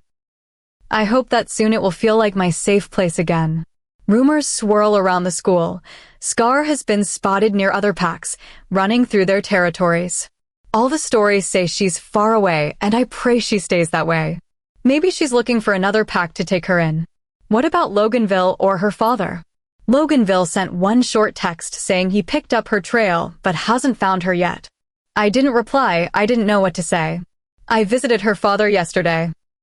He apologized quietly, tears in his eyes, saying he had no idea what was happening with her. He cried silently while I tried to comfort him. He doesn't have the strength or will to chase after her, but the pain of her leaving is destroying him. Every day I look toward Scar's grandmother's house, wondering if I should go speak to her and finally learn why Scar hates me so much. Each time I turn away. I'm terrified of what she might say, and I'm not ready to face it. Not yet. We have a week-long break from school starting next week. It's Thursday and almost everyone is skipping tomorrow. I toss my bag onto the bed and start on homework, my last for a while. An hour later, I hear someone enter the house. Could it be Victorina? I almost stay put and pretend I don't care, but curiosity wins. I push my binders aside and hurry to the doorway. By the time I reach it, Victorina is already climbing the stairs toward her room. Where have you been? I ask quickly. Her hazel eyes flick to me. She looks me over. What does it matter? She rolls her eyes and keeps walking. Victorina, I call. She turns annoyed. What? Where have you been? She scoffs, then smirks. Well, if you must know, Madison and I were exploring our interests. Spending time with that man changes you. She licks her lips. Instantly, images flood my mind of them touching, kissing. I nearly gag. I guess he got tired of the weak link, she adds with a light laugh. My heart plummets. You're lying, I say, fighting tears. She rolls her eyes. Whatever, Beverly. Just accept that he'll never want you. No one will. Before she turns away, I catch a glimpse of something on her neck, a mark that looks suspiciously like a hickey. My knees weaken as she slams her door, leaving me confused, heartbroken, and furious. Is it true? Have they been together this whole time? Did he want her all along and only toy with me because? I don't even know. The humiliation and rage burn hotter than anything I've felt before. Why would he do this? Even though I want to cry until I can't anymore, I stand straighter and head downstairs. By the time I reach the front door, half a speech is ready for the new alpha I wish had never come to this pack. With glassy eyes, I step outside. The warriors are training in the field. Madison has just shifted back. He pulls on his shirt, shorts already low on his hips. I lean against the house and wait until he dismisses them. I don't know why I'm doing this. What if he says something cruel? What if he confirms he has feelings for her? I shake my head. No, I need him to understand what he did. The warriors shift back, dress, and disperse. Madison starts toward his house. I lift my chin, gather every bit of courage, and walk over. Each step spikes my anxiety, but anger keeps me moving. When I'm a yard away, he notices me. We stand facing each other in his yard. His eyes widen. Hello, Beverly, he says softly. Hearing my full name from him feels like a punch to the stomach. He's the only one who says it that way. My plan to stay calm, to explain rationally how much he hurt me, vanishes. I explode. She really is your type, isn't she? All that talk about how I'm not nothing, how you care about me, was it all bullshit? You just go play house with my sister, doing God knows what, the day after you kissed me? What? You thought you'd string me along like some weak, lost puppy. My voice rises. I step closer. I'm not weak, but you make me feel my weakest. I scream, meaning every word. What was the point? To prove I'll never be good enough for you or anyone here. Only Victorina is good enough, right? By the end, hot, angry tears stream down my face. Why couldn't I just not care? Silence stretches between us. I look up. He's frozen, eyes wide, mouth slightly open, brows pulled tight in shock. Finally, he speaks. What are you talking about, Beverly? I have never kissed your sister. He cringes. She only stayed that one night. The next morning, I kicked her out. I heard she's been crashing at one of my warriors' houses the past 2 days. My face falls. My eyes widen. I pause, wiping my cheeks, searching his expression for any sign of a lie. She hasn't been with you? He shakes his head. Dark hair sways with emotion. Heavens, no. That night she tried twice to make a move. I told her to leave. I try to process. She lied. But why? He asked her to stay. Why kick her out the next day? Then why did you ask her to stay and not me? I ask, brushing silver strands from my face. He tilts his head, brows knitting. Beverly, I did want you to stay. Your parents told me you didn't. He pauses, looks away. You didn't feel comfortable with me. That you wanted to heal at home with them. I gasp. I remember my parents whispering to Victorina when I came home that day. They said that. I whisper. He nods. He studies my face. Please tell me that's not true, Beverly. It killed me thinking you. No, of course it's not true. It's a lie, I say quickly, a small smile breaking through. He exhales in relief, a faint smile touching his lips. They told me you offered for Victorina to stay at your house and that I could take her room. Well, the couch, I add quietly. He looks stunned. His lips press into a thin line, his eyes darken to deep golden brown. That's fucking ridiculous. I asked them to let you stay. He's as furious as I've ever seen him, breathing fast, jaw clenched. I know he's angry, but relief floods me. So, I trail off. You wanted me to stay? And you didn't kiss Victorina?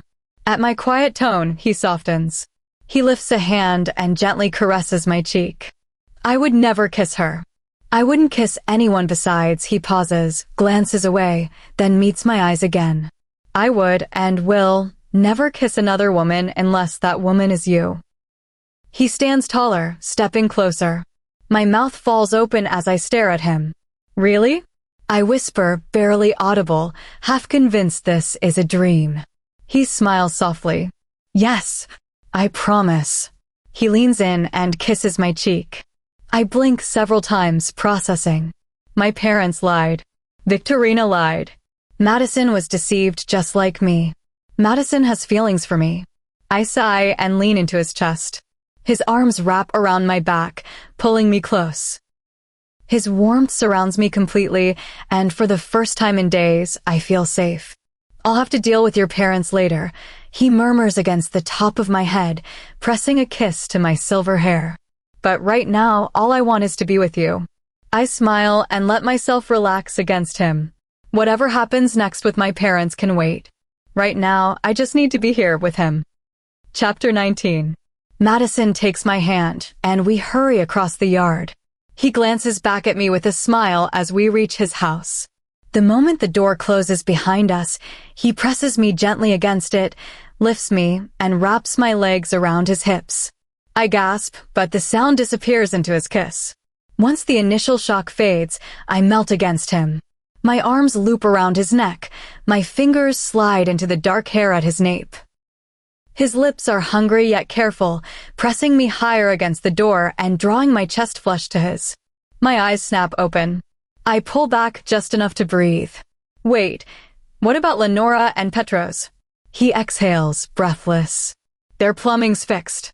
They moved back yesterday. I nod and lean in again, craving the addictive taste of him. My fingers thread through his soft hair as our mouths move together. It feels like forever since I've touched him, been this close. 3 days stretched into an eternity. One of his hands leaves my leg and slides up to cut my cheek, then curves behind my neck. His lips devour mine. His scent intensifies until my head spins. Even with my thoughts blurring and my body turning to liquid, a deeper need surfaces. I want to know him, not just this heat, but him. I ease back slightly. His mouth doesn't stop. It trails to my cheek, my jaw, then my neck. Shivers race down my spine. Madison? I try to sound normal, but my voice cracks. I bite my lip to stifle a moan. He hums against my skin. Can we talk? His lips pause on my neck. He lifts his head. His eyes are dark, almost black. He presses a soft kiss to the tip of my nose and nods. Of course. He lowers me to my feet. My legs wobble. I'm sorry, he says quietly. I just missed you. My heart leaps into my throat. He takes my hand and leads me past the staircase into his office. He guides us around the desk and sits in the dark leather chair. I start toward one of the seats across from him. His arms wrap around my waist and pull me back. Where do you think you're going? I smile, nearly tripping as I land in his lap. I loop an arm around his neck. He arranges my legs across his. What do you want to talk about? He asks. I sigh and rest my head on his chest. You. He shakes his head with a small smirk. I'm not that interesting. I want to know more about you. His eyes glow with genuine curiosity. His smile widens as his arm tightens around my waist. I giggle and roll my eyes. Fine, but only if you tell me about yourself after. He laughs softly, the sound warm and beautiful. Deal. He leans back, ready to listen. I start from when I was little, how my parents never really liked me. I tell him how Scar, Loganville, and I became friends. Victorina and I used to be close until, about 5 years ago, she started hating me. I talk about Lucas and Maya, how they always made me feel welcome and loved. My voice catches when I mention them. He frowns and gently wipes my tears. I share a few stories of pack members saying cruel things, never naming names, even when he presses. I know he'd punish them, and right now I don't care enough to let him. He never once asks why they call me the weak link. I leave out every hint of what I am. It isn't that I don't trust him. I'm scared. Scared of what he'll do or say. I just got him back. I can't lose him. After a few lighter, funny stories to ease the mood, he asks about all my favorites. Color, book, movie, food, place to go, every question imaginable. By the time I finish, my stomach growls loudly. I feel like I've told him my entire life. He holds me tighter and kisses the top of my head. I'm sorry, he says quietly. I look up, resting my hand on his chest. What are you sorry for? Everything. About your aunt and uncle. For not being there 3 days ago. For not coming to you sooner when I sensed something was wrong with your parents. For the way they and your sister treat you. He sighs and looks away. Hey, I cup his cheek gently. It's not your fault. I mean it. But now you have to tell me about you. I told you I'm not interesting. I pout, determined. Please, tell me about your parents, or your older brother. I bat my lashes, trying everything. He stares at me for a long moment, debating, then sighs and rolls his eyes. I can't say no to you. I smile triumphantly. Where do I even start? He rubs his temple. My father became alpha at 20. He met my mother while visiting another pack to form an alliance. A year later they were married, mated, and had my brother, Jackson. I came 4 years after. He pauses. My father always favored Jackson. He thought I'd never be alpha. He smirks. Proved him wrong. My mother didn't play favorites. She loved us both equally. Jackson and I grew up close, like brothers do, fighting sometimes. By the time he was 10 and I was 6, my father started training him to be alpha. We grew apart after that. I still trained, but separately. Over the years I got better, faster, stronger. My father made me stop so Jackson could train harder. Jackson never resented me, he continues. He wanted the best for me. He knew our father just wanted him to be the best. He takes a deep breath. When I was 17, a rival pack invaded. Warriors fought them off, but some broke through. One reached my mother. She was supposed to go to the safe house with the women and children, but she didn't make it. She shifted and fought. My brother and father tried to reach her, but the wolf snapped her neck before they could. They tore him apart while I fought another. He winces, eyes squeezing shut. I should have run to her. I didn't even see. If I had known, I would have. A tear slips down my cheek. I wipe it quickly and cup his face. It's not your fault. You couldn't have done anything. I hug his neck, fingers threading through his hair, trying to soothe him. He wraps his arms around my waist and buries his face in the curve of my shoulder. We stay like that for a long moment. Then he pulls back and continues.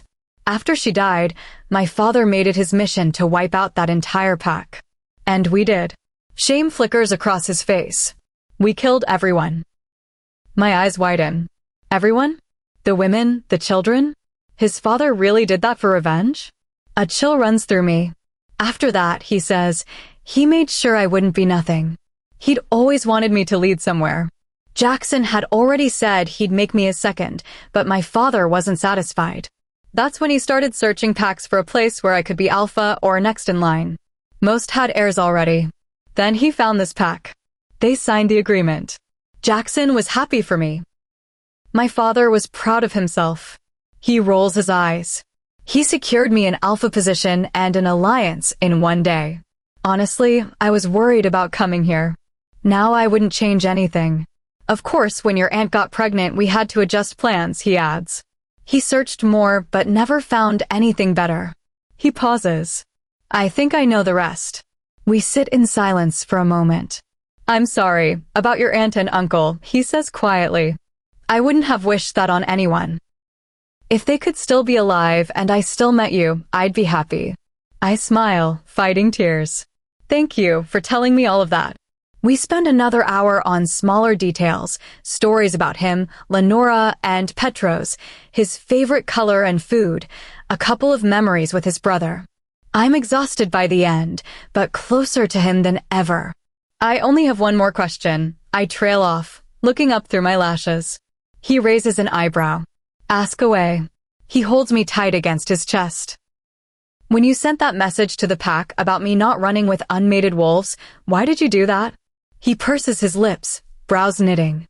You misinterpreted it. It wasn't that I didn't want you making weak pups with anyone. I didn't want any unmated wolf chasing or claiming you because he pauses, his dark eyes shift away. My heart skips. You're mine. And I don't even trust myself to see you that way. He says it so calmly, my heart flutters. You're special. I don't want anyone else finding that out. His hand cups my cheek softly. And the day I saw you in the woods, I told you to go home because I couldn't let anyone else see you like that. You mean that? I whisper. He smirks and kisses my forehead. I do, Beverly. He takes my hand. His thumb brushes lightly over my skin. His brows furrow as he looks at my wrist. What's this? I follow his gaze to the crescent-shaped birthmark. Oh, it's just a birthmark. I've had it since I was born. His brows stay knitted. I tilt my head. What? He looks back at me and shakes his head with a small smile. Nothing. I just thought I remembered hearing a story when I was younger, something about a mark like this. I can't even remember it now. Never mind. Sorry. My eyes widen. First Scar's grandmother's prophecy, now a story about my birthmark. I force a smile and don't press. Now, let's get you something to eat, he says with a laugh. Your stomach's been growling for an hour. I blush and climb off his lap, following him to the kitchen. We make sandwiches together. After we finish, Petros and Lenora come over. We all watch a football game. The guys get loud and worked up. Lenora and I roll our eyes and talk. She tells me she knew something was wrong when I chose to stay at my parents' instead of coming here. I agree and vent about how angry I am with my parents and Victorina for lying. We talk more until the game ends, and they stand to leave. I can barely keep my eyes open. They wave goodbye. Madison and I are left in quiet. He steps behind me. I lean back against him, smiling sleepily. I don't want to go home. Can I even call that place home anymore? I feel safer and more at home here than anywhere else in my life. I sigh and step away slightly. I guess I should get going too. After a beat of silence, I glance up through my lashes. His brows are furrowed, head tilted. Why? Well, I just thought, my room is fixed. I can't let you stay there, he says firmly, shaking his head. Not after what they did. I'll deal with them tomorrow. For tonight, you're staying with me. I gape at him for a second, mouth slightly open. All right, I manage quietly. He turns without another word and heads upstairs. Heart pounding, I follow. He passes his room and opens the door to the one beside it, the room I used to sleep in when I was younger. He frowns as he turns to me. I guess you can sleep in here. I smile and nod. The room has changed completely since I last saw it. The walls are the same color, but everything else is beautifully decorated Lenora's touch, I'm sure. Pale pink flowers on the queen bed, rustic frame, a few painted pictures on the walls. I step closer and realize most are Lenora's work. They make me smile. I'll have to ask her to paint something for me soon. Madison returns with a folded black t-shirt and a new toothbrush still in the box. I smile and reach for them, but he doesn't let go immediately. I look up. He's staring down at me, eyes intense, like he wants to say something. But he only sighs and kisses my forehead. Good night, Beverly, he murmurs against my skin, warmth spreading from his breath. I blink up at him as he steps back. Good night, I whisper. He leaves, closing the door softly. I sink onto the bed and stare at the ceiling, sighing. I change into the t-shirt. It smells like him. Intoxicating, making my toes curl. It falls to mid-thigh, wrapping me in his scent. I brush my teeth and crawl under the covers, wondering what he's doing one room away. I sigh and let the worries flood in. I really like Madison more than I've ever liked anyone. When I'm near him, my heart races, my body warms, and when he looks at me, I feel whole. All of it terrifies me. My birthday is coming. I'll turn 18. I'll find my mate. What if Madison isn't him? What if I wake up that day, look at him, and feel nothing? What if I do find my mate? Will I forget Madison? Will I feel the same pull toward someone else? Or will it be him? My heart pounds. I'm falling for Madison. The thought of a mate who isn't him shatters me. Could I be his mate and he hasn't said? He's 21 old for an alpha to still be unmated. What if he meets someone at another pack as his father did? I'd be destroyed. I wish I'd thought about this sooner, but everything else crowded my mind. I turn over. I can't handle another heartbreak. I want things to work out. I want Madison to be mine. After tonight, though, I can't help feeling like he already is. Chapter 20. I don't even notice when sleep finally claims me, but when it does, I fall straight into a nightmare. I'm inside Madison's house, but not in the guest room. I'm standing outside his bedroom door, staring at the dark wood. Soft, pained cries leak from the other side. My hand lifts toward the handle, but it moves in agonizing slow motion. My heart races. Is Madison hurt? Who's screaming? The door finally creaks open. I freeze. My aunt and uncle, Lucas and Maya, lie motionless on the bed. Madison is on top of them, his large hands wrapped around their throats, squeezing. Maya's swollen belly is crushed beneath his knee. I try to scream, to beg him to stop, but no sound comes out. I'm trapped at the threshold, forced to watch. Tears stream down my face. I thrash uselessly against invisible bonds, pleading silently. I'll do anything, just stop hurting them. The scene blurs through my tears until it's only smears of color. I jolt awake, sitting bolt upright. Sweat soaks my back. A cold shiver races up my spine. I'm panting, clutching my chest. It was just a dream. I collapse back onto the mattress, heart hammering. I close my eyes and force slow, deep breaths. After a minute, I sit up again and face the wall that separates our rooms. I need to see him, to erase the image of him in my head. I cringe at the memory, then stand on shaky legs and wrap my arms tightly around myself. By the time I reach his door, my pulse is thundering, not from fear now, but anticipation. I only want to look to make sure he's safe. I twist the knob slowly. The door creaks open a crack. Moonlight spills across his bed. He's lying on his stomach, face half buried in the pillow, lips parted. No scowl, no hard jaw, no clenched brows. Just peaceful sleep. No Maya. No Lucas. just Madison. I exhale softly and watch him a moment longer. I want nothing more than to crawl under the covers, press against his bare chest, trace the lines of his arms, and fall back asleep wrapped in him. I start to close the door. He stirs. I freeze. Beverly. His voice is rough and thick with sleep. I push the door open a little wider. Sorry, I whisper. What's wrong? I hesitate. Nothing. I just had a bad dream. He pouts slightly. Come here. My feet move before I can think. I perch on the edge of the mattress and look up at him. Moonlight carves soft shadows across his sharp features, making them gentler. Closer, he murmurs. I crawl toward him. Before I can settle, he reaches out, pulls me under the covers, and tucks my back against his chest. His arms band around my waist.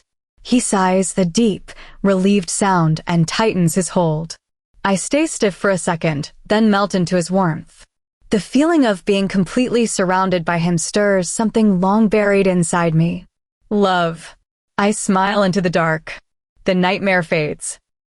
All that remains is the slow glide of his fingertips along my stomach and arm. Our fingers lace together. He buries his face in the curve of my neck. His stubble tickles my skin. He inhales deeply and relaxes against me. This is where you belong, he whispers against my throat. Sleep pulls me under again, his presence steady and warm. Sunlight wakes me. The bed is empty and cold. I open my eyes, remember last night, and blush hard. If I stay here daydreaming about him, I'll never get up. I splash water on my face in the bathroom and find a spare wrapped toothbrush under the sink. His toothpaste tastes faintly of him. I savor it while I brush. The smell of bacon greets me as I head downstairs. My mouth waters instantly. I round the corner and see him, shirtless, standing at the stove, flipping sizzling strips in a pan. I push a stray silver strand from my face and lean quietly against the counter. He turns, sees me, and his face lights up with a wide, beautiful smile that sends a shiver through me. His eyes widen. He drops the pan onto the burner and crosses the kitchen in 2 long strides. Before I can speak, he scoops me up, crushes me against his chest, then pulls back and kisses me hard and hungry. I'm startled for half a second, then I kiss him back. Our mouths move together perfectly. My fingers find his bare chest. His hands slide to my hips, then lower, lifting me. My legs wrap around his waist. He sets me on the counter and steps between my thighs, pulling me right to the edge. His lips are sweet and insistent. I pull back just enough to breathe. He follows the movement, then stops and rests his forehead against mine. Good morning, he says with a smirk. I giggle softly. Morning. He kisses my cheek and returns to the bacon as if nothing happened. I slide off the counter and settle on a stool, still dazed. How did you sleep? He asks. I blush, remembering his arms around me. Good. We talk lightly over breakfast. Every so often, his fingers brush my thigh under the table. I have a meeting today, he says as we finish cleaning. Oh? What about? He doesn't answer right away, just heads toward his office. I follow. Some alphas from surrounding packs want to meet me, he explains. I haven't had the chance to connect with our allies since I took over. I nod. Lucas was always generous with neighboring packs, sending warriors to help train, offering support in conflicts. Madison will have to work to earn that same goodwill, but I know he's capable. He's strong, loyal, and he genuinely cares about every wolf in this pack. We can deal with your family afterward, he adds. My brows knit. What do you mean? He wraps an arm around my waist and looks down at me. They have to be punished. They lied to their alpha, he catches himself. Kept you away from me. I ease out of his hold and search his face. It's calm, emotionless. Punish them how? Banishment, he says matter-of-factly. I'll make sure the allied packs won't take them in. They'll be as far away and as disgraced as possible. He rounds the desk and starts sorting papers. I'm stunned. Were you going to discuss this with me? He looks up confused. What is there to discuss? They're my family. His expression doesn't change. They're not your family, Beverly. They've done nothing for you. I'm your family now. You never have to see them again. The words should feel like relief, but the way he says them, like my feelings don't matter, like he's decided everything, ignites something hot in my chest. You can't just decide that, I say, crossing my arms. Silence falls. His movements stop. Slowly, his gaze lifts from the papers to my face. His eyes darken. Beverly. His voice is low, edged with alpha authority. I am your alpha. I will not allow my pack to think me weak. Your family lied to me. They cannot go unpunished. I will not change my mind. The full weight of his alpha tone crashes over me. I can't hold a stare. A tear slips down my cheek. I shudder and turn away. Don't bring this up again, he says behind me. This has to be done. The dismissal stings worse than the words themselves. I walk upstairs on numb legs. Instinct pulls me toward his room, but I force myself into the guest room instead.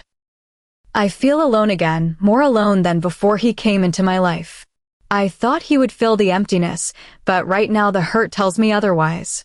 It feels like he cares more about the pack's opinion of him than about how much this decision wounds me. I hear heavy footsteps climbing the stairs. I don't move. I don't blink. I keep staring at the painting on the wall. A soft knock. I don't answer. Beverly. His voice is calmer now. The door opens wider. I'm heading to the meeting. I won't be gone long. I stay silent. He sighs. I feel his irritation, but he doesn't step farther into the room. The door closes quietly. His footsteps fade down the stairs, then the front door shuts. I finally move. I sit up. I can't stay in this house right now. I don't want to admit why it hurts so much. This mood drags up too many old memories. I stand, walk out, and head straight for the woods. All I want is to run. Chapter 21. I dress quickly in leggings and a t-shirt, knowing I'll be naked again soon anyway. Right now, I just want to avoid everyone. I need to be completely alone. I slip out of the house. The spring air feels gentle, warm despite the lingering winter clouds. I avoid crossing my own yard by cutting between the grassy strip that separates our house from Madison's. Once I think I've reached the safety of the tree line, a raw, anguished scream cuts through the quiet. My ears prick. My head snaps toward the sound. My mother bursts out the back door, robe hanging loosely around her, tears streaming down her face. My father chases after her. How could she do this to us, she wails. After everything we've given her. At first, I assume she means Victorina. Then her gaze lands on me. Rage darkens her features. You devil child. She charges toward me. I freeze stunned. She reaches me, face blotchy and red. You ruin everything. She sobs, blonde curls bouncing as she weeps. My father stares down at me with open disgust. You're just going to let this happen? Let your own family be kicked out of a pack we've belonged to longer than you've been fucking the alpha. The crude words hit like a slap. Tears spring to my eyes. This isn't my fault. You lied to him, tried to push Victorina onto him. I had no control over that. We did it because we love her, my mother cries, fingers digging painfully into my arm. You want to ruin her life, our lives. I realize Madison must have sent out the message. It's final. Even as my parents hurl these hateful words, what hurts most is knowing Madison disregarded how this would tear me apart, how it would trap me in the middle. I wrench my arm free and sprint into the woods. The second I'm out of sight, I shift. My heart races with the change. A long, sorrowful howl rips from my throat, louder than I've ever allowed before. The sound echoes with raw pain. I don't stop to regret it. I just run. I race along the edges of the territory, staying close to the border, but far enough that patrol wolves won't spot me. My mind drifts over the past months, waking up to Lucas and Maya still as Alpha and Luna, the pack as steady as it had been for 17 years, then everything shifting. The roller coaster with Madison, the chaos with Loganville and Scar, my family scheming to secure Victorina a place in the Alpha's heart, and now this. The ache of letting Madison have so much power over me. Eventually, my black paws tire. I lean against a thick tree, dark fur brushing rough bark, soothing overworked muscles. I scan the area, trying to orient myself so I can find a clothing stash. I walk slowly among the trees, letting birdsong and rustling leaves drown out my thoughts. I find one of my hidden bundles and shift back. Instantly, I miss the strength and certainty my wolf form gives me. I glance down at my small, fragile human body and fight fresh tears. I wipe them away, dress quickly, and keep walking, using only human senses to stay calm. Before long, I reach a familiar cottage on the edge of the territory. I stare up at it and manage a weak smile. Memories flood in, Scar and I playing among the flower beds, chasing each other around the willow tree, dancing barefoot on the forest floor until our feet were black with dirt. I can still smell the apple pie her grandmother used to bake for us. I remember Scar telling me about one of her grandmother's prophecies, the black female wolf. Part of me burns to know the truth, but right now I'm not sure I can handle it. Too much is already crashing down. I can face my wolf later. I almost step forward to knock, craving her kind voice and gentle smile, but worry stops me. What if she blames me for Scar leaving? I turn to head back toward Madison's house, hoping he'll still be busy so I won't have to face him yet. Eve? Eve, is that you? The familiar, gentle voice stops me. I glance over my shoulder. Scar's grandmother stands in the doorway, long black dress, matching cardigan draped over her small frame. Her crooked smile is soft, her hazel eyes regard me warmly. Her wiry gray hair matches mine in shade. She opens her arms. I walk back and let her pull me into a tight hug. She draws back and cradles my face. Eyes like the stars, skin like the moon, silver hair that moves with the breath of the night wind. She smiles, then her gaze drops to my wrist. She lifts it gently and traces the crescent birthmark with her fingertip. Mark of the crescent, you grow more beautiful every time I see you. Your aura is growing powerful. I ignore the last part, still feeling anything but powerful. Thank you, Lolita. I've missed you. Come inside and talk with me, child. I follow her slow steps down the brick path lined with flowers. Their clean, pure scent fills my lungs. Inside, the house glows with warm candlelight. She leads me straight to the living room and sits me beside her on the worn sofa. Talk to me, Eve, she says, frowning at my expression. I feel your suffering. My heart hammers. I know if I start, I won't stop. So I do. I pour out everything. She listens quietly through the long explanation. When I finish, she sighs. Beverly, you have to stay strong. It's only going to get harder. Pity fills her hazel eyes. This is partly my fault. What do you mean? Her expression turns grave. The prophecy. I told Scar about it. It's you, my dear. You are the... Heavy footsteps crash outside, cutting her off. I hardly ever get visitors from the pack, she murmurs, more to herself. A low growl rumbles, followed by the sound of a shift. We both stare at the door. Without knocking, Madison storms inside. His gaze sweeps the room and locks on me. In 3 long strides, he's across the floor. He scoops me up and buries his face in my neck. I glance at Lolita. Her face is sad as she watches us. Whatever she knows terrifies me. Beverly, you scared the shit out of me, he says, voice cracking. He squeezes me tighter before slowly setting me down. Why? You've been gone all day.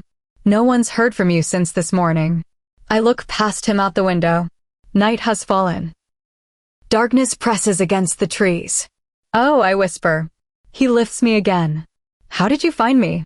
I lost your scent at the tree line near your house. I ran the territory for hours until I picked it up again. He frowns. How did you do that? Do what? Hide your scent. Did you shift? My eyes widen. Yes, no one's ever searched for me before. I never realized my scent could vanish like that. I don't know. He studies me a moment, clearly unsatisfied, but accepting that I'm as confused as he is. It doesn't matter. Let's get you home. Even though I'm angry with him, the word home makes my heart skip. I'm exhausted after this hellish day. We can sort everything tomorrow.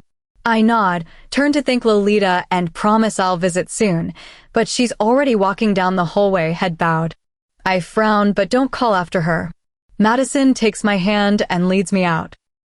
Lolita's unfinished words echo in my mind, feeding my growing curiosity about who or what I really am. We reach his house. He insists I sleep in his bed. I don't have the energy to argue. He strips off his shirt and shorts. I try to turn away, pretend his body doesn't affect me, but it's impossible. The mattress dips. His warmth settles beside me. He hovers over me, arms braced on either side. Beverly, he whispers near my ear. I squeeze my eyes shut, fighting the urge to turn. Please look at me. I give in. His deep brown eyes search mine. A frown tugs at his perfect lips. His brows are creased. His hair is messy and soft. He's beautiful. His hand cups my cheek, gentle, reverent. My toes curl at the touch. You can't ever scare me like that again, he says, voice soft and pained. I want to hold on to my anger, remind him I needed space, that I'm allowed to breathe without him deciding everything. But seeing the anguish in his eyes, knowing how terrified he was when he couldn't find me, my resolve cracks. Guilt settles in my chest. I'm sorry, I whisper. He pulls me close, strong arms wrapping around my back. Mine loop around his neck, drawing him down. His scent and heat envelop me completely. I love it. I don't know what I would do if I lost you, he murmurs against my neck. My heart swells. Why? I whisper, needing to hear more. He pulls back just enough to meet my gaze. His brows furrow as he studies me. Because you're my world. His warm breath brushes my face. His lips touch my cheek, then the other, my nose, my forehead, and finally my mouth. The kiss is slow, tender. He draws back in sighs. They aren't vanished. My eyes widen. You mean it? He nods slowly. They're being moved to the border, close to Lolita's house. I don't want them near me or you. I didn't realize he even knew Lolita, but of course, the Alpha knows everyone. The pack knows what they did. Humiliation isn't as severe as banishment, but if it makes you happier, it's worth it. He cups my cheeks. I can live with that. They deserve for everyone to know what they did. Thank you, Madison. I know they don't deserve it. You're right, he says, pulling me into his lap. You're too kind to them. His frown deepens. They've done nothing but hurt you. His temper flares, but I soothe him by cupping his cheek. I don't want to sink to their level. I want to be better than that, just forget them. I want to live for now, for here, for you. I stare into his eyes, hoping he feels how much I mean it. After a long pause, he asks quietly, can I kiss you? I smile, cheeks warming. Yes, Alpha. You, Maya. We both smirk. He lays me back and follows, hovering above me. He studies my face carefully. Do you forgive me? His brown eyes bore into mine. I'm sorry I yelled this morning. I'm sorry I cared more about my reputation than your feelings. I would never hurt you on purpose. And you know the only reason they aren't gone tonight is because of you. I lift my hands to his stubbled cheeks and draw him closer. I hold his gaze, searching his soul. How could I not forgive him? I need him, more than I ever wanted to admit.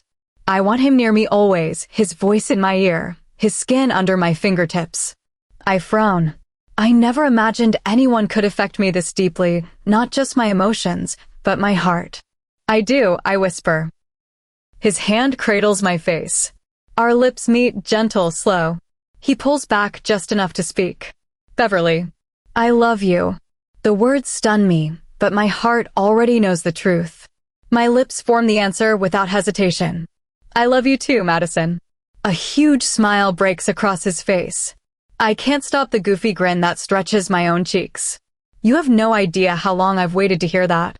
He settles against me, head on my chest. My fingers slide through his soft hair. His lips trail down my neck and collarbone. I smile weakly.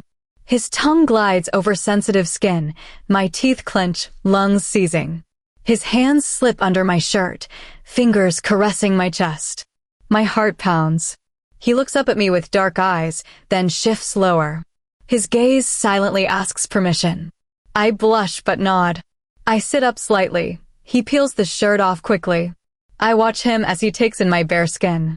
Self-consciousness creeps in. I automatically cross my arms. He frowns, gently pulls my wrists to my sides, and looks at me again. Heat floods my body under his intense stare. His lips find mine once more. His hands continue their slow worship over my breasts. I try to stay calm, but the way he touches me is unlike anything I've ever felt.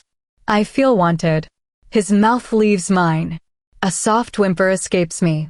Then his lips are moving lower, kissing, licking, sucking across places that make me clutch his hair and twist the sheets. His hand traces the curve of my ribs, then settles at my hip, toying with the waistband of my shorts. I lose my breath at the teasing. I force my eyes open, needing to see him. The sight of him, dark eyes staring up from my chest, lips working magic, back muscles shifting smoothly as he leans closer, dark hair messy under my fingers, makes my back arch. His hand slips beneath the fabric and continues its slow exploration. His lips return to my neck. My mind flashes to him marking me there one day. His kisses are soft yet hungry. Our mouths meet again. Tongues tangle. He pulls me closer. I rock against his hardness. I make the bold move and flip us. I straddle his waist and grind down. My lips follow the path he blazed, kissing down his thick neck, nipping softly. His grip on my hips tightens. I look up. His eyes are closed, brows drawn tight. He looks like a god. A growl rumbles in his chest. I shiver at the dominant sound. He guides my hips against him. My mind blinks at the friction. His hand slips beneath my waistband again, caressing me. I bite down on his lip. He sucks my lower one into his mouth. Heat surges through me, primal, overwhelming. My nails dig into his skin as his fingers move. I struggle to keep quiet as he kisses my lower neck, shoulder, and stomach. A shrill ring shatters the moment. I jump. Madison growls. The phone rings again. Ignore it, I plead, trying to guide his head back down. He pulls away reluctantly and grabs the phone. What? He snaps. I lie back, the fire cooling. I tug the covers over myself. I turned off the mind link for 2 minutes. I was busy, he growls the last word. Wait, what? His brows crease. Fuck. I'll be there soon. He hangs up. My heart races. What is it? There's an unknown wolf on the border. Patrol just captured it. His eyes glaze for a second. I'm going to check it out. I've ordered 6 warriors to guard the house. One name flashes through my mind. My breathing stops. Is it Scar? I don't know. I'll tell you as soon as I do. And if it is her, don't worry, she won't be a problem after tonight. His eyes flash pure black. I shiver. I don't argue. My throat tightens. I almost ask to go with him, anything to stay close, but the thought of facing Scar right now makes me nauseous. Come back soon, I whisper. He kisses my forehead. I'll be back. I love you. I savor the warmth of his lips. I love you. Be careful. He gives me one last lingering look and leaves. I stand at the window and watch him stride out, still shirtless, and meet 6 warriors. They talk briefly, then fan out around the house. I pad back to the bed and sink under the covers. Sleep feels impossible until he returns. Every sound makes me tense. Every minute drags. The possibility that my old best friend is so close sets my heart pounding violently against my ribs. Chapter 22. The past few days have been calm. Madison has kept me close, filling every quiet moment so my mind can't spiral. He's kept me busy, cooking together, watching movies, long walks, soft kisses that turn heated, anything to stop me from dwelling on my family, on Scar, on the half-heard prophecy that still tugs at me.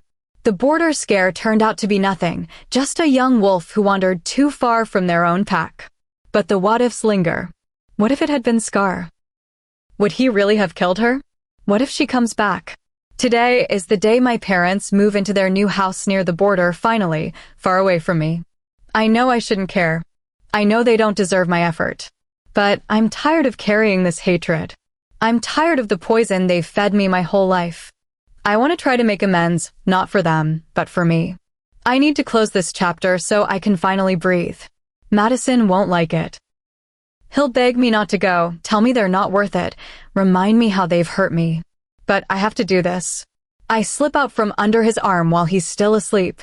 His t-shirt from last night lies on the floor. I pick it up, breathe in his scent, and pull it over my messy silver hair. It falls to mid-thigh. I glance back at him, sprawled across the bed in only boxers, chest rising and falling peacefully, and feel warmth flood my cheeks. Downstairs, I start breakfast, hoping to soften him before I break the news. His footsteps come down the stairs just as I slide the last pancake onto a plate. He rounds the corner, hair wild, eyes heavy with sleep, hand raking through the strands that stick up. I grin. "Good morning, handsome." He looks at me, and his whole face lights up. "Good morning, my beautiful queen." He crosses the kitchen in 3 strides, wraps his arms around my back, lifts me, and kisses me sweetly. "Looks delicious," he says, but his eyes don't leave my body. A slow, wicked smirk tugs at his lips as they rake over me in his shirt. I flush bright red and shove a plate into his hands before I combust. He laughs softly and kisses my forehead. We sit at the table. I take a steadying breath. "The other day, that was Scar's grandmother's cottage, right?" he asks, cutting into his pancake. "Yeah, I didn't plan to go there, but it was nice to talk to her." He nods. "I've spoken to her once." She's a little odd. A shy smile touches his lips. I giggle. She used to be the pack's storyteller. She'd tell us about our ancestors, read prophecies in the stars from the moon goddess. Warm memories surface, gathered around her fire with Scar, Loganville, and the other kids, hanging on every word. After Scar's mother died, she moved out there. Scar's father was never the same. I sigh, thinking of him. He lost his mate, and now his daughter has spiraled. I haven't even checked on him. Guilt twists in my stomach. Madison's face falls. I visited him. He was kind, but broken. Silence settles between us. "I don't know what I would do if I lost you," he says quietly, voice thick with pain and something darker, anger maybe. The words hit hard. A sick feeling coils in my gut. My heart races. I stand and walk to him. He pulls me into his lap and holds me tight. I wrap my arms around his neck and run my fingers through his hair. "I won't let anyone hurt you, Beverly," he murmurs. "Not your family. Not Scar. No one. I'll do anything for you, anything to keep you safe." His words wrap around me like armor. When I'm with him, I believe no one could touch me. My mind drifts. The way he makes me feel, the safety, the longing, the completeness, is what mates feel for each other. Could he be mine? After everything he's done, everything he makes me feel. I can't imagine anyone else. I shake my head. I'll know in a week on my 18th birthday. I'll wait. "Beverly?" His voice pulls me back. I blink. "Sorry. Just thinking." He cups my cheeks, golden brown eyes searching mine. "I love you." The words melt me every time. I smile and kiss him softly. "I love you more." We finish breakfast. He gets ready for a border inspection, running the territory line with patrol to check defenses and discuss threats, especially after last week's scare. I sit on the bed while he pulls on a gray shirt, covering the body I still can't quite believe is real. "God, I need a run," he mutters. "Didn't you run yesterday?" He frowns. "No. Last time was a few days ago, when I was losing my mind looking for you." He steps to the bed and takes my hands. "You scared the shit out of me when I lost your scent. I didn't know what happened." I sigh. "I'm sorry. I had to get away." His face falls further. "Not from you," I add quickly. "From everything. So much is happening and none of it makes sense anymore." "It'll get better," he promises. "All of this will pass." His eyes hold mine. "I promise." I know. I rise on my knees and hug him. "I won't be gone long." A pause stretches. I gather my courage. "Actually, speaking of things happening, I was planning on going to see my family." He turns, brows knitting. "Why?" "I want to move past this drama with them. I can't stop thinking about it. I want to be the better person." He frowns exactly as I expected. "I don't trust them." "I know, but I need to do this. For me." He exhales sharply. "You're not going alone. Take Petros." "No, Petros is going with you. And I don't need protecting. They would never actually hurt me." He looks torn. Take Lenora, then. I nod. That's a fair compromise. Fine. I'll probably be back before your inspection ends anyway. He nods, but worry creases his brow. He pulls me close and kisses my forehead. Call me if you need anything. I'm not joking, Beverly. If they say or do one thing out of line, I press a finger to his lips. Yes, Alpha. I giggle. He smirks. I better go, or I'll drag you upstairs and make you moan that 1,000 times over. I flush Scantlin. He laughs at my reaction. He means every word. He kisses me once more, hugs me tight, and heads for the door. By the way, I'm having some of your things moved in here instead of going with your family. My eyes widen. Really? He grins at my excitement. Yes, my love. This is your home now. With me. Before I can respond, he's gone. I get ready slowly, mentally bracing for whatever waits at my parents' new house. I hope they'll see Madison's mercy as a lesson and be grateful I didn't let him banish them completely. Lenora is already waiting outside when I step out.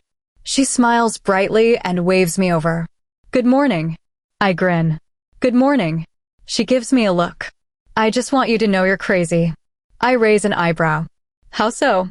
Your family. She shrugs. Don't worry. Madison told me to get you out of there the second they start acting up. She pauses, studying me as we start walking. You might be crazy, but you're also really brave. I don't think I could do what you're doing. I match her sudden frown. I'm not used to seeing someone so bright and kind look so sad. Lenora. She tucks a strand of frizzy golden brown hair behind her ear. My family. They left me at Madison's father's pack border when I was 10. Her voice is soft. My older brother and sister, twins, were 6 years older. They shifted. It skipped 2 generations. My grandmother ran away from her pack after she didn't shift and swore to live a normal life, never passing on the history. She swallows. After my siblings shifted, my parents panicked. They tried to send them to my grandmother, but she died a week later. My brother and sister disappeared, found a pack that took them in. But my parents thought they were dead. A tear slips down her cheek. They were terrified the same thing would happen to me. So they researched, found my ancestors' pack, Madison's father, and dropped me off. They said they loved me, but they couldn't do it. My heart sinks into my stomach. I feel tears prick my own eyes. Lenora. I'm so sorry. She smiles through the pain. It got better. I met Madison and Petros. The pack took me in like I was one of their own. Her eyes brighten. I hated my family for a long time, but once I realized my family was my pack, it was so much better. And Petros, he made me forget. He's the best thing that ever happened to me. I stop walking and pull her into a tight hug. She smiles against my shoulder. When we pull back, I feel closer to her than ever. It must have been hard leaving that pack to come here, I say quietly. A little. But it's just another step. I still have Petros and Madison. And now I've met wonderful people here. She hugs me again. And made an amazing new friend.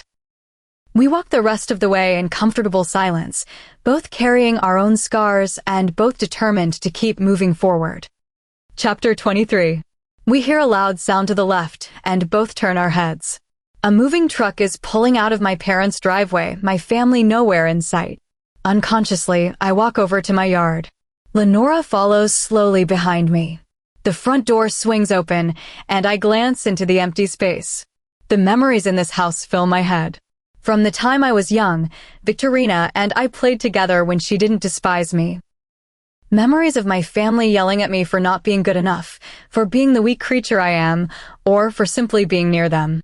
But also the memory of Madison kissing me for the first time on this porch, the dinner we had together, and the time he saw me in hardly anything through my window the day he got here. My heart races at the thought, and I find it hard to hate this house. I take one walk through the house, remembering and letting go. I deserve closure. I trail up the steps to my room, the place I found shelter and comfort. It's mostly empty. My bed is missing, and some of my clothes have been moved to my parents' house. I guess Madison is moving the rest in with him. The thought of my difficult family fades as I think about the future. A future with Madison. I don't let myself worry about telling him I'm a black wolf one day or him possibly not being my mate. I let myself dream of a simple life. I walk out of the house to see Lenora waiting for me. She smiles softly. "You okay?" she asks, and I nod. "I'm okay." I actually smile, feeling a weight lift off my shoulders. She hugs me, and we step off the porch and into the forest, heading in the direction of my family's new home. We walk through the woods slowly, and along with the rest of this day, my head fills with memories. My different experiences in the woods flow across my eyes. From my first shift, my mother's and father's faces were in complete shock and horror, and the shame and confusion I went through after their explanation. I think back to the times in the beginning when Madison found me here, and the many times I've run secretly and alone in the woods, thinking and being myself. The worst memory of all comes to mind, Scar's wolf eyes staring deep into my soul after I changed, her knowing what I am. I shiver at the memory, which quickly shifts into that night she jumped out of my window, her terrible words echoing as my room filled with flames. Suddenly, I'm very glad to have Lenora with me. Every noise makes me jump at the thought of Scar coming back. The rest of the time, we walk mostly in silence, a few words shared here and there, but we both enjoy the beautiful weather and calming quiet. As we come upon the small and quaint cottage, I want to laugh. My mother probably hates the look of this. She would much rather have our old home. It was bigger and more modern. But I love this. The moving truck is here, and two men lift the couch down from the back and walk slowly into the house. My father is outside telling them to be careful and watching their every move. I assume Victorina and my mother are in the house. I suspect one of them is crying. I look over at Lenora, and she smiles reassuringly. "You got this," she whispers, and I nod, hoping I'll have some peace out of this and can get past the things they have done. My father walks back in without seeing me. I take a deep breath and slowly walk the path up to the door. The movers come out and almost hit us. They leave the door open, and I stand at the doorway. I hear my mother and father talking quietly somewhere, and I step in. Footsteps lead out from a hallway to reveal Victorina. She looks shocked to see me. Her hair isn't in its usual perfect style. Her face is makeup-free, and she's in comfortable clothes. "What are you doing here?" she asks, and for once her voice isn't full of malice. "I wanted to talk," I tell her, and she raises an eyebrow. A minute later, my parents walk in and meet me at the door. Their faces match my sister's. My mother has tear-stained eyes. "What are you doing here?" my father asks. Before I can answer, my mother cuts in. Probably to gloat, she scoffs and sniffles. I frown. "No, mother. I wanted to talk," I repeat. Again, she scoffs and rolls her eyes, but nonetheless, all three of them move to the side to let me pass. I look back at Lenora, and she mouths, "I'll be out here if you need me." I respond with a thank you and a smile. They led me into the living room. My mother throws herself dramatically on the couch. Victorina places herself on the side of a chair positioned incorrectly by the movers, but she doesn't move to fix it. My father stands by my mother, and all their eyes turn to me. My heart quickens, and I take a breath. I just wanted to say I forgive you. The air leaves my lungs. I forgive you for treating me differently. I forgive you for lying to the one person you should respect, and for trying to take that happiness away from me. I don't have the capacity to feel hatred for you anymore. If we don't speak again, I want to know that I at least tried to fix this. I finish and meet all their eyes. They look at me with the same expression, shock. It's amazing that someone like me can come from a family like this. We treated you differently because you deserved it. My mother bursts into tears, and now it's my turn to be shocked. Deserved it? What did I ever do to not deserve your love? My throat tightens, and tears well up in my eyes. How could she say that? Because you, she cuts off as my father turns and hugs her. Beverly, this is a very stressful time for your mother. Maybe you should go, he says with surprising calm. I sigh and almost turn to run away from the family who never loved me. Even now, I gave them one more chance, and still I'm not enough.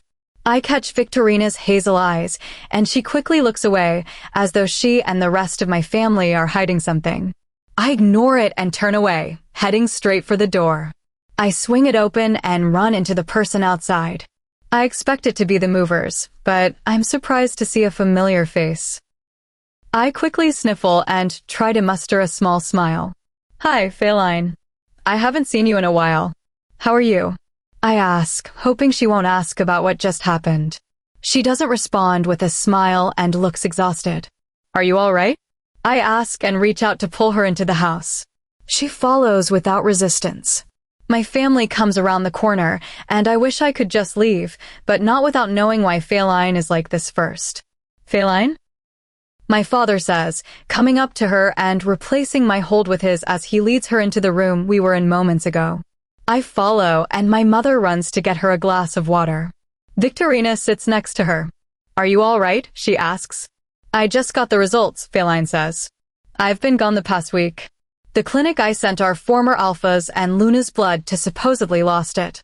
I had one sample left of their blood and wouldn't let anything happen to it. She pauses as my mother comes back into the room. She doesn't meet her eye. I went to the clinic and forced them to let me test it myself. I know what happened. She looks away. I'm as still as a statue, trying to comprehend her words and what's to come next. From the way she looks, it seems bad, but it was just an accident. Nothing happened but an accident. When your mate starts to die, it's possible, especially for an Alpha and Luna, to die together. My heart stops at the thought of it being anything else. I can't take any more heartache. They were poisoned. Wolfsbane. All of us freeze. Nobody moves a single muscle. I don't even breathe. That can't be true. Someone in the pack killed our Alpha. The first sound to be heard across the house is shattering glass. The glass my mother was holding is now in pieces on the floor. My eyes turn to her and I see her knees give out. My father soon sweeps in and catches her before she collapses.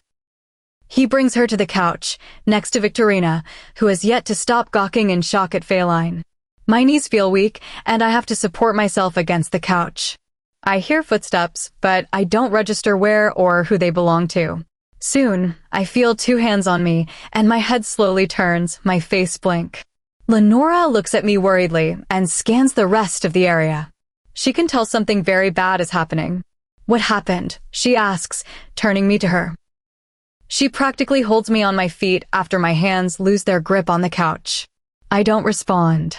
The memory of that day replays in my head. Uncle Lucas was lying there coughing, and my sweet pregnant Aunt Maya was falling over and gasping for air. How could anyone do this? The Alpha and Luna were poisoned, Feline says quietly.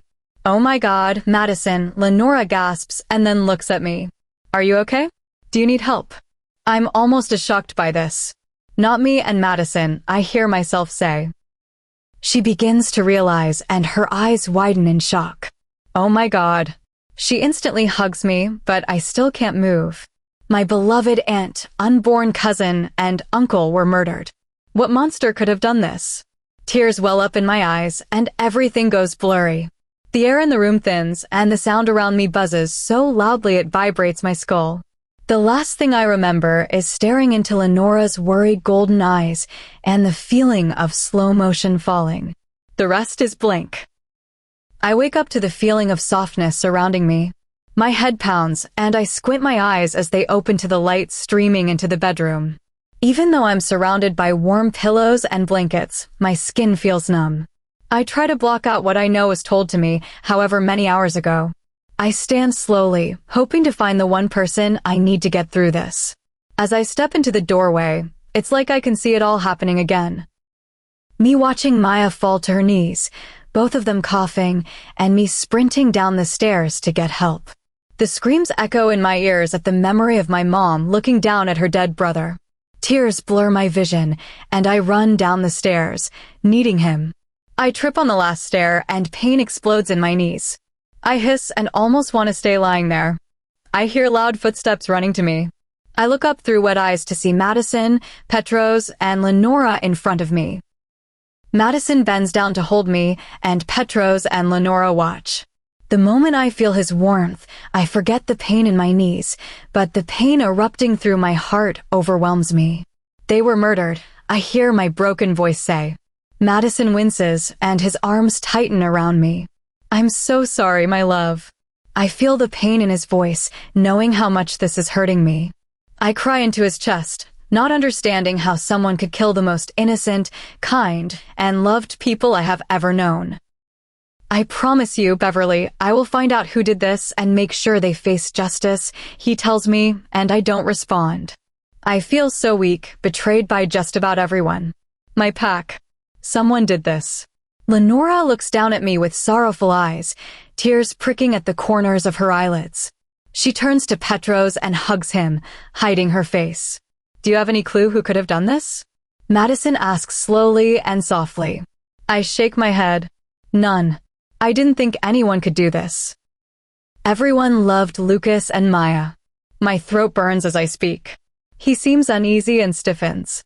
I look up and he and Petros stare at each other. Petros's eyes finally shift to mine. Could Scar have done this? He asks slowly. For a moment I think, but then shake my head. No, she wouldn't.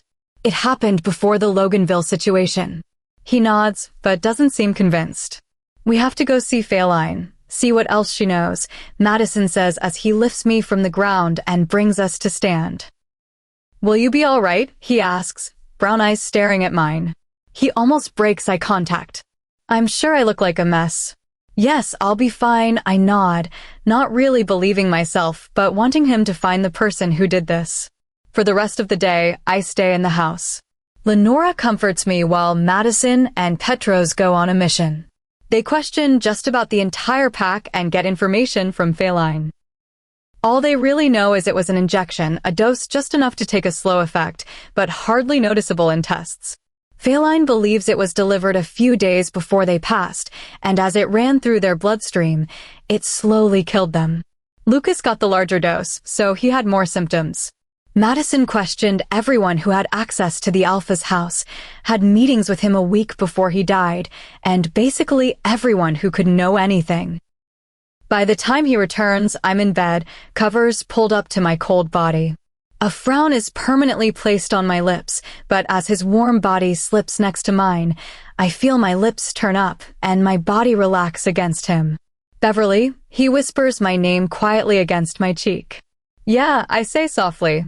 I love you. And I'm so sorry. He kisses my cheek. I turn my body to face him. He leans up while I stay lying on the pillow, too drained to move anymore. Did you find anything else? I ask him. His brown eyes look away from mine in defeat, and his lips pull into a thin line. No, but I have a few more people lined up to talk to me tomorrow, he says quietly, hating himself for not finding them now. I reach my hand up and caress his stubbly cheek. It's not your fault. I love you. Thank you for everything you've done. I feel my throat tighten. I don't know where I'd be if you hadn't come, I tell him honestly. I'd be completely alone. No Scar, no Loganville, no family, no one to help me or love me. He has saved me. He wraps his arms around me and pulls me on top of his chest, but says nothing.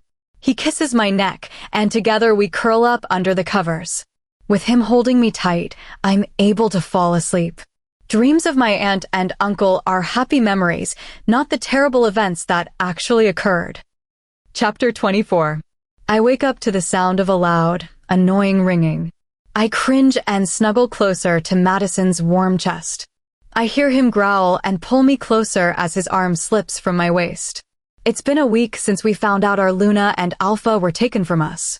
School has been difficult, with everyone looking at me with pity, shock, anger, or jealousy over everything that's happened in the past few chaotic months.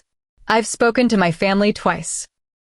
I called my mother to ask how she was doing, and the day after, Madison and I went over to tell them what information he had collected. I offered to go alone, but he wanted to be with me. There wasn't much more information. People are all shocked and in mourning all over again. We've looked at his books, and he went in neighboring packs weeks before his death. That's where Madison is looking next.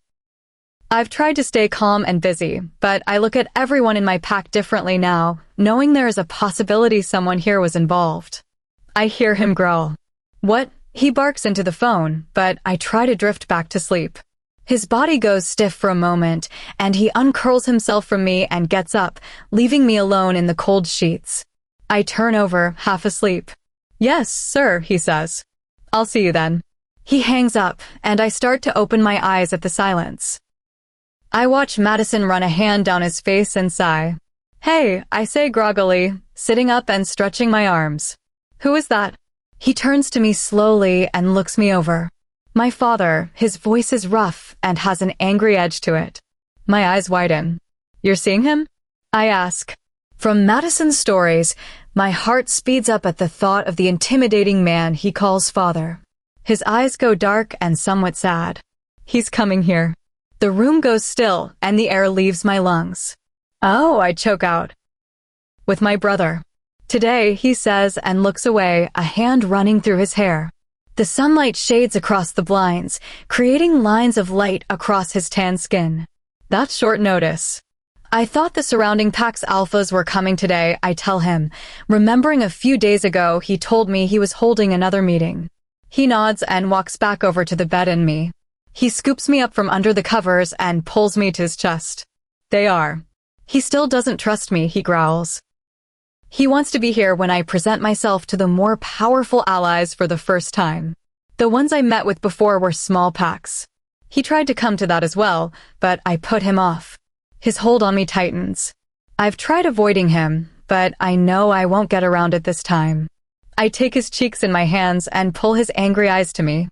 They instantly soften. Hey, it'll be okay. I'm here. I kiss his nose, and a small smile breaks out across his full lips. I love you. He wraps his arms around me and lies us back down in the soft pillows.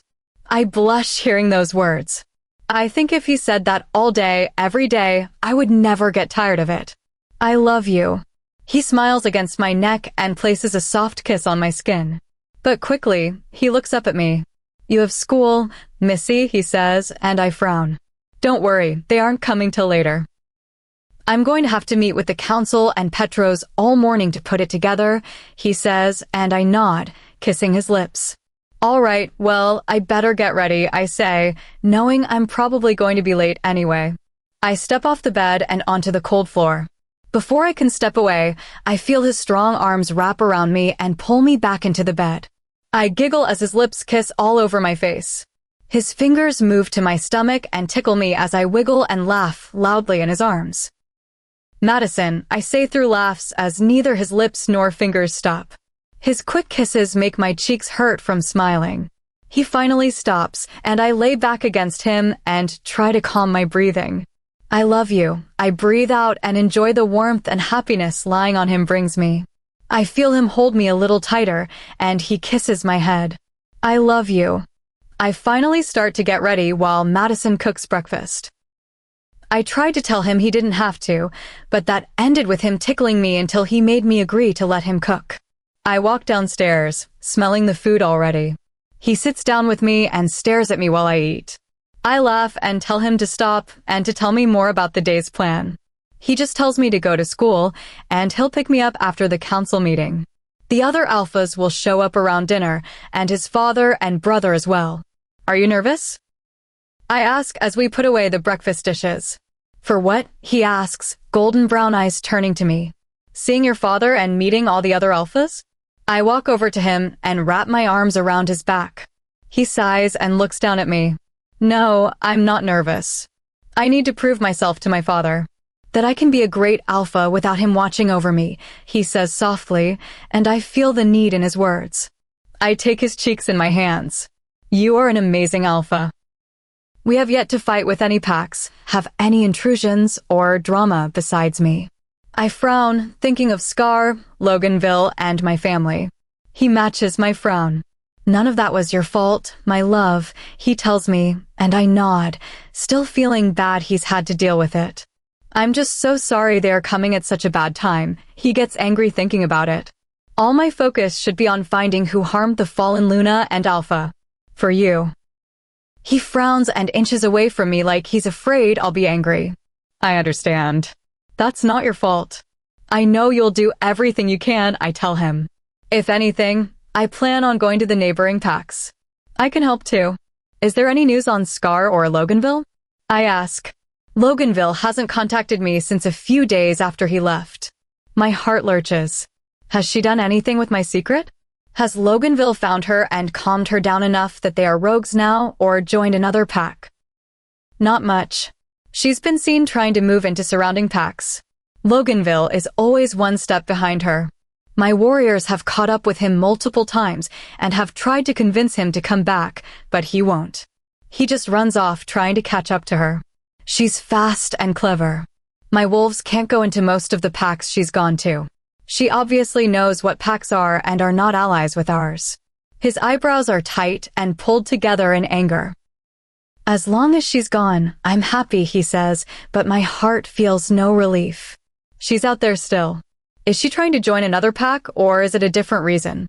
If she won't let Loganville catch up, that means she's still angry. Angry Scar is the worst Scar. She's ruined our friendship and promised to ruin my life after something I had no control over. Beverly, you're safe here. He pulls me into a tight hug. I won't ever let her hurt you again. His words calm me, and I believe him. I nod against his chest and kiss his lips. We say our goodbyes, and Petros is at the door as I walk out. Ready for school? He smiles charmingly, and I roll my eyes. Not at all, but let's go, I say, and he chuckles, leading me to his car. The drive is nice and calm. The windows are rolled down, and the fresh air feels good. School goes by in a blur. The whispers have lessened, but people are still on edge. I'm a little nervous to meet Madison's father. From what I've heard, I should be. I hope he likes me and that the weak link rumor hasn't spread to him. Petros is right where I left him this morning, back to pick me up. Only now Lenora is with him. She waves at me from the open car window, her hair not its usual frizzy waves, but straight and sleekly golden. Her eyes are lined with golden eyeshadow, brown liner, and a thick layer of mascara, making her look absolutely stunning. Her smile glows against the red lipstick. Compared to her, I look like a mess. I'm actually slightly intimidated. I smile and wave, climbing into the back. I look at their outfits. Petros is wearing dress pants and a collared white button-up, his lean arms tightly wrapped in the material. Lenora is in a short satin dress, the light blue color radiating against her tan skin. You two look very nice, I trail off, hoping they will tell me why. Madison is holding a dinner for his father's return. A few of the other allied alphas are also coming, Petros says, and my eyes widen. Please tell me I have time to get ready, I plead, and they both laugh. Of course, Lenora says. And you're coming over because I already looked through your closet and nothing in there compares to the dress I have picked out for you. She says excitedly, and I smile and nod, perfectly fine with that. We pull up to their house and Lenora practically yanks me out of the car and pulls me up to the door. I look next door to see Madison's house. I can see into his window. He's pacing and looks so stressed. I wish I were 18 already so we could mind link. I stop mid-thought. Look at me assuming. But honestly, there's nothing to assume. I know he's my mate and I'm his. I wish he would just tell me. I know he knows, but he's being respectful and traditional until my birthday. Lenora pulls me into the house, and I hardly have time to see how beautifully decorated it is. Lenora is very talented. We end up down a long hall and in her and Petros's bedroom. She has a dress hanging on her closet door, and I'm taken aback. It's a silk lavender dress with thin straps and a low neckline, higher in the front than in the back, with small flowers decorating the hem. Wow, that's beautiful, I tell her honestly. I know. And I knew it'd be perfect for you, she tells me excitedly. Put it on. I'll turn on my hair curler, she says and runs off into the master bathroom. I laugh quietly to myself and look over the dress, excited to wear it. An hour later, I'm seated in the bathroom with Lenora putting the finishing touches on what she calls her masterpiece, aka me. She brushes white shimmery highlight across my cheekbones and lines my lips with deep purple lipstick. I was afraid it would look like too much, but when I turn around, I can't help but smile. Madison isn't going to know what to do with himself, she says and puts down the lipstick. I can't look away. I've never looked like this. My silver hair is shinier than its usual knotted waves. The curling iron made each curl look perfect. My eyeshadow is light and glowing, accentuating my gray eyes. Every time I tried to look nice at home, it wouldn't be good enough. Thank you, Lenora. I smile widely and turn to her. She nods and hugs me back. Now let's get to dinner, she says excitedly, and I nod, walking into the bedroom to put on a pair of silver heels. We walk out of the house, Petros by Lenora's side, telling her how amazing she looks and complimenting what she did to me. I walk behind, staring up at Madison's house. I don't see any shadows through the windows and wonder where he is. My question is answered as I turn to see him already leaning up against his car. I stumble in shock as I look at him. He looks absolutely amazing. The sun is setting behind him, and the trees provide keyholes for the sun to leak its last few rays across the area. His dark hair is slick and combed, his stubble just long enough to notice, and his suit, every thread seems to hug his frame perfectly. I've only ever seen him in jeans and a t-shirt, but this makes my knees weak. The way his eyes scan me makes me blush, and I quickly walk over to him. He doesn't wait for me. He pushes off the car and takes large steps over to me. He reaches out his long arms and pulls me into him. I smile against his chest and breathe in his familiar scent. You look absolutely stunning, he says against my neck and kisses me softly under my ear. So do you, I say with a smile and pull back. He smiles so wide I'm surprised his cheeks don't hurt as he scans over my face again. I'm nervous about meeting your father and brother, I tell him honestly. Don't be. They won't do anything to cross me, and if they do, well, they'll have to deal with it, he says with a reassuring smile and hugs me tightly. I love you, I say against his chest. I love you too, Beverly. He takes my hand and turns us to Petros and Lenora.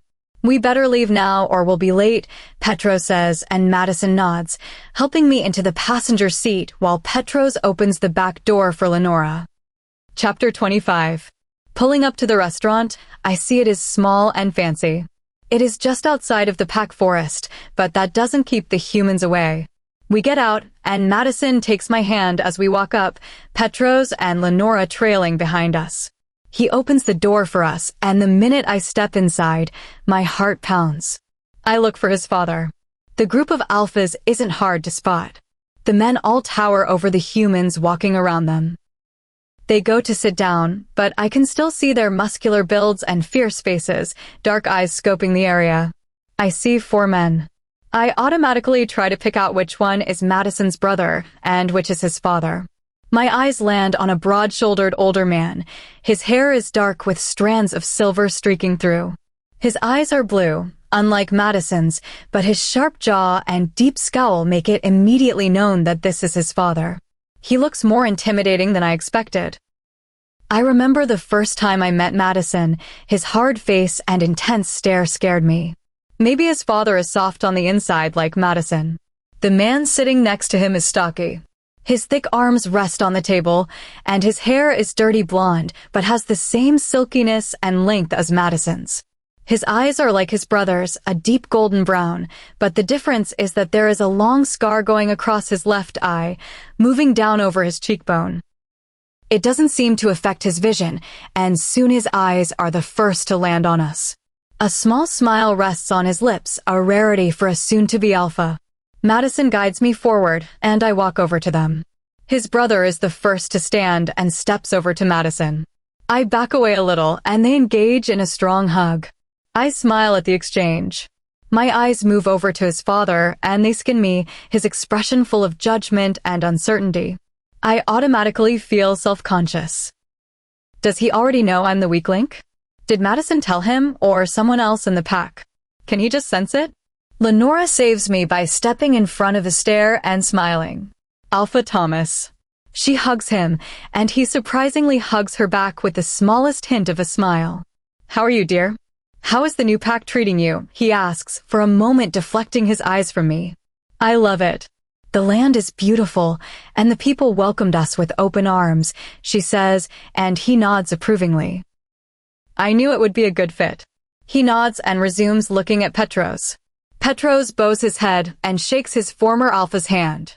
They talk for a moment, and I look over to Madison to see him still talking to his brother. My eyes scan the others to discover a pair of hazel eyes that are already on me. This man is probably in his late 20s. He is handsome like all the alphas, but something about him makes me shiver. I look away quickly and step closer to Madison. He feels me beside him and wraps his arm around my back. "Jackson, I'd like you to meet Beverly," he tells his brother. I look up to Madison's face to see the proudest of smiles. At that look, I can't help but blush. I extend my hand, and Jackson looks me over as if I look familiar. Nonetheless, he takes my hand and shakes it softly. "Nice to meet you." His voice is deep, and he nods slightly. Madison turns to his father as Petros, Lenora, and Jackson slide into the booth. "Father." He deepens his voice. His father's eyes scan him. "You've gotten weaker since the last time we've seen each other," is the first thing he says. Madison rolls his eyes, but only so that I can see. "I've missed a few training sessions and workouts." "I've been very busy," he tells him, and Thomas looks at me. I can see that. His voice is not filled with pleasure. Madison's hand tightens around mine, and I caress his thumb lightly. "This is Beverly Mason," he tells him, and I reach out my hand to shake his. He looks at it unpleased, but takes it and shakes. Very weak handshake. He frowns, and I step back a little. I hope that handshake doesn't represent the rest. He pauses as he looks me over, my hand still in his. I feel Madison grip me, and I know something bad is about to happen. He turns my wrist over and stares at the birthmark on my hand. He mumbles something to himself and looks back at me, astonished. I apologize. "Let's sit." He smiles at both Madison and me. We turn to each other, very confused, but I shrug. Madison continues to stare at his father, but I urge him to sit down. Besides Madison's brother and father, there are two more alphas. The hazel-eyed man and another one who has dark skin like rich chocolate, the lights above highlighting his smooth skin, sharp jaw, and eyes. His hair is short and hardly visible. Next to him is an absolutely beautiful woman, her hair kinky curly, lips plump and painted dark, eyes light golden, and skin deep brown. They look like a king and queen. They sit farthest away, reserved, but he radiates power. All these men do. I sink lower in the booth, feeling intimidated. Lenora takes my hand and nods, making me feel a little better. Until I peek up again to see the man with hazel eyes still staring deep into my soul, a small smirk twisting its way onto his lips. I look away and scoot closer to Madison. "I should let you know, brother," Jackson says. "I found my mate." Madison genuinely smiles and squeezes my hand a little. "That's amazing, Jackson." "I can't wait to meet her when I get a chance to return home," he tells him, and Jackson nods. "We've already built a house next to Father's and are planning to fill it with pups as soon as possible." They both laugh in joy, and Madison pats his back hard enough to seem like it hurts. Through this exchange, I have yet to feel the man's eyes move from me, and Thomas keeps looking at me like I'm some sort of prize. "Please let me introduce everyone," Thomas says. "As you've met Jackson," he nods. "This is Herman, Alpha of the Crescent Moon Pack." He gestures to the hazel-eyed man. I hesitantly move my eyes over to him, his smirk now a grin. He reaches out for my hand, and I slowly take it to shake. But he grabs it and brings it to his lips, eyes never moving from mine. "Nice to meet you, miss." "Beverly," I say quickly and take back my hand. "Beverly," he says the name as if he already knows it, but his eyes finally move from mine. "Nice to see you again, Madison." He nods barely. I look next to me, and Madison looks pissed. He makes no move to reply. "You as well, Petros." "And Lenora, you look as beautiful as ever." Herman smiles, and Lenora nods with a wary, but still kind smile. Petros pulls Lenora closer to him and nods once. "And this is Alpha Calvin and Luna Marcella." Thomas points to the remaining people of the Lunar Pack. They bow to us. "It's nice to finally meet you. I am honored to have become your ally." The man's voice is the deepest here. I didn't think it was possible to have a voice deep enough to resonate in someone's heart. "You as well." Madison bows his head. "This is my mate, Marcella," Calvin says. She might be a werewolf, but her eyes are as sharp as a cat's. She gracefully nods her head with a smile. "Congratulations on your alpha status," she says calmly and softly. "Thank you," Madison says graciously. The rest of the dinner goes fine. Madison's father has a very different demeanor than I expected. He won't stop looking between us with a sly smile. He still criticizes Madison a little, but when Madison explains everything he has done so far to improve, he backs off. Madison doesn't take his arm from around me. Herman is giving me the chills. The way he looks at me scares me. I try not to make a big deal of it. Madison only seems to notice a little. Marcus and Calvin are very polite, and they talk with the other alphas about some rogues to look out for and other problems alphas have to deal with. I feel the hazel eyes burn into my soul, and I shiver again. Madison looks over at me. "You okay?" he asks quietly. I nod quickly. "Yeah, I'm just gonna go to the bathroom," I tell him, and he nods, sliding out to let me pass. The minute I am out of sight of the table, I take a deep breath and feel my heart wiggle its way back in place from where it was in my stomach. I slip into the bathroom and fight the urge to splash water on my face. Makeup is a pain. I take a few deep breaths and hope this dinner is almost over. I slowly open the heavy door and step out, almost running into someone. "Oh, sorry," I say quietly and look up to see the golden hazel eyes. He smirks and holds my arms. "No need to apologize, Beverly." My heart plummets once again. I can't choke out any words, so I form a small smile and try to walk away, but his next words keep me glued. "Tragedy, what happened with you and your friend? What was her name? Sarah?" "No, that's not it." His eyes glue themselves to mine, and horror spreads across my face. "Scarlet, that's it. Can't believe Madison still hasn't captured her. She's a dangerous one, with the things she's done." He pauses. "And knows." My mind is telling me to scream and run away to the ends of the earth and hide forever. But my body just stays still, and my heart feels as if it's going to pump its way right out of my chest. He grips my chin, and a small laugh escapes his lips. He walks off toward the bathroom as I stay stunned. I feel like I'm gliding, not walking on 2 feet, but moving without control. Somehow, I make my way back over to the table to hear them talking. "Just to inform you, Herman will be staying with your pack tonight as well as us for the Ally Conference tomorrow, but Marcella and Calvin will have to return to their pack until it is time tomorrow," Thomas says, and Madison nods. I feel my body sway. He's staying longer. The numbness settles, and now it is pure fear and questions. How does he know about Scar? What all does he know? What is he going to do if he does know? I feel tears prick at the corners of my eyes as I imagine my life falling into the hands of Scar and whatever she has planned. I automatically feel hot and weak. My heart begins to pound in my head, and my breathing becomes rapid. My brain doesn't know what to do. I don't even realize Madison has gotten up until I feel his arms around me. He holds me up, and I sluggishly move my eyes to him. His dark brows are crossed with concern. "Beverly, what's the matter?" He asks hurriedly as I try to return my breathing back to normal and stand on my own. Somehow, I find words. "Nothing, tired," is all I manage to say. He brings me back to the table and sets me down. He brings his hand to my head and frowns even deeper. "You're burning up. You should take her back to the pack." "She must rest," Madison's father says, and I'm surprised at his worry. Madison nods and says goodbye to Marcella and Calvin, but I pay no attention. I send a nod their way, and they bow again to my surprise. I'm glad Herman never comes back to the table before we leave. I wouldn't know what to do. Madison helps me to the car, and Petros and Lenora follow behind. I'm not sure if I passed out or fell asleep on the way back, but the next thing I know, I'm being laid in a bed. Strong and gentle hands move down my legs to remove my shoes.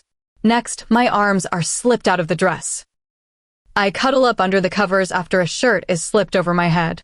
The chill doesn't last long. Madison slips in beside me and holds me close. "Beverly?" he asks, and I slowly hum in response. "Do you need anything? Are you all right? Should I call for Feline?" He asks all at once, and even though my eyes are closed, I know he's looking at me with intense worry.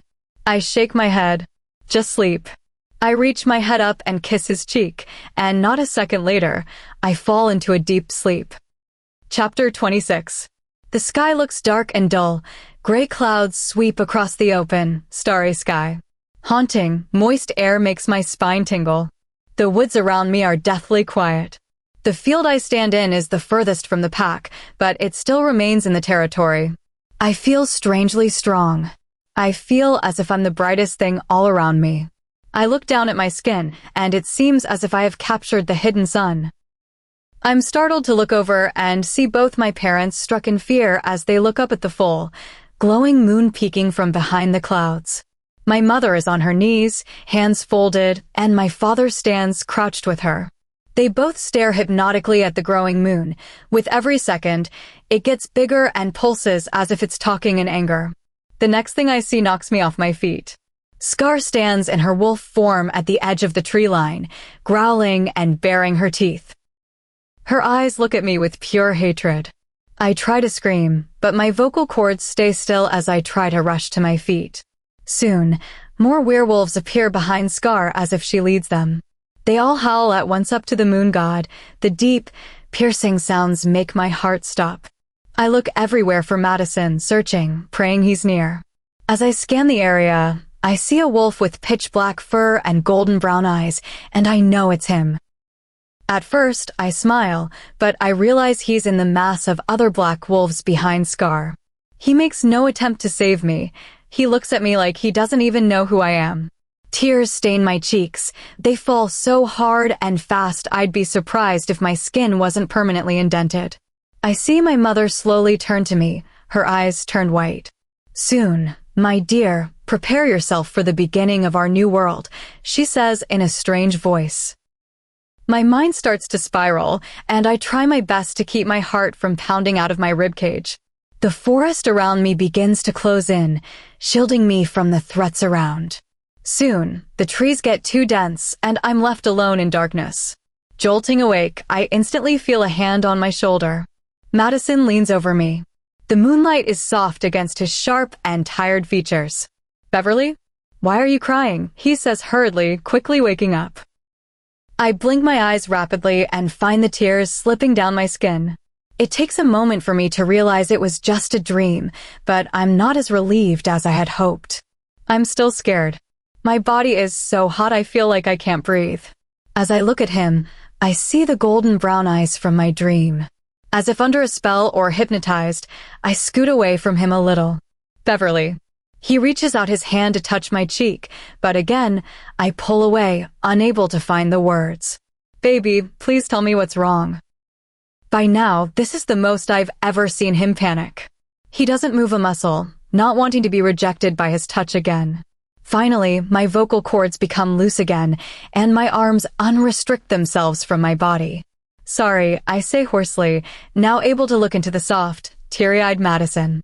"Bad dream," is all I'm able to say, remembering my parents' stunned faces, Scar's eyes, and all the hungry-eyed wolves behind her. The strange voice. I shiver at the flashback. "Please." I had not realized his hand was outstretched to me. His eyes hold as much rejection and hurt in them as I can imagine. I quickly take his hand, and he pulls me in. I don't know what I was thinking. Madison would never be anything like that, and the last werewolf to follow Scar. That idiot Herman made me dream that after the things he said. What game is he playing? My thoughts are cut off by Madison. "Are you still afraid of me?" he asks, hardly above a whisper, a thing an alpha never does. I pull back as I process his words. "What? No, of course not." Guilt starts to settle in as I look at his face. "You were, though. Not 2 minutes ago. You looked at me the same way you did the first few times we spoke." He looks away from me and tries his best to collect himself. I pull myself to him and hug his neck, straddling his legs. "I promise I'm not afraid of you. I love you more than anything in the world. It was different in the beginning. You didn't know how to communicate without scaring me or making me feel like you hated me," I say with a soft laugh, remembering and thinking how foolish I was. "I'm sorry. I didn't know how. I cut him off with my lips on his and kiss him as tenderly as I am capable. He pulls me closer to him. His hands go under my shirt and softly cascade down my back. We've been so busy worrying about anything and everything else that we haven't had time to indulge in one another. His hands wrap around and slowly move their way up my stomach, My heart pounds in anticipation. His teeth nip at my bottom lip, and I close my throat to stifle a moan. He slowly moves to my neck, his lips pressing against the soft skin. It sends a shiver straight through my body, and I grip onto his strong arm. A deep growl escapes from his lips, and his actions become more intense. For a moment, his lips stop, and he looks up at me. My eyes roll open, and my lips instinctively pout at his stopping. "I'm sorry about my father if he made you uncomfortable or if the whole thing bored you," he says. "I know it's been so crazy lately with everything going on. I'm sorry I haven't been there with you, and I've just been worrying." "Madison, stop," I whine, wanting to get back to what we were doing. None of that is true. "It's not your fault, and we've all been worrying and trying to get past everything going on," I tell him, holding his face in my hands. "But for right now, I don't want to think about any of that. I just want you." My voice sounds different than usual, but I ignore it. He places a soft touch on my lips. "I love you," he breathes against me. "I'll love you for as long as I live, and I promise to protect you with my life." My heart swells in my chest as I grasp his neck with my hands and go back to tenderly kissing his lips. Our lips pause for just a moment as he takes the shirt over my head. I gasp quietly, feeling his lips run down my neck to my chest. He wraps his arms around my back and brings me down onto the soft sheets. I run my hands down his bare chest and over his back. Small beads of sweat appear on his chest as I kiss him. A fire ignites in me, and I feel like a different person as I help him undress. "Beverly," he says my name, and it only heightens my need. My skin is hot. I remove my shorts and underwear. His eyes slowly open and look at me, instantly turning from liquid gold to hard black. "Beverly, wait," he says, but I can tell he doesn't want to stop. "No," is all I say. I feel powerful, wanted, and craved. "Beverly," he tries to sound strong, but it comes out as a groan. I pull away and I growl. I still crave his touch. I want him, and the fever still pulses through me. As he looks at me, it's like I'm unfamiliar. "Beverly," he says, my name again, as he grabs my wrists lightly to keep me from bringing him back to me. Our breathing calms. The high soon subsides as moments pass without his touch, and I shake my head. "I'm so sorry." I look away from him. I don't know what came over me. I mean it. The feeling I had made me feel as if I didn't get it, I'd explode. "No, don't apologize." "I'm sorry." Madison holds my cheek. "Believe me, I want to more than anything, but after your birthday," he says, and I nod. "You're right."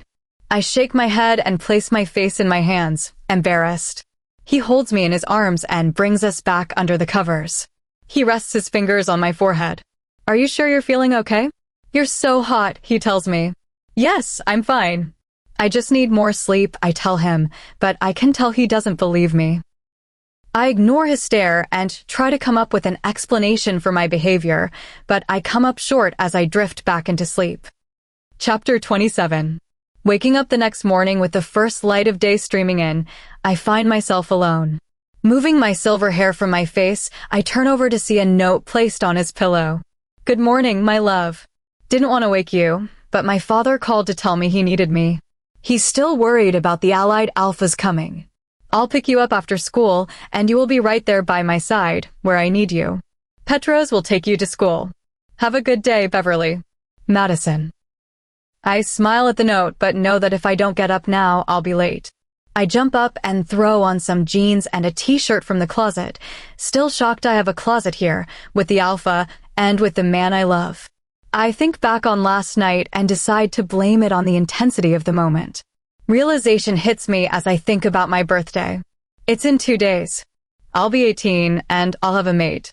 Madison has to be the one. I almost just want to ask him, force him to tell me he's my mate, but I'll wait it out. I want to look into his eyes that morning and know. At this point, I know he wouldn't be with me unless I were his mate. I grab an apple for breakfast and head out the door. The air is surprisingly warm as I step outside, making me wish I had worn shorts. I sigh, feeling the same feverish feeling I felt for the past 12 hours. I brush it off, hoping it's just from the stress of everything. Birds fly over the pack, and other pack members and classmates walk out of their homes to head to school. I walk over to Petros's house, and honestly, I'm surprised he's not by the car waiting for me. As I pass, I see into the kitchen window. Lenora and Petros are laughing and smiling as they throw pancake mix at each other, both already covered in the white powder. Petros grabs Lenora before she throws a huge handful and spins her around, connecting their lips through laughs. I can't help but smile and slowly turn away. I don't want to interrupt. Besides, the walk to school isn't too bad. I head down the trail I used to take and enjoy the old scenery. I wonder if I have time to run. I look down at my phone. I have 40 minutes before school starts. I veer off the path and head into the dense woods. I set down my backpack and prepare to shift. It takes half a second for me to shift and grow into the black wolf I am. I shake out my new body and let the air rush past my fur. Breathing in the air around me is a completely different experience when I'm like this. It's an indescribable feeling. I begin my run, letting go of my stress and focusing on dodging the trees, running until my lungs give out. I stop for a moment to catch my breath. The air is filled with a new scent. I look around for whatever is producing the smell. My eyes land on my worst nightmare, a pair of hazel eyes staring back at me. The wolf's fur is black as night, his eyes have an evil spark to them, and his claws dig into the dirt below him. The strangest part of all is that my eyes are level with his. I can't move. First Scar, and now this Alpha. My parents' voices echo in my head. Their repeated fears of me being seen, and now to have seen me. How could I be so stupid? The Alpha wolf growls and sniffs the air like a faint smell resonates around him. His lips raise on one side in a smirk, showing his sharp white teeth. A small whimper escapes my mouth as I try to find an escape route. The air becomes more enhanced with his scent. The cause is either territorial or predatory. My guess is the latter. Before I even have time to figure out my next move, he pounces. I quickly turn around and run as fast as my legs will carry me the other way. His paws are silent as they dig at the path my paws leave. With each step, our distance closes, and I feel him close behind. His warm breath falls across my legs, and a second later, I feel his teeth graze my leg. I let out a whimper at his attempt to cripple me, but with every ounce of power I have, I run as fast as I can. I know these backwoods, and whoever this Alpha is, he is new here. I quickly cut right down a dense path of trees and thick roots. I hear him lose his grip on the earth and fall over a thick root sticking out of the ground. I don't have time to look back as I'm too busy trying not to trip. As soon as I feel I am out of his range, I quickly turn back into human form. I collapse onto the ground, the air in my lungs feeling like fire as it travels in and out of my throat at a rapid pace. My vision is blurry, and unnoticed tears streak my cheeks as gasps and sobs leave my lips. I feel the warmth of blood trickle down to my ankle. My eyes move to the stinging area to see a bite mark on my calf. One thought is in my mind. I outran an Alpha. I hear a twig snap in the near distance and quickly sit up, ready to shift if needed. But I see Scar's grandmother's soft eyes looking down at me. My body shakes as I try to cover myself, not having the energy to speak or hide. She understands, and without a word, she walks slowly over to me and drapes her large black cloak over me. Unable to carry me herself, she helps me up, and I stand on shaky legs. With my arm over her shoulders, she leads me in the direction away from the Alpha. My bare feet slip over roots and mud, but they help me stay upright. I look up to see her home, the home I would play at as a child. She helps me inside and lays me on the couch. Words have yet to be spoken between us as she leaves the warmly lit room and comes back with a wet towel. She wipes the blood from my leg. I cringe, but it doesn't stop her. By the time she's done, I see the bite isn't deep and should be healed within the day. Even though the pain has subsided, I cry. "My dear," she says softly and takes my hands away from my tear-stained face. "You shouldn't have been out there alone." I know. My parents made me so careful. How could I have been so stupid? He was going to kill me, I tell her through gasps. She frowns and sighs, looking away from my eyes. "Darling, he wasn't trying to kill you." This is a dangerous place and time for you. It's not safe for you here. Her kind eyes are stern and concerned. I know what you are. You are the future, she says, and my eyes go wide. What do you mean? I ask, hardly above a whisper. Your birthday is a day away. You can't stay in this pack, especially not now, she tells me, and I shake my head. What are you talking about?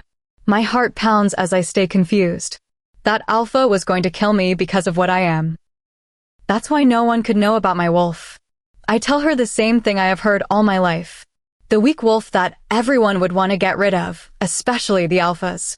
The stories and threats my parents told me. Your whole life is a lie, Beverly.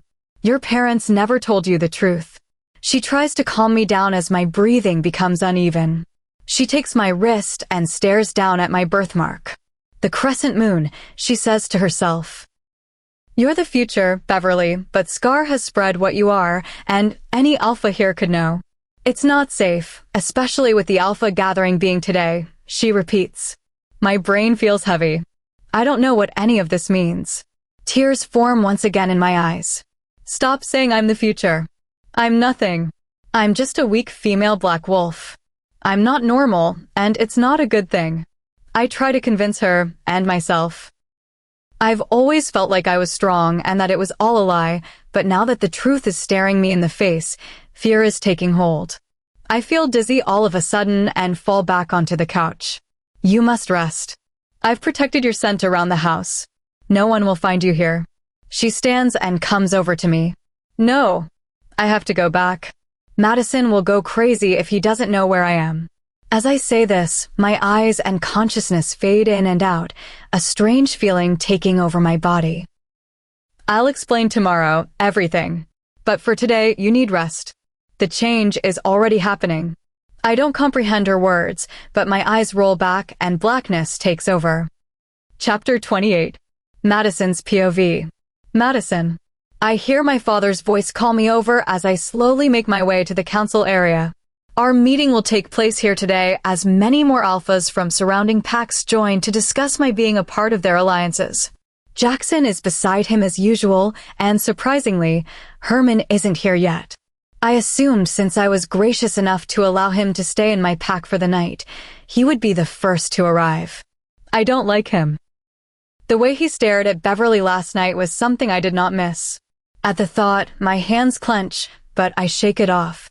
One more day, and she'll be mine forever. I'll finally be able to tell her. Good morning, I say to them with a small bow of my head. Good morning, son. My father smiles at me, and it takes me aback for a moment. How is Beverly feeling? Any better, he asks. I'm not sure. I didn't want to wake her this morning. She has school, I tell him, and he nods. She'll be a fine Luna, no doubt. He smiles like he knows something I don't. Making pups as soon as she's of age. He nods. No, not until she's ready. She'll only be 18 in 2 days. She doesn't even know. In just 2 days? My father booms, and Jackson takes his arm and mentally tells him to calm down. After a pause, he speaks again. Well, we should get this on with. Where are the other alphas? We should only see the first round of alphas. I'm canceling the ones later in the day. This needs to be a quick meeting. They should be back to their own packs by nightfall. I'm shocked by his words. I'm surprised he's not forcing me to have them stay for a week and make sure they know every aspect of how accomplished and how good of an alpha his son is. I can't say that I mind, though. I want this over with already. Shall we? Jackson says, opening the doors, but just before I enter, I hear one of my border patrol wolves speak to me. Alpha Madison, 3 alphas have arrived. We have sent them your way. Thank you, I respond and close off the link. The first round of alphas will be here in a moment, I tell my father and Jackson. Jackson, send out a message telling the remaining alphas that they will have to come another day, including Alpha Calvin and Luna Marcella from last night, my father tells him, and he nods. I can handle one group of alphas. I'm thankful the rest of my day after this can be spent with Beverly instead of my father breathing down my neck. Moments later, 3 large black wolves come out of the forest. They stand tall and proud. Each shifts behind a tree and comes out fully clothed. They bow towards us and the 3 of us bow back. They are all tall and muscular, but have different hair colors and facial structures. We introduce ourselves and talk for a moment about the packs. 2 are mated, and the other is a young new alpha. We all wait on Herman. I've heard he's not one of the most trustworthy alphas around, one of them says, and again my feelings about Herman begin to solidify. I know how much my father likes him and has been allies with his pack for years, but the more I hear and see, the less I want him. Where is he? I grow angry at the disrespect. Maybe we should go ahead and start. Would you mind if we ate? I'm starving. Maybe your house, the shortest and youngest of the 3 says. He seems nervous, but I brush it off as him having the smallest pack among us. I nod. That's fine. I turn and they all follow me to my home. I feel slightly odd having company. The only people who've been in here are Petros, Lenora, and Beverly. Nonetheless, I welcome them in and show them to my office. Luckily, there is enough room for all of us. I bring in some food from the kitchen and, between the 6 of us, it's gone almost instantly. My knee shakes as I become anxious about Herman. This is completely ridiculous. We should have started by now. He's an hour late. This, mixed with what happened last night, makes me want to find Herman and throw him out of my pack. Even my father seems irritated. I don't like the idea of him wandering around the pack with Beverly at school without me. Maybe we should start without him, the most muscular one says. I nod slowly. I'll send Petros to find him. He should be back from dropping off Beverly. I open the mind link to him. Petros, I need you to find Herman. He's an hour late to the meeting. I don't hear a response, but I hear the door open and I stand, seeing Herman walk into the room. I close off the mind link. He looks dirty and pissed. Glad you could join us, I growl angrily, gripping my desk. The other alphas grin. Sorry. Shall we, is all he says. My father looks at me with a stern look, and I take a deep breath and sit down. Yes. For the next 30 minutes, we discuss the new rules and what it will be like as an alpha. They all seem on board with me. Herman sits in the corner, completely unbothered by what I'm saying. And the shorter alpha, I forgot his name, is Antsy. He keeps smelling the air and looking around. He seems frantic. Would you excuse me? He says suddenly and stands. The restroom, he asks. Upstairs on the right, I say, and go back to discussing border tactics that the other 2 alphas need advice on. I hear the door open again, and I almost hope it's Beverly. I know she's at school, but I miss her, and I don't want to do this right now. Especially with Herman pissing me off and my father and brother looking over my every word and movement, adding their input when they see fit. Petros walks in looking completely exhausted and pale. Everyone, this is my beta P. He cuts me off, and I'm taken by surprise. Alpha, Maya, I speak to you for a moment, he says in a hurry, and my heart drops. They all look at me, and I nod with a straight face, slowly standing and walking outside with him. Each step, my anxiety grows. What is it? I say the moment the door closes. It's Beverly, he says, eyes wide. I'm sorry, Madison. That's alpha to you, I growl, instantly angered at whatever is happening. He bows his head. She never showed up to my house. When I realized what time it was, I came over, but she was gone. I followed her scent, but it completely disappeared on the path I assumed she would take to school. I have no idea where she went. I've been looking everywhere for her. She's not at your house or school. I feel more anger than I ever have in my entire life. I feel as if my whole body will blast up in flames or worse, shift, and I'll kill Petros. Before I have time to do anything, my father and brother come out. What's happened? He asks. Beverly is missing, Petros says, eyes low. My father is completely bewildered and Jackson's eyes go wide. What? They say together. We have to get them out. We have to find her right now, my father says, but I continue to stand in place, too angry and afraid to move. I'll go get the other alphas, Jackson says. He walks into the house and comes out with Herman and 2 of the other alphas. One is still missing. I have to get away from Petros. If I stand here a second longer, I'm gonna flip out. I take out my anger on the door as I swing it open and almost break it off the hinges. I storm up the stairs and reach for my bedroom door handle, ready to grab a pair of clothes and find Beverly at any cost. Where the fuck could she be? Why wouldn't she go to Petro's? I told her in my note that Petro's would take her. My heart is going 100 beats a minute as my fear grows. What if Scar got her? My wolves had been following her ever since she left, but she slipped past them while they were sleeping and got away. She had stopped in several packs before. We assume that's what she is still doing. My wolves talked to the alphas once she left, but they have no loyalty to my pack or me. I have doubled the border patrol and still have some wolves covering her tracks. As for Loganville, he has joined with his corrupted mate. I know this would only crush and scare Beverly, which is why I haven't told her. I should have captured Loganville when I had the chance. At all these thoughts, my heart drops dead into my stomach. Abraham, I say through the mind link to my border control leader. Has anyone besides the 3 alphas passed through? I feel his shock as he answers. No, Alpha, only the alphas. There have been no other sightings of any wolves. I sigh in relief, but that only rules out one possibility. I open my door and a shocking sight is before my eyes. The shortest alpha is on my bed, holding the pillow. Beverly lays her beautiful head on. His nose is stuffed into the plush material, and his hand is down his pants. His eyes turn to me, and he looks wild, pupils huge. No words can describe the rage I feel in this moment. I growl, and the floor shakes beneath me. I feel my body turn fire hot, and the bones start to shift. In a second, my human form has turned into a large black wolf. I howl loudly, and the young alpha jumps up, his lust replaced with pure, bleeding fear. I hear footsteps coming up the stairs, but my only focus is on tearing this man to pieces. I'm sorry. I didn't believe her. But it's true. I couldn't help myself. I don't even listen to his words. All I can see is red and the red that is about to cover this room. My father, brother, and Petros rush into the room, and all of them hold up their hands to me. Their mouths are moving, but I can hardly hear them. Madison, stop. They all scream at different times. Don't do this. My father commands, and this time I turn my eyes to him, teeth bared.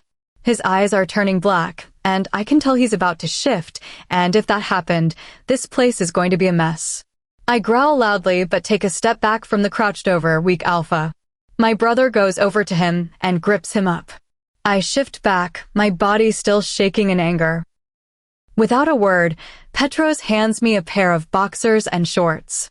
I snatch them and put them on. What the fuck was that about? My father yells. Jackson, let him go. Jackson looks to me, totally unfazed by my father's words. I shake my head. I cringe as I say the actions of what this despicable creature did. All 3 men look at me in shock. Lock him up. We can handle him later, my father says, wide-eyed after a shocked pause. Jackson walks out with the shaking alpha. My breathing is still heavy, and I fight the urge to follow him and finish what I started. But what did he mean I didn't believe her? I don't trust myself to go question him in this state. I need to find Beverly first. Don't worry, he will be punished for what he did, my father reassures me, seeming to be almost as mad as I am. I turn on my heels and walk out without a word. Where are you going? My father asks. To find Beverly, I say without turning back, my eyes forward and blank-faced, trying to hide every ounce of fear I have pulsing through me. Chapter 29. I feel an ice-cold droplet fall down my face and a chill rolls down my back. Coldness surrounds me and my body begins to shiver. I open my eyes slowly to a dimly lit room. Lolita is sitting next to me. I'm lying on a bed and rags with frigid water lie over the exposed sections of my skin. Even though the water causes goosebumps to appear on my skin, my inner body is blazing. What happened? I ask slowly, trying to ignore the discomfort. You've been out for an entire day, she tells me, and my eyes widen. Madison, I whisper. I have to tell him where I am. He's probably freaking out, I say in a rush, moving to stand. I'm shocked to have her push me back into the bed. You're not going anywhere, she says. It's not safe to be around unmated alphas right now. Alpha Madison thankfully dismissed the 3 alphas that came yesterday. What do you mean it's not safe? Madison is my mate. He would never hurt me. That's the first time I've said that, and my heart skips a beat. This time her eyes widen, and she sighs somberly. Oh, my dear, there is much your parents never told you. She shakes her head and begins to get up. No, please. Tears swell up in my eyes. You said you would tell me. I need to know. My body only grows hotter with every emotion swirling around. She sighs and looks me over. All right. She sighs again. Amorous is all she says. I raise an eyebrow. Yes, that's my middle name. I shrug, not getting her point. Do you know what it means? She asks matter-of-factly. She doesn't wait for my answer. Child of the moon, she says. And that's what you are. At this point, she sounds crazy. Aren't we all? Werewolves, that's kinda our thing. Silly child, the prophecy. She shakes her head. The black female wolf will be the child of our god of the moon. He will come down in an unknown form and choose the one to bear the future of our species, she says, and my eyes widen. And you think that's me? I can hardly hear myself talk. My brain starts to hurt, and not because I'm extremely hot, but because of everything I'm hearing. She laughs lightly. Oh, child, I know it's you. Do you know any other black female wolves? She asks, and I shake my head. But my father and mother, they are just normal werewolves, I tell her, my body shaking. Your mother was chosen. She was chosen by the moon god before she met your father. They kept it from you all these years. They came to me after they realized what you were, and they made me promise never to tell a soul, and they would keep you in the dark about it. Tears stain my cheeks. They kept this from me my whole life. Made me feel like the weakest and most disgusting werewolf ever in existence. So, what am I? The future, my dear. She grabs my wrist and turns it over to reveal the small crescent birthmark. This child is the mark from the moon god, signifying you as the true powerful mother. The future generation of alphas will come from you. They will be the strongest, fastest, and bravest to ever live. They will come from powerful bloodlines of alphas. They will have a new, she starts. Wait, with alphas' bloodlines? What do you mean? I ask, slowly sitting up, making sure to keep the cooling rags against my burning skin. She seems to have gotten ahead of herself, and her smile fades. My dear, it's your destiny. It's who you are meant to be. You will never have a single mate. You are meant to be with unmated alphas to prevent one alpha ruling all and dying bloodlines from ceasing to exist. By your 18th birthday, tomorrow, every unmated alpha will feel the pull, and their primal instinct will kick in to claim you. They will come from hundreds of miles. Once you conceive, you will be safe until you give birth. Your pregnancies will be faster than normal werewolves. My body doesn't move. I just sit there, heart sunken and pounding. This can't be true. It's not me. I'm not that werewolf. I don't want to be. No, I shake my head, my throat burning to keep down the tears. I'm sorry. I know it's a lot to take in. But darling, this is a blessing. The moon god chose you. She tries to make me feel better. If your parents had prepared you for this, you would feel much better, she says, but I shake my head. The thought of never having one mate love me for me and who I am tears me apart. Madison. He doesn't love me. He has a mate out there, and the reason he's attracted to me is because of what I am, not who I am. In my thoughts, I break down. Tears pour out of me like rain, and my whole body goes loose. I feel myself fall forward, and Lolita catches me before I hit the floor. She coos in my ear, but I continue my tears and cries of helplessness and heartbreak. I refuse to be this wolf. I refuse to bear children for alphas. Screw destiny. If it makes you feel better, I'm sure Madison will love to be first. I squirm out of her arms. How could you say that to me? I cry. I love him. She raises an eyebrow. Exactly. No, I cut myself off. You don't understand, he has a mate out there, and I'm just some vessel to provide pups. Scar's words come to mind. No, once news spreads, you will be treated like a queen. Alphas will treat you with kindness and respect. You will have honor in bringing the future alphas to us, she tells me, and I want to scream. You Maya select the alphas of your choice to create with, ensuring only pure-hearted alphas for the future. I look at her like she's insane. She doesn't get it. She makes it seem easy and amazing, but it's not. I can't live this life. She continues, that's what happened to Loganville. He had alpha blood in him and felt the pull to you when he turned 18. Since he's known you for his whole life, the pull was more evident. The only other alpha here is Madison. If you had traveled to other packs, they would slightly feel it, but as I said, due to your closeness with Loganville, it affected him more. My foolish granddaughter didn't listen to me. I told her what you were, hoping she would understand that once you have a child, you would be no threat to Loganville and her, but she took it the other way. Your parents knew but still forbade me to tell you. How could you possibly think this is a good thing? Anger rages through me. What about the Lunas? How will they feel when their mate has a child with someone else? She cuts me off. No, it's an honor. If you had been raised properly with the prophecy well known, you would have been ready and prepared. She says, if every werewolf 18 years ago were told who you were and what your future would be, everyone would praise you and rejoice in our future. You would have been brought up from a child meeting future prospects and been looked up to by all. That isn't the case though. I scream. For someone who seems to think this is the way, you sure as hell didn't try to make that happen. You kept this from me because of my selfish parents. They weren't trying to protect me. I'm doomed. No one has prepared me, no one will be honored, no one knows. Now alphas will be after me. They will, I think for a moment. I choke up. Does anyone else know about me? No, no one. If Madison knew I was the one without telling me, it would make it all the worse. Everything Scar said makes sense now, the words she said when she tried to blow me up. Where is Scar now? I demand. I don't know. All I know is I regret telling her. She looks away from me, ashamed. Then I put it together. My anger is now directed at Lolita. She told the one person who wanted to ruin me and didn't tell me. Maybe she's right. Maybe if I was brought up with respect and promise of safety, security, respect, and honor. But no, that's not how it is, and I will never satisfy my destiny. I understand what Scar's been doing now. She's telling the alphas what I am.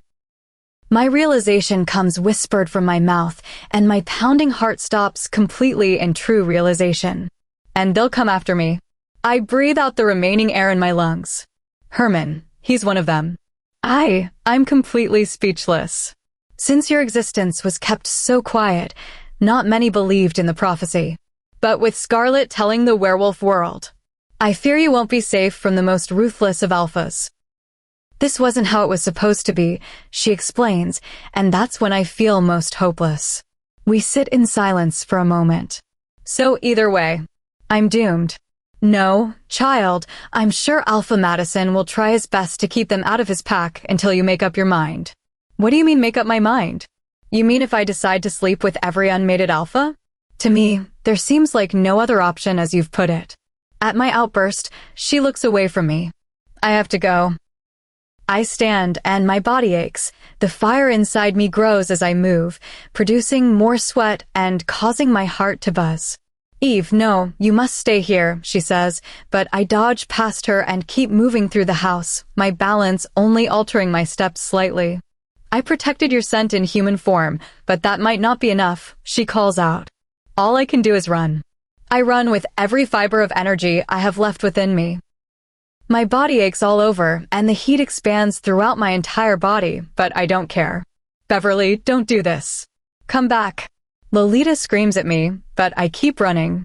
By now, it's almost nightfall. The sky is a beautiful shade of pink and orange, the deep blue of night rising to cover the sky. It can't be me. The icy air feels like fire in my lungs, and the sweat on my body clings to the air as I rush past it. I have to find the truth. With every thought in my head, the real pain is in my heart. Madison. What will he think? I feel like screaming. Tears pour down my face and my feet keep moving, the sticks and rocks digging into my heels. I hear a loud howl. Then another. Then another. My body freezes. It's probably Madison and his wolves looking for me. I could easily go to him, forget what she just said, and call her crazy. My heart clenches at the stupid thought, and I keep moving. I trudge my way around trees and branches. One destination in mind. I keep going and soon my destination is in sight. I hear the howls getting closer and I quickly move in. I bang my hand on the door hard. My breathing is ragged and comes out in hard pants. Mom, Dad, I scream, the tears still fresh on my cheeks. I keep banging for what feels like hours until I finally hear footsteps. My mother answers the door, already in her robe, hair halfway out of curlers. Eve, she asks in a rush, fear passing over her eyes for half a second. What are you doing here? She asks, 2 curlers in her hands. Honey, who is it? I hear my father's deep voice echo throughout their new home. Before she can answer, my father's hand creeps around the door and opens it wider, his figure appearing. Oh, you, he spits. Come to torture your mother more? Or maybe kick us out of the pack completely.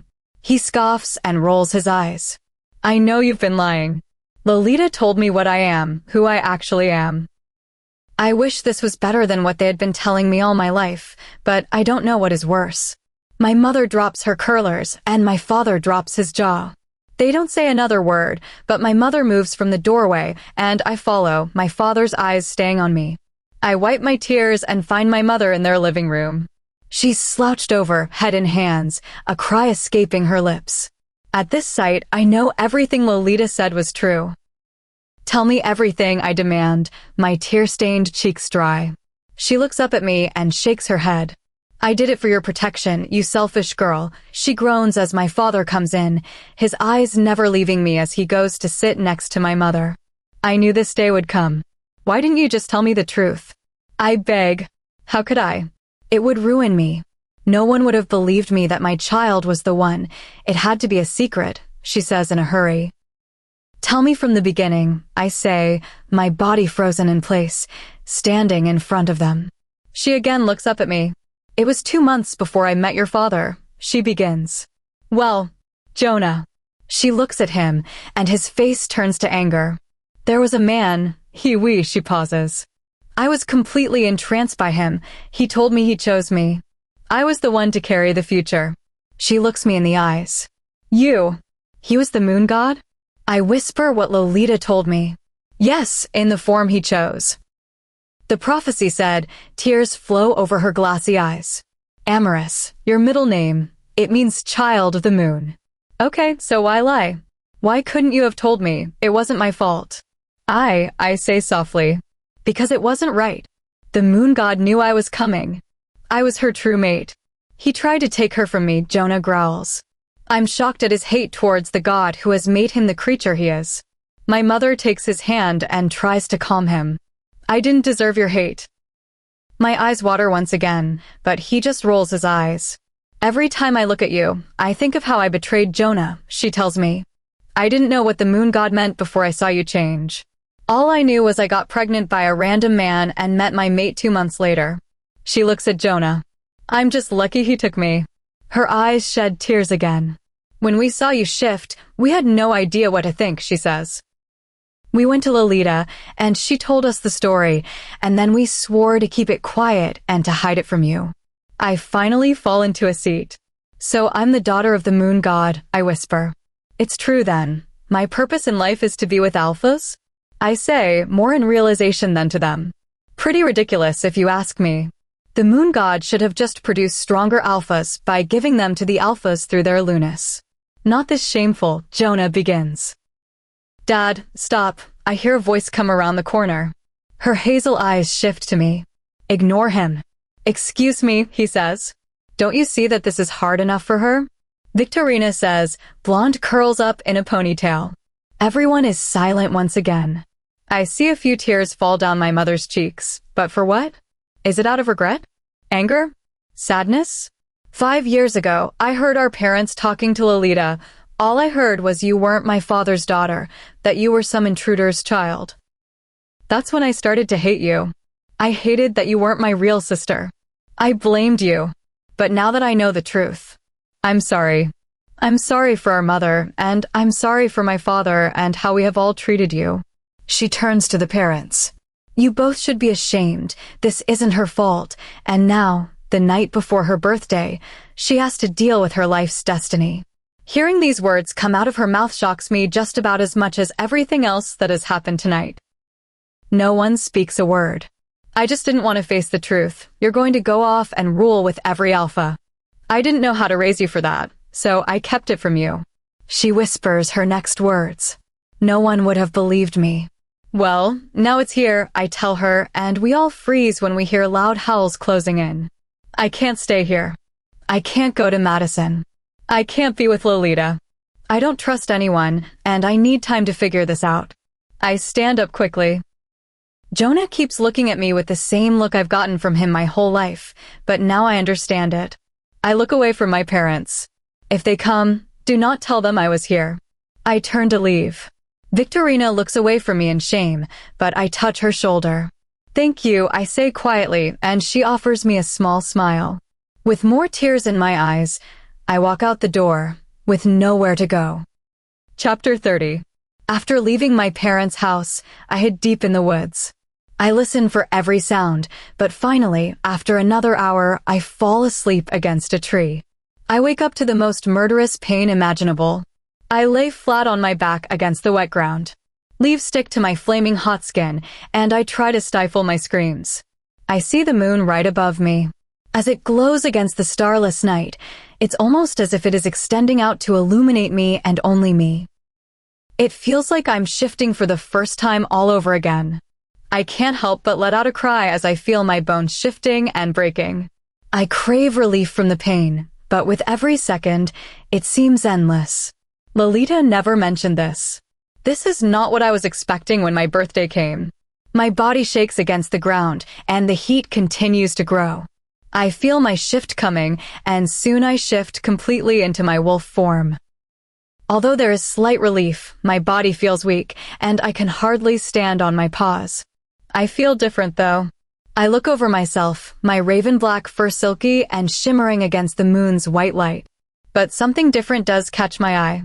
I turn my head as far as I can to see silver fur, the same color as my human hair.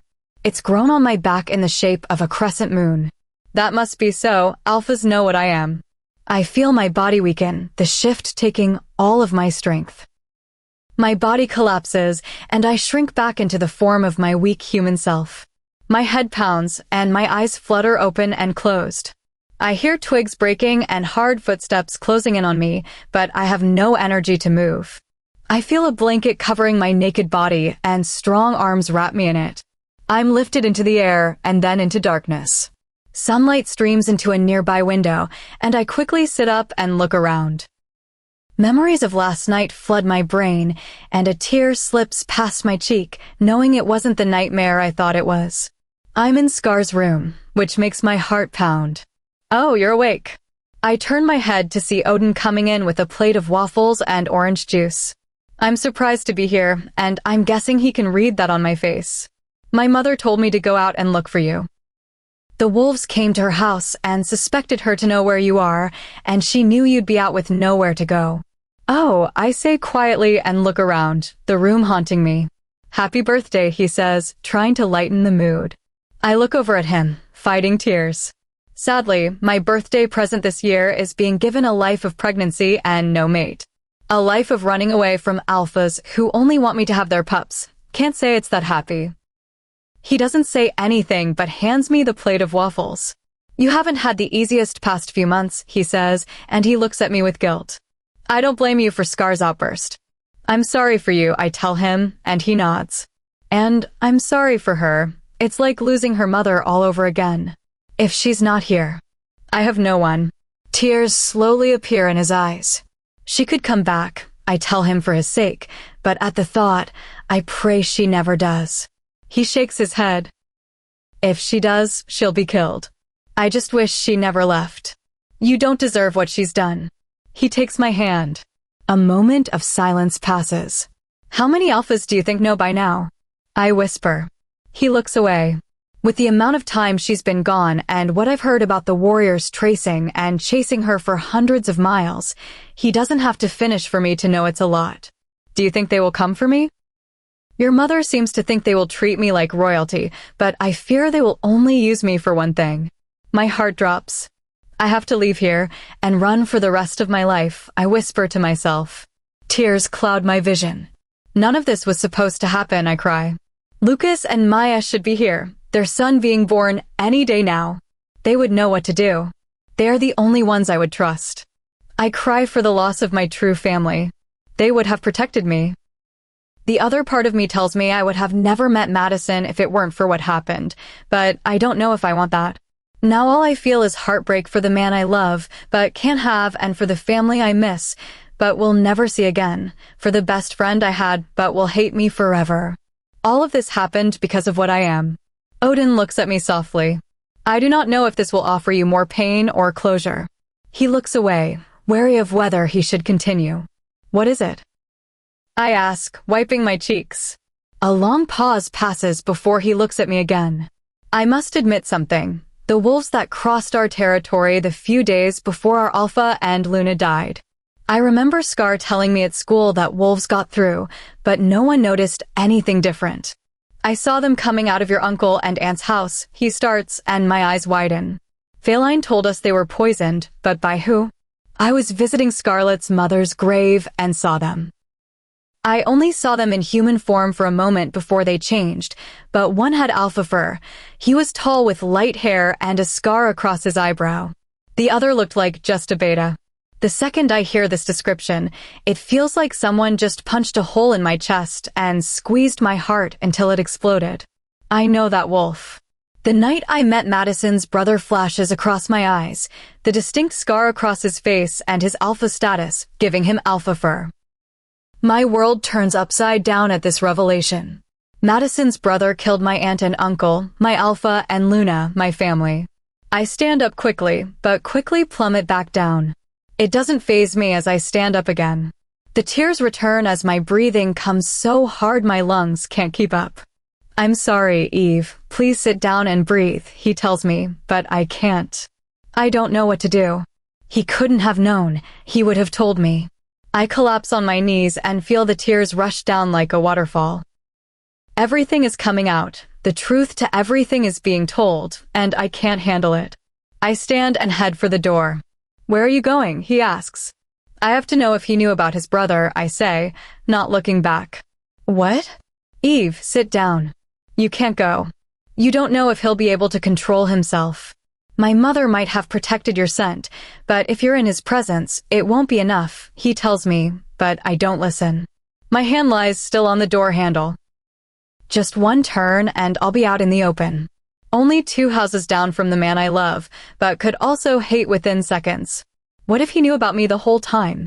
He was drawn to me because of my scent? He helped plot to kill my aunt and uncle so he could be the first one to have me? My heart says no, that of course that's not true, but the annoying voice in my head questions it. Maybe he even thinks he loved me, but it was all just a perfect illusion. My heart pounds as I open the door. The pink glow of sunrise cascades across the pack. I take hushed steps over to the house where my aunt and uncle were murdered and my lover lies. The grass is wet against my bare feet and small pebbles dig into my heels and toes. Do I really want to do this? As if a wall is in front of me, I can't seem to move. I look over to my old home, fire damage from the explosion only visible in one corner of the roof. It's completely cleared out. The home I lived in, was lied to in, and imprisoned in. I hear a door creak open, and I see it's Petro's and Lenora's home. I quickly run into the empty house before they see me. My heart pounds as I peek out a window to see both Petro's and Lenora heading over to Madison's house. They both look exhausted, bags under both their eyes, and tears stain Lenora's cheeks. I look away and begin to climb the stairs to my bedroom. I'll have the best view of Madison there. The door creaks open, and I'm met with an empty room. The only thing left is the nightstand I bought and my bed frame. I sigh and move over to the window, praying his curtains are open. I hide behind the wall and peek across the way, Madison's room in sight. I almost have hope that when I look at him, it'll all be a lie. My entire body will fill with love, happiness, and warmth as described as the feeling you feel when you find your mate. Maybe, just maybe. I almost fall on my knees when I see him. He's pacing his room. His hands are moving back and forth through his hair. Eyes red with tears, jaw clenched in anger, clothes dirty and tattered. He picks up a lamp and throws it across the room. Even from here, I hear him yell, My heart breaks for him, but different reasons why he's like this go through my mind. Is it because he's worried about me? Or is it the pull that makes him mad knowing I'm gone? Not in love, but lust? As for me, nothing. No change from what I was feeling minutes ago. She was right. He's not my mate. I feel the heartbreak all over again. Everything from the beginning has been a lie. Every "I love you" and kiss was stolen by me. Those are not rightfully mine. The amount of pain I have experienced in the last 24 hours cannot compare to the pain I feel of knowing this man is not my mate and not knowing if he has betrayed me this whole time. I see Petros walk in and I listen with my heightened hearing, hoping to find my answer. "Madison?" He says softly, and Madison turns to him. "What? Have they found her? Did they pick up her scent anywhere?" The hopefulness in his voice makes my heart clench. Petros looks away. "No, not yet, but they're looking," he tells him, and Madison screams again, baring his teeth, his wolf showing through. "I should be out there," he screams. "You've been out all day and night. You fainted last night from no food or drink. You need to take it easy," Petros says calmly. "How can I? Beverly is out there. Why wouldn't she come home? I can't take it anymore." I slide down the wall. I can't listen to this. I know what the best thing is. I have to leave. Forever. Chapter 31. This is the best thing to do. I repeat this to myself as I walk out of my bedroom and down the stairs.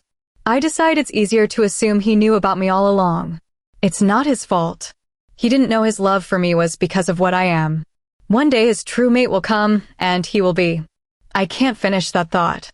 One thing I can't leave unfinished is the murder of Lucas, Maya, and my unborn cousin, but that will have to be for a different day.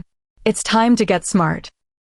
It's too risky to get my revenge right now, but one day I will avenge them. I sneak out to the back door. My eyes linger on the window at Madison. I see his brown eyes turned down in sadness, his lips parted as he lets out an order, his strong hands shaking. A part of my heart hurts knowing I'll never see him again, but the other part is glad. Hoping that if I never see him again, I'll never have to think about whether he was involved with Maya and Lucas's death. My lingering eyes shift to the dense forest. Maybe my parents will help me get out of town. It's the least they can do after dropping this on me. I quickly slip past the tree line, disappearing from the pack's view. The trees calm me. The cool air whips past my hair and cools my skin. I sigh and try not to focus on what's behind me. Literally. No more thinking about Madison or Lenora or Petros. The only thing I can think about is getting out of town and running from alphas for the rest of my life, or at least until I can figure out how to hide my scent forever. I almost reach their house before I hear whispers. My first instinct is to get out of sight and run, but then I recognize the voice. My heart pounds, and I quietly slip closer. "Listen to me, boy, we need to find her now." Madison's father's voice grows angrier with each word. "I know. Have you seen Madison? He's a mess." Almost like she's really his mate, Jackson says and looks away from his father in thought. Either way, we did not kill the alpha and Luna of this pack for nothing. We must find her before some other alpha takes her for his own. She will be Madison's, and he will have the most powerful pups of all time. By now, he's pissed, and the last part of my heart is broken. I feel rage engulf my entire being, and I feel myself shifting, but right before I can, I feel a hand on my shoulder. I gasp, but it's covered by another hand. Fear overtakes my rage, but as soon as I turn around, I'm met by Victorina. I raise an eyebrow, extremely surprised to see her. "What are you doing?" I mouth, afraid they will hear. "Come with me," she mouths back. I fight going, but she pulls me along. Once we are out of earshot, even for a werewolf, she faces me. "Eve, you can't," she tells me. Fire erupts. "What do you mean?" "You heard what they said. They killed them." Angry and sad tears roll down my cheeks. I know. Even tears blur her vision. "But by you exploding on them, two very trained alphas, you would be harmed or even killed," she tells me. "I don't care." I scream, and she covers my mouth again. "Stop. We will get our revenge, but right now I'm trying to help you," she tells me. Again, I raise an eyebrow. "Why?" I ask her. She rolls her eyes. It doesn't matter. Do you want to get out of town or not? It's like she read my mind. Mom was talking to me and didn't know what you were going to do. She was worried about you, she says, like she's trying to convince me. She gave me the idea. Okay, is all I can say. She brings a backpack around her shoulders that I hadn't noticed. While she is distracted looking through the bag, I turn around. We are out of sight from the men I want to show the same pain they did to my family. But if I want to survive, I have to save my revenge. She takes out a wad of cash. Where did you get that? I ask, eyes wide. Mom and Dad's stash. They can ground me later, she shrugs. There's cash, a bus ticket that'll basically take you anywhere, some clothes, a burner phone, and other things you might need. You could always go to our cousin's pack. They're in Colorado. Remember Luke? She says, and I nod. I can't go to another pack. I need to disappear, I tell her, and she nods, understanding. Why do you have all of this? I ask. This was my runaway bag, but you have a better use for it now, she says with a small, apologetic smile. I can get you past the barrier, but after that, you're on your own. The bus station is 2 miles north. Just follow the first road you get to. I nod, and she smiles softly. I remember the days when we were close and played in the yard together, made forts, and had sleepovers. Before Scar, she was my best friend. When she found out what happened to our mother, she changed. Okay, we better go. Alpha wolves are everywhere, but I know the back way out, she says, winking her hazel eye and handing me the backpack. I throw it over my shoulder as she turns to walk away. At the thought of Madison still looking for me, my chest hurts and my throat tightens. Eve, come on, she says, and my feet finally detach from the ground. We walk to the very edge of the pack, and a young werewolf comes into view. My heart speeds up. Don't worry, stay here, she says. And Beverly? She whispers. I look over to her. Yeah, call me when you get to the bus station. You don't have to tell me where you're going, but... I cut her off with a smile, feeling my heart warm just a little at the one person who I thought hated me the most. I will, I say, and she smiles shyly, not used to being kind to me. She stands, and I hide behind the thick trees and bushes. Hey, Jasper, Victorina says, stepping right out, fluffing up her dirty blonde hair. He turns around, and his tense face relaxes just a little. Victorina, what are you doing here? He says. He's handsome, with blonde hair, tan skin, very dark eyes, and a lean body. Just thought I'd come to visit, she says with a charming, radiant smile. This probably isn't the best time. Alpha has all of us on high alert looking for that Beverly girl, he tells her. We just had to usher those other alphas out of here. Calvin and Jacob are driving them back to their own pack, he says, but then whispers, Did you hear about that other alpha? No, what happened? She asks. I heard he went in the alpha's room and was messing around with some of Eve's things, and he freaked out, and now they have him locked up or something, he says, and Victorina hums. Wow, that's crazy, she says, but seems bored. Anyways, her tone changes. I had a really good time the other night. She smirks, and his face drops as her arms wrap around his neck. Yeah, me too. He smiles and leans into her. She kisses him deeply, and I feel the need to look away, but then her hand waves me over from behind her back. I quietly come out of the protective layer of woods and slip past them. I pass the barrier and keep going. By the time I look back, Victorina has stopped kissing him and is looking at me. The boy is still distracted by her. She frowns and mouths, "Good luck." I keep running. Running away from the place I've been my whole life, and the place I can never come back to. I start to slow down when I see the road up ahead. I take a deep breath and head north. I stay behind the tree line, not knowing who sits in the cars that pass by. My feet ache by the time I see a sign telling me the bus station is half a mile away. The walk gives me time to think, the one thing I don't want to do. Now that the adrenaline has worn off, I feel empty and my chest aches. I've learned too much in the past 2 days. No way did I ever imagine my 18th birthday going like this. But maybe, for now at least, I have to leave all of that behind and focus on what, or rather where, I go next. I think about all the places I've wanted to go and see. Maybe I'll go to Florida, lie out on a beach somewhere, and forget all my worries. Or New York. Not very many werewolves live up there, too many humans, and not enough woods. Or I'll ride the bus until I can't ride it any longer and see where I end up. It's a small bus station. Not very many people, and the ones who are here wear worn-out clothes. Most are smoking cigarettes and sitting on their luggage, waiting for the bus to arrive. One girl looks a little older than me. She looks afraid, and only one bag sits at her feet. Everyone here has a story of their own, some running, some with a destination, and some just going where the wind takes them. I walk up to a sliding glass door that doesn't open until you are directly in front of it. The small lobby isn't air-conditioned and smells of body odor and a little like mold. I look around to find one lady sitting behind a desk, protected by clear plastic with a small opening. She's probably in her late 50s. Her hair is permed and graying at the roots. She smacks a piece of gum, and her chewing gets louder as I get closer. "Excuse me," I say softly, and she looks up from the old computer. Large glasses rest on the tip of her nose. She doesn't say anything, so I slip her the bus ticket under the small opening. She takes it and looks it over, squinting her eyes. Bus 7 will be arriving again in 30 minutes. It has 5 stops listed on the ticket. From those stops, you can reach 3 major cities. From the looks of you, she pauses and stamps the ticket, sliding it back over to me. You don't look like you've got a destination. Just go out the door to the left, and it'll be the second sign. I don't reply, I just take the ticket and walk away. The doors don't even open this time, so I take the manual door beside them. The fresh air is much better than that stuffy room. I do as instructed and walk down to the second sign.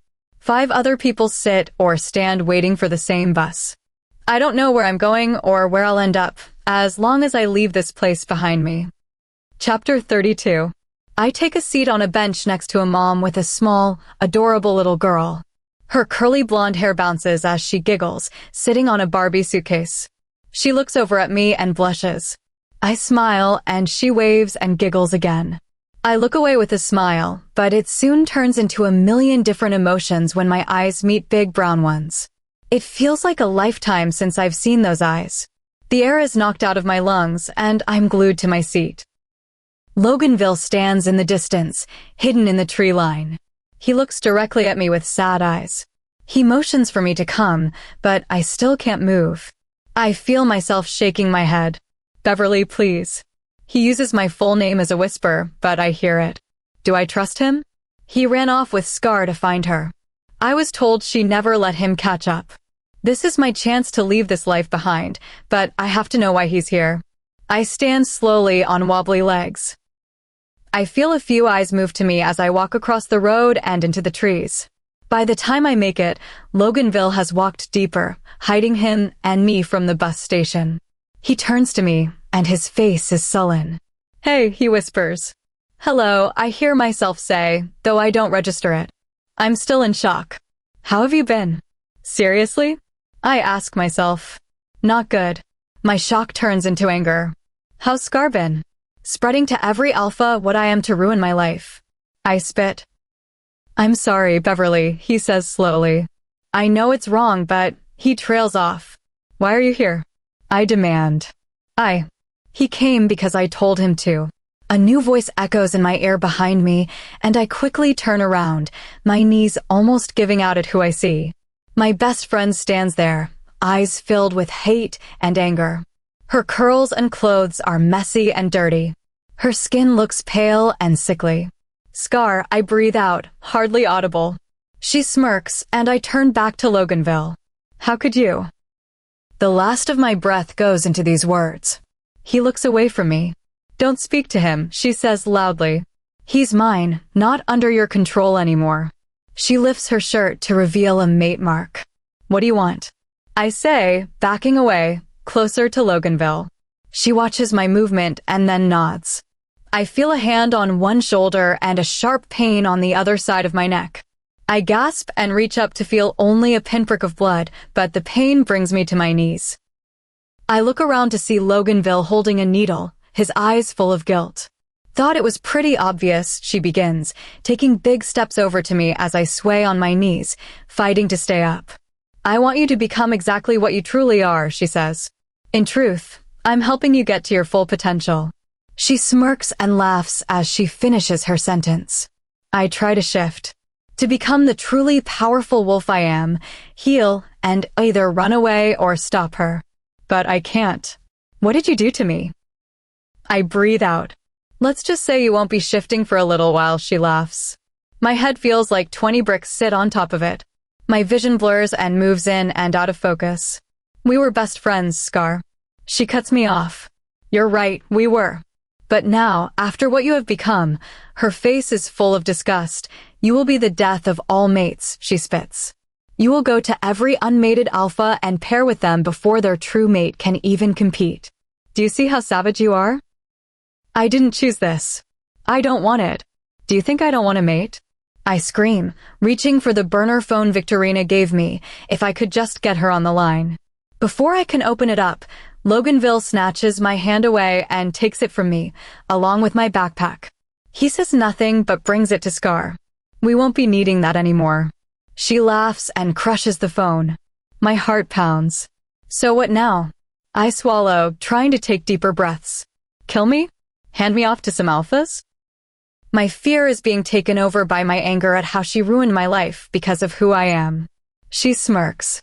Well, first to give you off to the highest bidder, then hide you away until his pup is born, then keep the cycle going. Why? At her plan, tears come to my eyes. She pauses and looks at me. Because I know you, she says.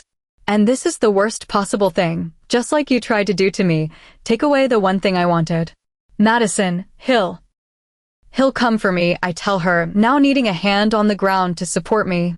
What was in that needle? I try to shift one more time, but it's no use. She actually laughs. What about when his true mate comes, she says, and my heart breaks at those words. No one will ever care enough about you. You are a tool to get the stronger race of alphas. I try to tell myself that's not true, but I can't help but feel like maybe it is. How long will it be until Madison knows what I am?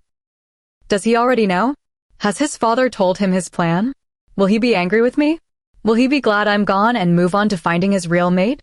All these questions arise because of Scarlett's words. I don't know what to do next. I only have one more play. I spoke to your father, I tell her, and she freezes. Loganville looks to her. He knows what you're doing. It doesn't matter. She shakes her head. I know how much she loves her father. After losing her mother, he was all she had. He told me your mother would be so disappointed, I say with all my strength. Her eyes widen, and her mouth parts. Shut up. They don't matter. What matters is you suffer for what you are, she says. My father lost his mate just like you tried to do to me. A growl escapes her. You should have never tried to steal Loganville from me. Her voice softens. He's all I have. Scar, Loganville begins. No, stop. She puts her hand up. I've forgiven you once for being on her side. Don't make me do it again. She growls and he nods, kissing her forehead. I fight the urge to be sick. Just my two childhood friends trying to tear apart my life. A new scent forms in the air and all three of us can smell it. It's familiar, but I can't put my finger on it. Scar says with a smile. Here comes the highest bidder. She laughs. Out of the corner of my eye, I watch someone come in. His eyes send shivers down my spine. I should have known. Herman strolls in with a wicked smirk, and his eyes run over me. His hands tighten at his sides, and he holds his breath. Almost unbearable. He cringes as his eyes hold shut. Scar rolls her eyes. Ridiculous, she says. Come on, let's go. I try to crawl away, but Loganville grabs me. He lifts me up, and in my ear, he whispers, I'm sorry. I don't let the tears that well up in my eyes fall. As we begin the walk to wherever, I notice Herman's eyes never leave me. My body shivers in fear. I fight the urge to scream for help, but I know for one, my voice won't allow me, and two, no one would come. Chapter 33. Madison POV. It's her birthday today, and she's still missing. I pace back and forth in my room with my eyes clamped shut, trying not to picture Beverly lying in bed asleep or in the bathroom brushing her silky silver locks. I run my hands through my hair and shake my head. I hear Petros walk in. Madison, he says softly, and I turn to him. I have a sliver of hope, and I step over to him. What? Have they found her? Did they pick up her scent anywhere? Petros looks away. No. Not yet, but they're looking. I pound my hand against the wall and shout in anger, my wolf on the verge of showing through. I should be out there. I scream and walk over to him, but he blocks the door. You've been out all day and night. You fainted last night from no food or drink. You need to take it easy, Petros says calmly, putting up his hands. How can I? Beverly is out there. Why wouldn't she come home? I beg him or anyone to answer the question that's gone through my mind nonstop. Where is she, Petros? I collapse on my bed, putting my head in my hands. We'll find her, Madison, he says softly. Someone else walks in. The alpha, the one you locked up. You should talk to him, I hear Lenora say. He might be able to help. I take a deep breath and nod, walking towards the door. Petros and Lenora follow.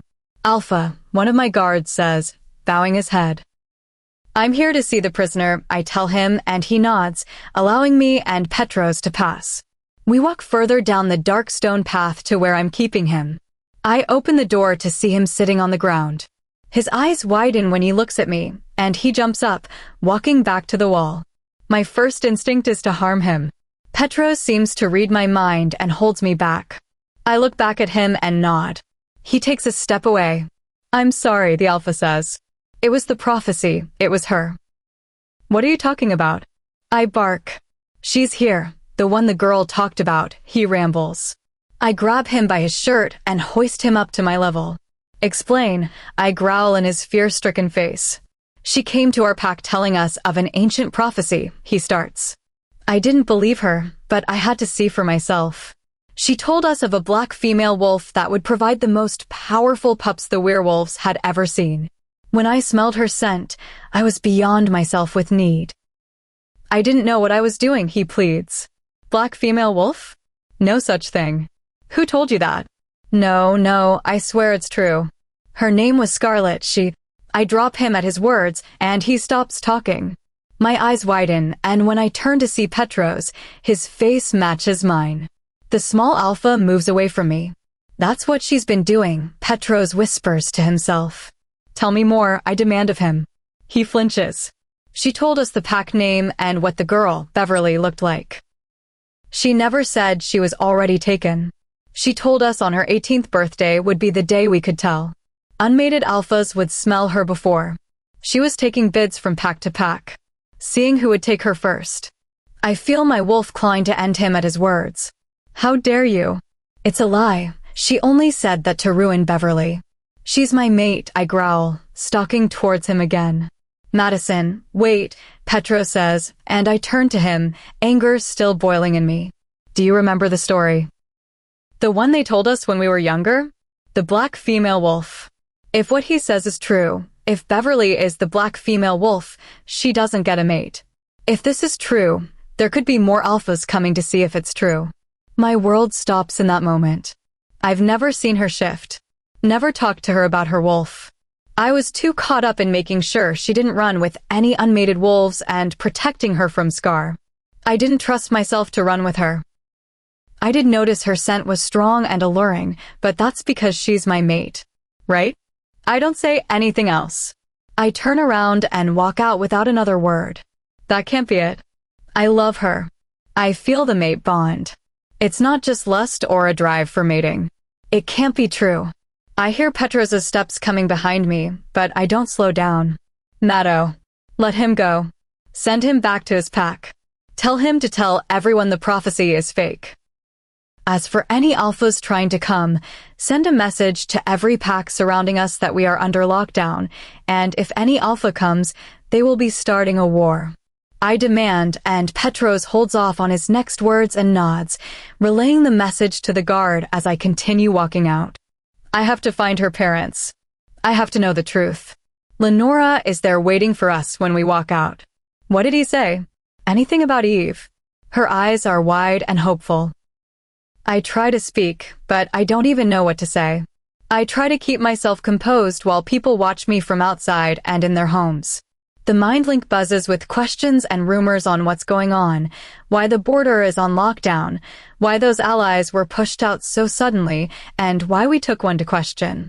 I growl, knowing I have my alpha duties to uphold even now.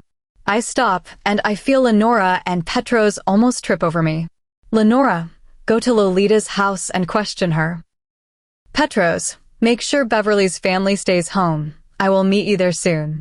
I direct them, and they bow their heads, and both head off in opposite directions. I open the floodgates of the mind link and answer question after question, trying to stay as calm as possible while being helpful. I try to say as little as I can, knowing I don't want to spread even more questions. I leave Beverly out of all my answers. I need everyone to stay calm and please remain in human form until the lockdown is over. I hear a chorus of "Yes, Alpha." I close off the link and quickly begin in the direction of Beverly's parents' house. My mind races, and without even knowing it, my emotions overtake me, and I shift instantly. My forepaws hit the ground, and I run. I've never run faster in my entire life. My heart clenches as if my ribcage has enclosed and pierced the sensitive skin of my heart. I'm going to fix this. I have to. I have to get her back and make her understand that I will protect her for as long as I live. My surroundings are irrelevant, and I feel myself collide with someone. I trip over my paws and land on my back. I jump up and shake it off, coming face to face with my father and brother. Son.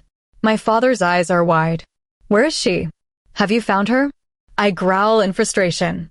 I shift, and my brother tosses me a pair of shorts. I just talked to the prisoner. He told me about a prophecy. It was Scarlet. She's ruined her, I ramble, my hands grabbing at my hair. She isn't mine, but she has to be. She is mine. I can't let her get away. My father pats my back. She will be yours. You'll have the most powerful children. They will rule alongside you and us. Don't worry, we'll find her. I stop and turn my eyes to him. My brother seems to know where my head is at, and he sighs. I move out of my father's reach. You knew, I state and question. You knew what she was. I step back, staring between the two of them. Slowly, my brain begins to connect. That's why, I growl. That's why you liked her so much, why you pressured me to remove the other alphas. How could you not tell me? I demand. My father's eyes turn to the deep black I remember as a child as anger grows inside him. Stop your whining and be grateful, he spits. Jackson places a hand on our father's shoulder. Father, please, but he swats him away. No. How dare you act as if I did something wrong? You are here because of me, he screams, his alpha dominance pouring out of him. What are you talking about? What did you do? I demand. I instantly see guilt in Jackson's eyes. Madison, you have to understand. Shut up. My father tells him and pokes my chest. You were born to be an alpha. It was my job to ensure your birthright, he tells me, and my heart stops. What? Did you do? I demand. Lucas backed out of our agreement. It was a contract. And why? Just because he was finally about to have an heir. You would be left as beta for the rest of your life. His reasoning makes me want to eliminate him. I stand in shock. Even the blood in my body has stopped flowing. You killed them, I hear myself say. My father hardly flinches at my words, but Jackson full-blown turns away. You. I grab Jackson by the shirt. How could you do it? I scream so loud my throat instantly burns. He shakes his head and guilt overtakes him. I didn't know she was pregnant. Shut up. My father says again and turns his eyes to me. He was doing what I told him. We both did it for you. And now look, you are the alpha and have the most powerful female wolf wrapped around your finger. You should be thankful. You're delusional. That was her family. You would be executed for your actions. I'm blinded by anger. I feel a sharp pain erupt across my right eye, and by the time I snap back, my father's fist is red from his punch. Jackson's eyes are huge. I have two options: fight him and take out every anger and frustration, or stop this now and get closer to finding Beverly and fixing everything that has gone wrong. I don't think she'll ever be able to forgive me when she finds out what happened, but I have to try. I hereby disconnect my pack from yours. We will no longer be your allies, and I ban you from my territory for the rest of your time as Alpha, both of you, I spit. Their faces both red shock and disbelief. Other punishments will follow at a later time, I growl. Brother, please. I didn't know, Jackson begins. No, leave this place now, I demand, and my father's anger grows once again. You can't do this, he says. I just did. I am Alpha of this pack, and you are no longer welcomed here. I take one step closer to him so that we are eye to eye. I can feel his deep, angry puffs of air across my face as he holds back his words. Now leave. I've never seen a pair of wider eyes in my life. He stares dumbfounded at me, and Jackson is the one who pulls him away. He leads my father in the other direction and looks back at me, his eyes glossy with regret and sadness. I'm sorry, brother, he says and turns back around. He and my father grow smaller, with each step into a forever away from ever seeing each other again. Chapter 34. Madison POV. I ignore the thought of my mother, knowing her eyes would look at me in grief and sadness, knowing what just unfolded with my father and me. He did this to himself. The thought of Beverly knowing my father and brother are the reason her beloved aunt and uncle are dead would kill her. I knew my father was power-obsessed, but that is unspeakable. I try to push all of it away and focus on one thing at a time. Her. Finding her and figuring out a way to get her back. I walk in the direction of Beverly's parents' house, praying they know where she is. The small cottage comes into view, and off to my left, I see Lenora come out of the woods. Her eyes land on me, and her face falls. I don't even have to ask to know. I hear the door, and Petros walks out. He looks between me and Lenora, and again, a fallen face. It's true, Madison. She's the Black Wolf, Petros says. I turn to Lenora, and she looks at me with tears in her eyes as she nods. I feel my knees lock, but somehow I continue to stand. But I whisper as I think about every moment I've had with her. From the first moment I saw her in the lineup to the first time I kissed her, to the last time I saw her. I have loved her every second. I refuse to believe it. She has to be my mate. They didn't know where she was. Petros trails off, knowing he is only worsening the blow. Silence spreads between us, and I can tell Lenora is trying to keep in her sobs. I'm so sorry, Madison, she says, but I have no words. What do we do, Alpha? Petros asks. For the first time as Alpha, I have no order, no plan. I'm lost. We stand in silence. My brain tries desperately to devise a plan or even to find a clue on where she could have gone, or worse, who took her. I'm going to talk to border control to make sure no one has seen anything suspicious, Lenora says, and I know she's doing it just to keep herself busy. She walks off. I can tell Petros is tempted to go after her. I don't know how much time goes by, but I stand here wanting nothing more than to move. But I can't because I don't know what to do or where to go. I hear sticks breaking, and I quickly shoot my head over to the direction of the sound. On the side of the house, I see Victorina slowly making her way over to us. My immediate reaction is to turn and leave, not wanting anything to do with her or her unhelpful family. But she looks between Petros and me and waves us over. I look to him, and his eyebrows are raised, but we go in her direction. We follow her a ways until we come up to a clearing. She turns to us with glossy eyes.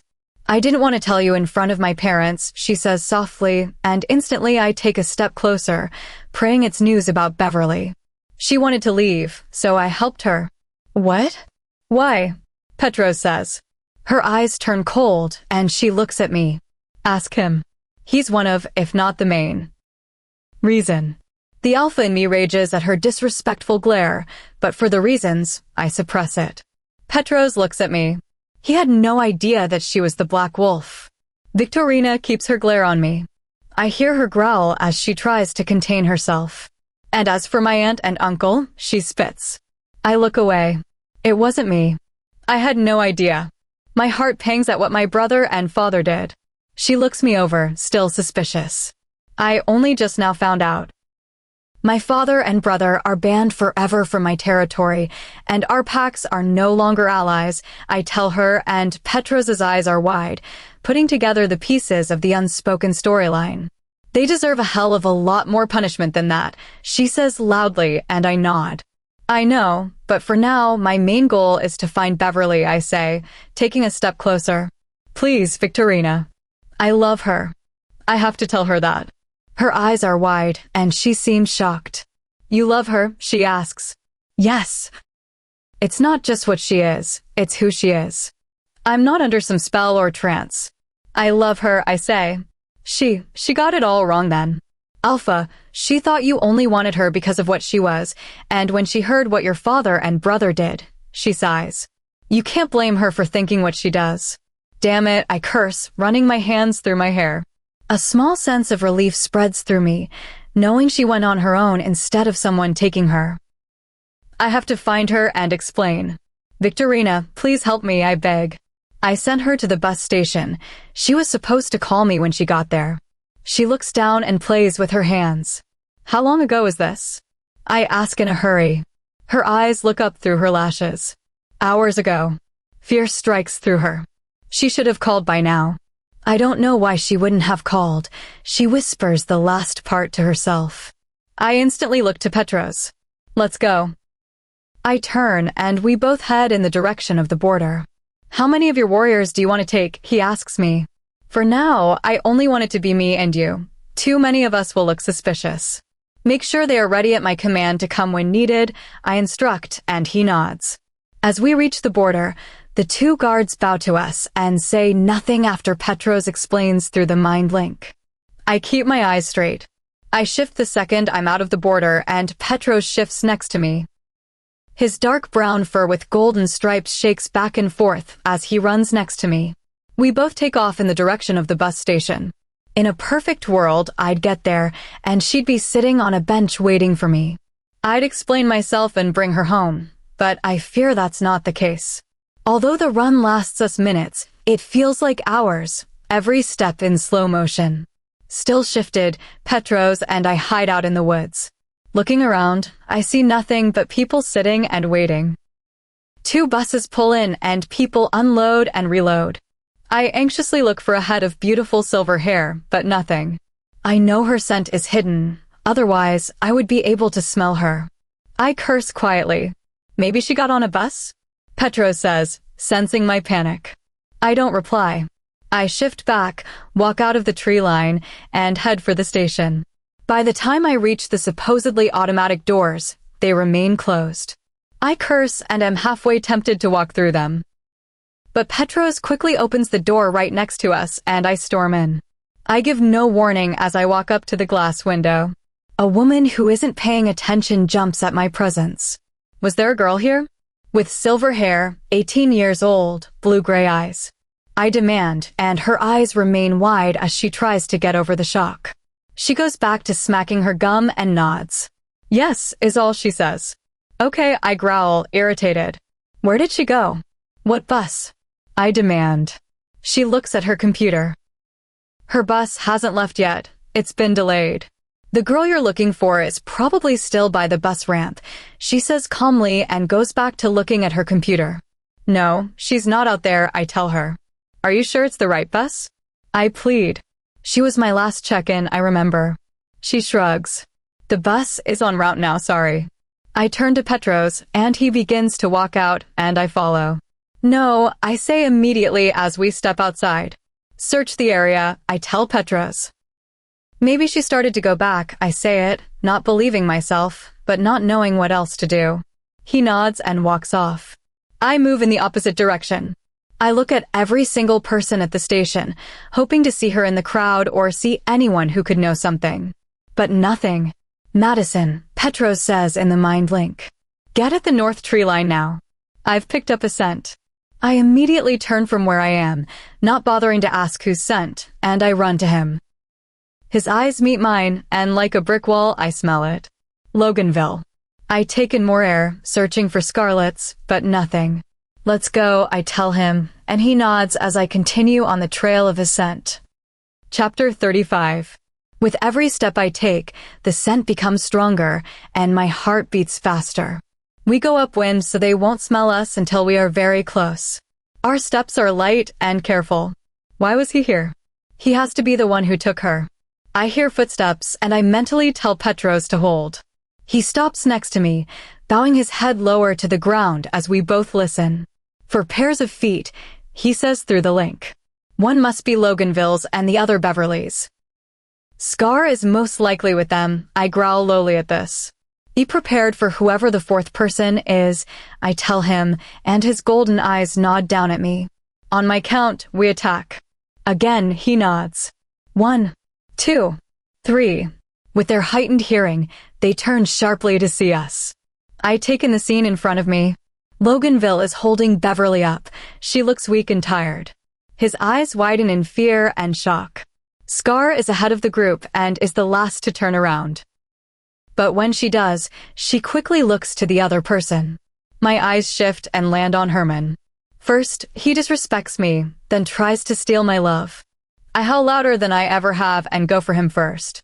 He shifts midair and his claws come around to my shoulders. His black fur matches mine, but not his strength. I gnaw at his neck, and he tries to claw anywhere he can reach. I look over for a split second to see that Loganville has shifted and is rolling around with Petros, biting his ankle. I continue my assault on Herman, and the words of the alpha I questioned ring in my head. Herman was the highest bidder. He was going to take my Beverly. With each sickening thought, my bites grow deeper and we roll towards the ground. He tries to pin me, but I flip his body over mine and pounce on him again. Stop. I hear the girl scream. All 4 fighting wolves turn to her. Shift now and let us go, or I'll do it. She's holding Beverly up by her neck as she's tucked into her elbow. Beverly desperately tries to peel her arm away from her. She's holding a silver knife to Beverly's side, and instantly I freeze. I shift. Don't you dare. My voice booms across the trees and echoes back to us. Beverly's eyes finally meet mine. Her gray eyes are filled with tears. She lets out sobs of confusion, relief, and fear. My knees weaken at the crumbling sight of her. Herman is still beside me in his wolf form. Petros and Loganville have shifted back. Loganville stares at his mate with somber eyes. Scar, honey, please, he begs, trying to calm her. Tears well up in her eyes. Stop, Loganville, she cries. You're mine. She deserves this. Again a sob, and the knife inches closer, and so do I. She tried to take you from me, the one thing I ever wanted. We stay still as he walks closer to her. I'm yours, my love. You know this is wrong. He pleads with her. We can still do the right thing. Herman slowly makes his way over towards Loganville. I keep my eye on his every move. Petros walks closer to me. Scar shakes her head as tears fall. The next thing I know, Herman knocks Loganville out cold as he shifts back to human form. Scar's eyes go wide. What the hell? She screams, still holding Beverly, but her grip loosens as she fights the urge to move to her mate. As I debate taking advantage of her weakness and pouncing on her to get Beverly, I decide it's too risky. We have to stick to the plan, Herman argues. She's mine. I paid good money for her and I've protected you. She will bear my pups. Do as you wish when I'm done with her and I get my heirs, he says, and I see Beverly shrink away at the thought, and I growl. Scar nods slowly, looking at Loganville as he lies still on the ground. He won't be out long. She turns her eyes back over to us. Petros looks to me for direction on what to do next. You don't love her either. It's all a sick game. Scar spits to me, and Beverly looks away from my eyes, ashamed. You're wrong, I defend as quickly as the words can leave my mouth. I love her more than anything. She is my soulmate, I tell her in complete honesty. Beverly slowly looks up at me through thick dark lashes, and she tilts her head like she still doesn't believe me. Scar laughs. She's got her hooks deep in you, she states. This is what is going to happen. Either I kill her, or you let us go and never try to find us. She looks down at Beverly with hate and disgust. I can't let you do either of those things. I take a step closer, but she takes a step back. Herman watches very carefully. He doesn't want her dead either, but for the wrong reasons, which means I want him dead. Too bad. It's one or the other. The knife is too close for comfort at this point, and Beverly winces. Madison, she cries, and my heart throbs to save her. A moment later, all goes silent. No birds chirp, no distant cars driving, no one even breathes as a gust of wind ripples everyone to their knees. Loganville wakes up at this time and tries to take the scene in, the cut on his head healing. The next thing I know, Beverly falls to the ground out of Scar's arms and starts to glow. Her silver hair erupts with light as bright as the moon. Her pale skin shoots off rays of white light as she slowly begins to float off the ground and into the air above us. Her eyes stay closed as she reaches a height of 8 feet. Everyone else seems too shocked to move, but I stand, hoping to bring her back to me. Her eyes shoot open, but instead of the usual gray, her eyes are pure light. I have to squint as I stare at her glorious self. "Beverly," I say quietly, but there is no response. "How could you all have treated your almighty mother and my daughter this way?" Her voice doesn't sound like her own. It's a deep, threatening voice, deeper and stronger than any alpha I have ever heard. All of us slowly lower to our knees and bow our heads almost like instinct. All of us seem to have the same thought at the same time because I hear Petros and Scar both whisper, "The moon god." My eyes shoot up at this revelation. So it's true. Beverly is the black female wolf whose father is the moon god. "My lord, my god," Scar slowly lifts her head and stands. I was the one trying to let her live to her destiny. Lies.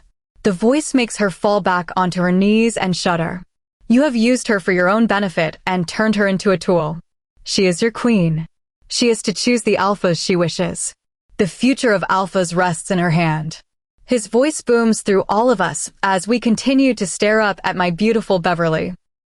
"And you." Her eyes now turn to Herman. "You have disgraced werewolves and the honor of alphahood."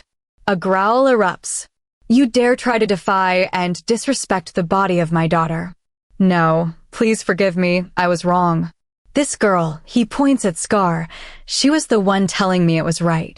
I see blackness in your heart. It's a shame, too. You were supposed to meet your mate very soon. I guess you'll never know."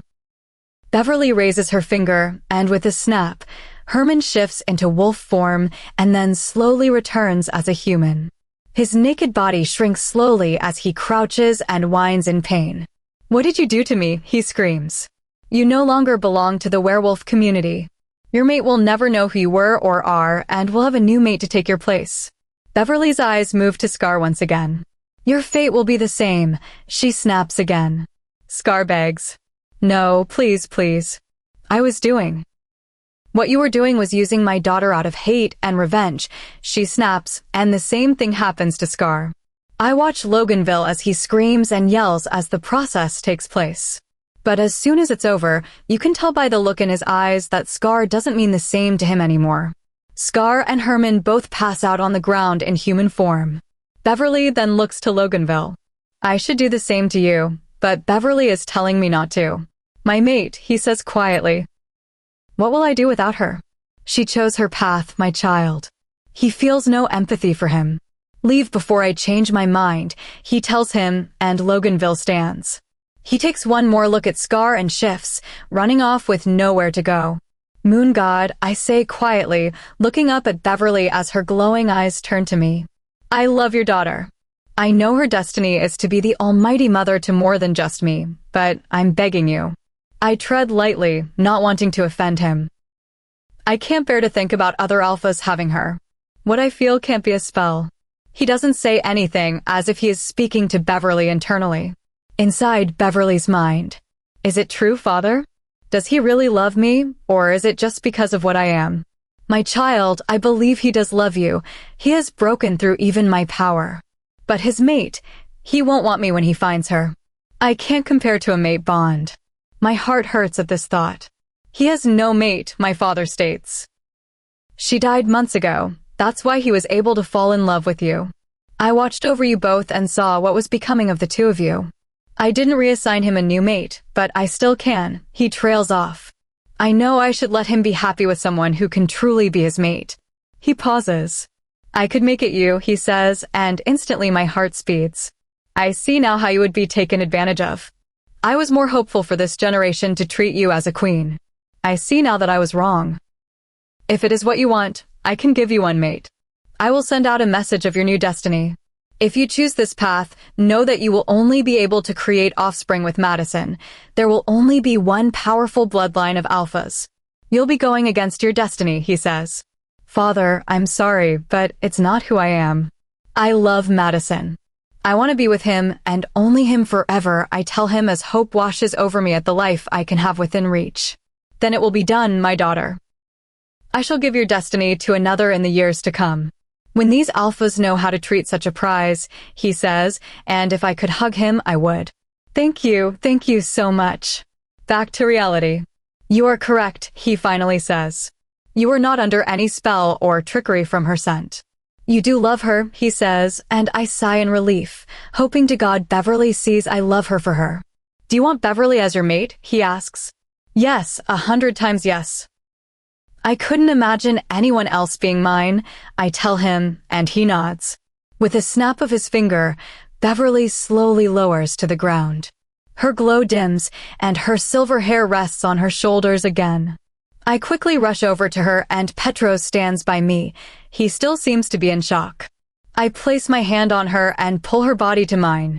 Tears cloud my vision as every emotion washes over me. She's mine for good. I have her back. But I still have to convince her I knew nothing of my father and brother. I pull her back and stare down at her. Beverly's skin is still slightly glowing. Her skin is soft, and her lashes cast a shadow over her cheeks. Petros touches my shoulder, and I look up at him. What should we do with them? He asks, pointing at Scar and Herman still lying on the ground. Wait till they wake up, I tell him, and he nods. I move a silver piece of hair from her face and pull her to me once again. I've never felt more relieved, happy, and scared all at the same time in my whole life. I feel a slight movement in my arms, and as I pull her away, her eyes flutter open, revealing her gray speckled eyes, a small frown on her lips. Madison, she questions and looks around. Her eyes meet mine and widen, and the biggest smile I've ever seen crosses her face. I feel it, she whispers to herself as she takes a big gust of air into her lungs. But a moment later, a frown replaces her beautiful smile, and she pushes herself out of my arms. Beverly. My tone comes out more as a beg. Your father, your brother. She gathers herself to her feet, and I follow. I knew nothing of what they did, I promise. I can barely live with myself knowing what their corrupt minds did. I'm so sorry. With Beverly officially becoming my mate, my need and want for her has only increased, if possible. The distance between us angers me. She looks me up and down. I can tell the distance is affecting her too. I feel my body strain like a rubber band pulled too tight. Her scrunched up, angered features slowly release, and her words come out as a soft whisper. You promise, she asks, looking away with tears in her eyes. I close the gap between us and pull her to me. I swear, they have been banished from my land and will be punished further. I plan to take away their title as Alpha and make it so they can never be a part of another pack. All I care about right now is getting you back home. I place my hands on her cheeks and she leans into me.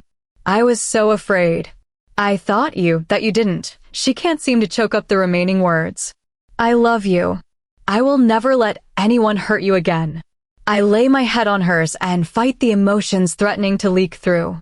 She pulls back and steps behind me, hugging Petros. Good to have you back, he says kindly and bows his head. Beverly's eyes move to Scar and Herman on the ground, and she frowns again and moves closer to me.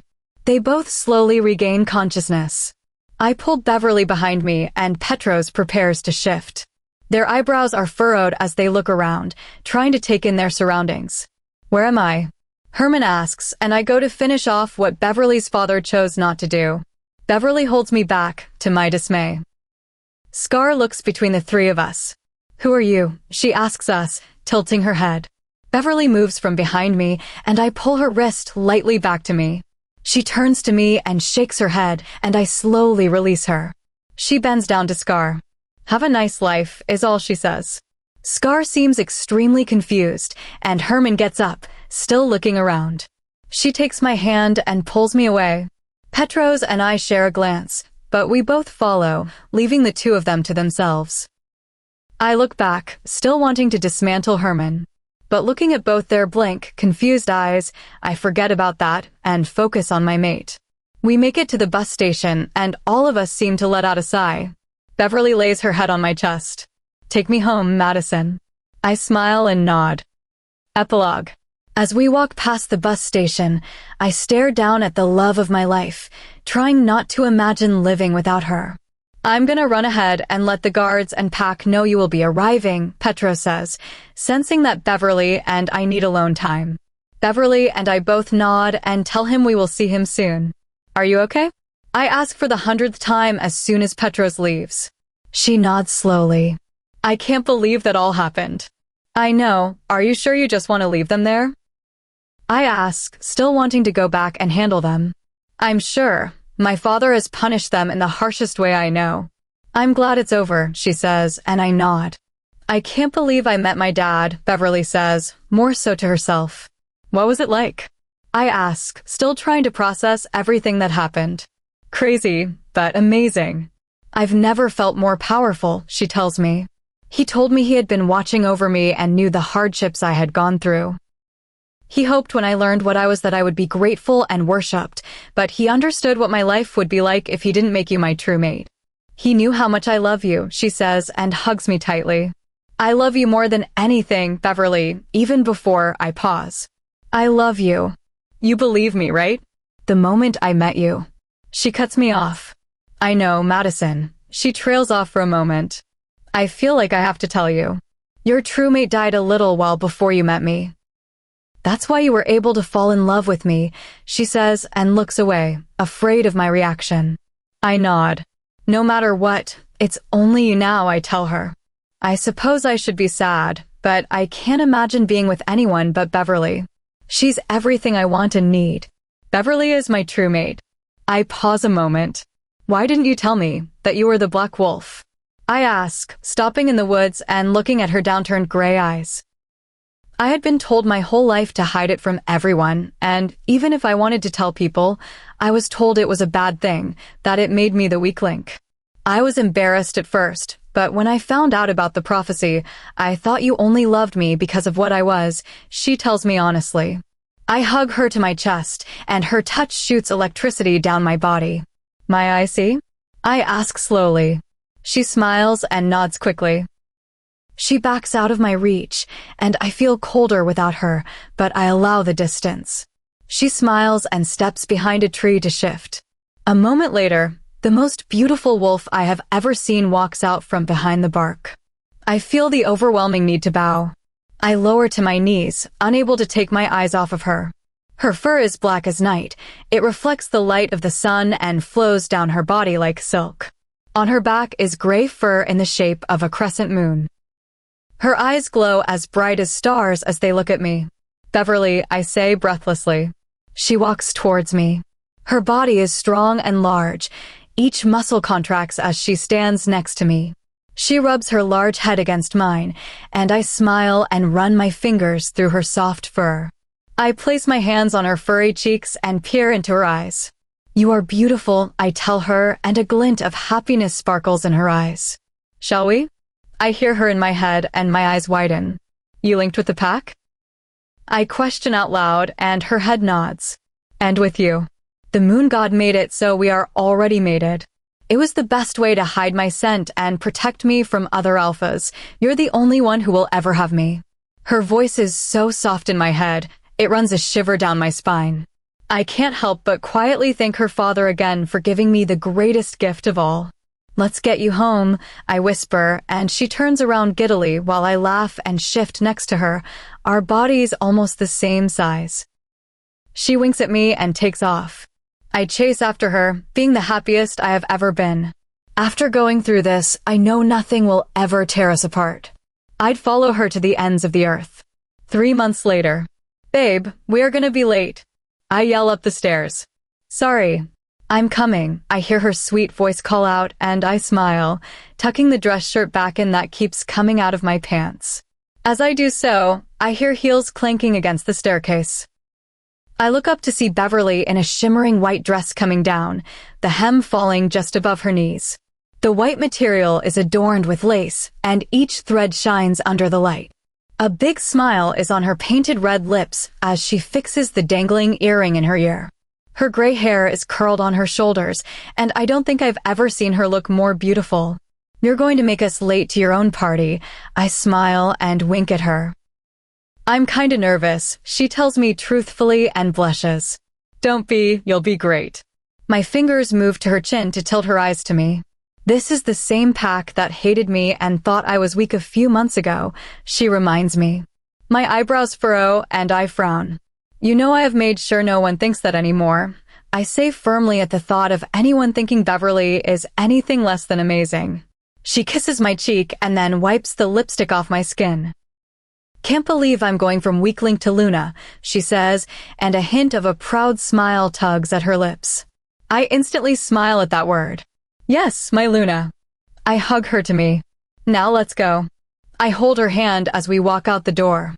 I spot Lenora and Petros stepping out of their home beside us, both dressed in their best. Lenora waves at us and Beverly walks ahead to go say hello. I hear Lenora gushing at how beautiful Beverly looks, and she does the same. "You ready, Alpha?" Petros asks me. I look over at my glowing beauty of a mate and smile. "More than ready." I nod. Hours go by. Speeches were made, congratulations were granted, and smiles were held on everyone's faces.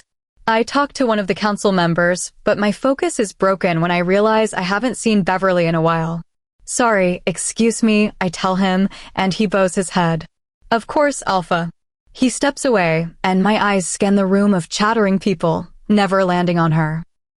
I get a glimpse of the balcony, and her gray hair catches my eye. I let out a sigh of relief that I hadn't realized I was holding in.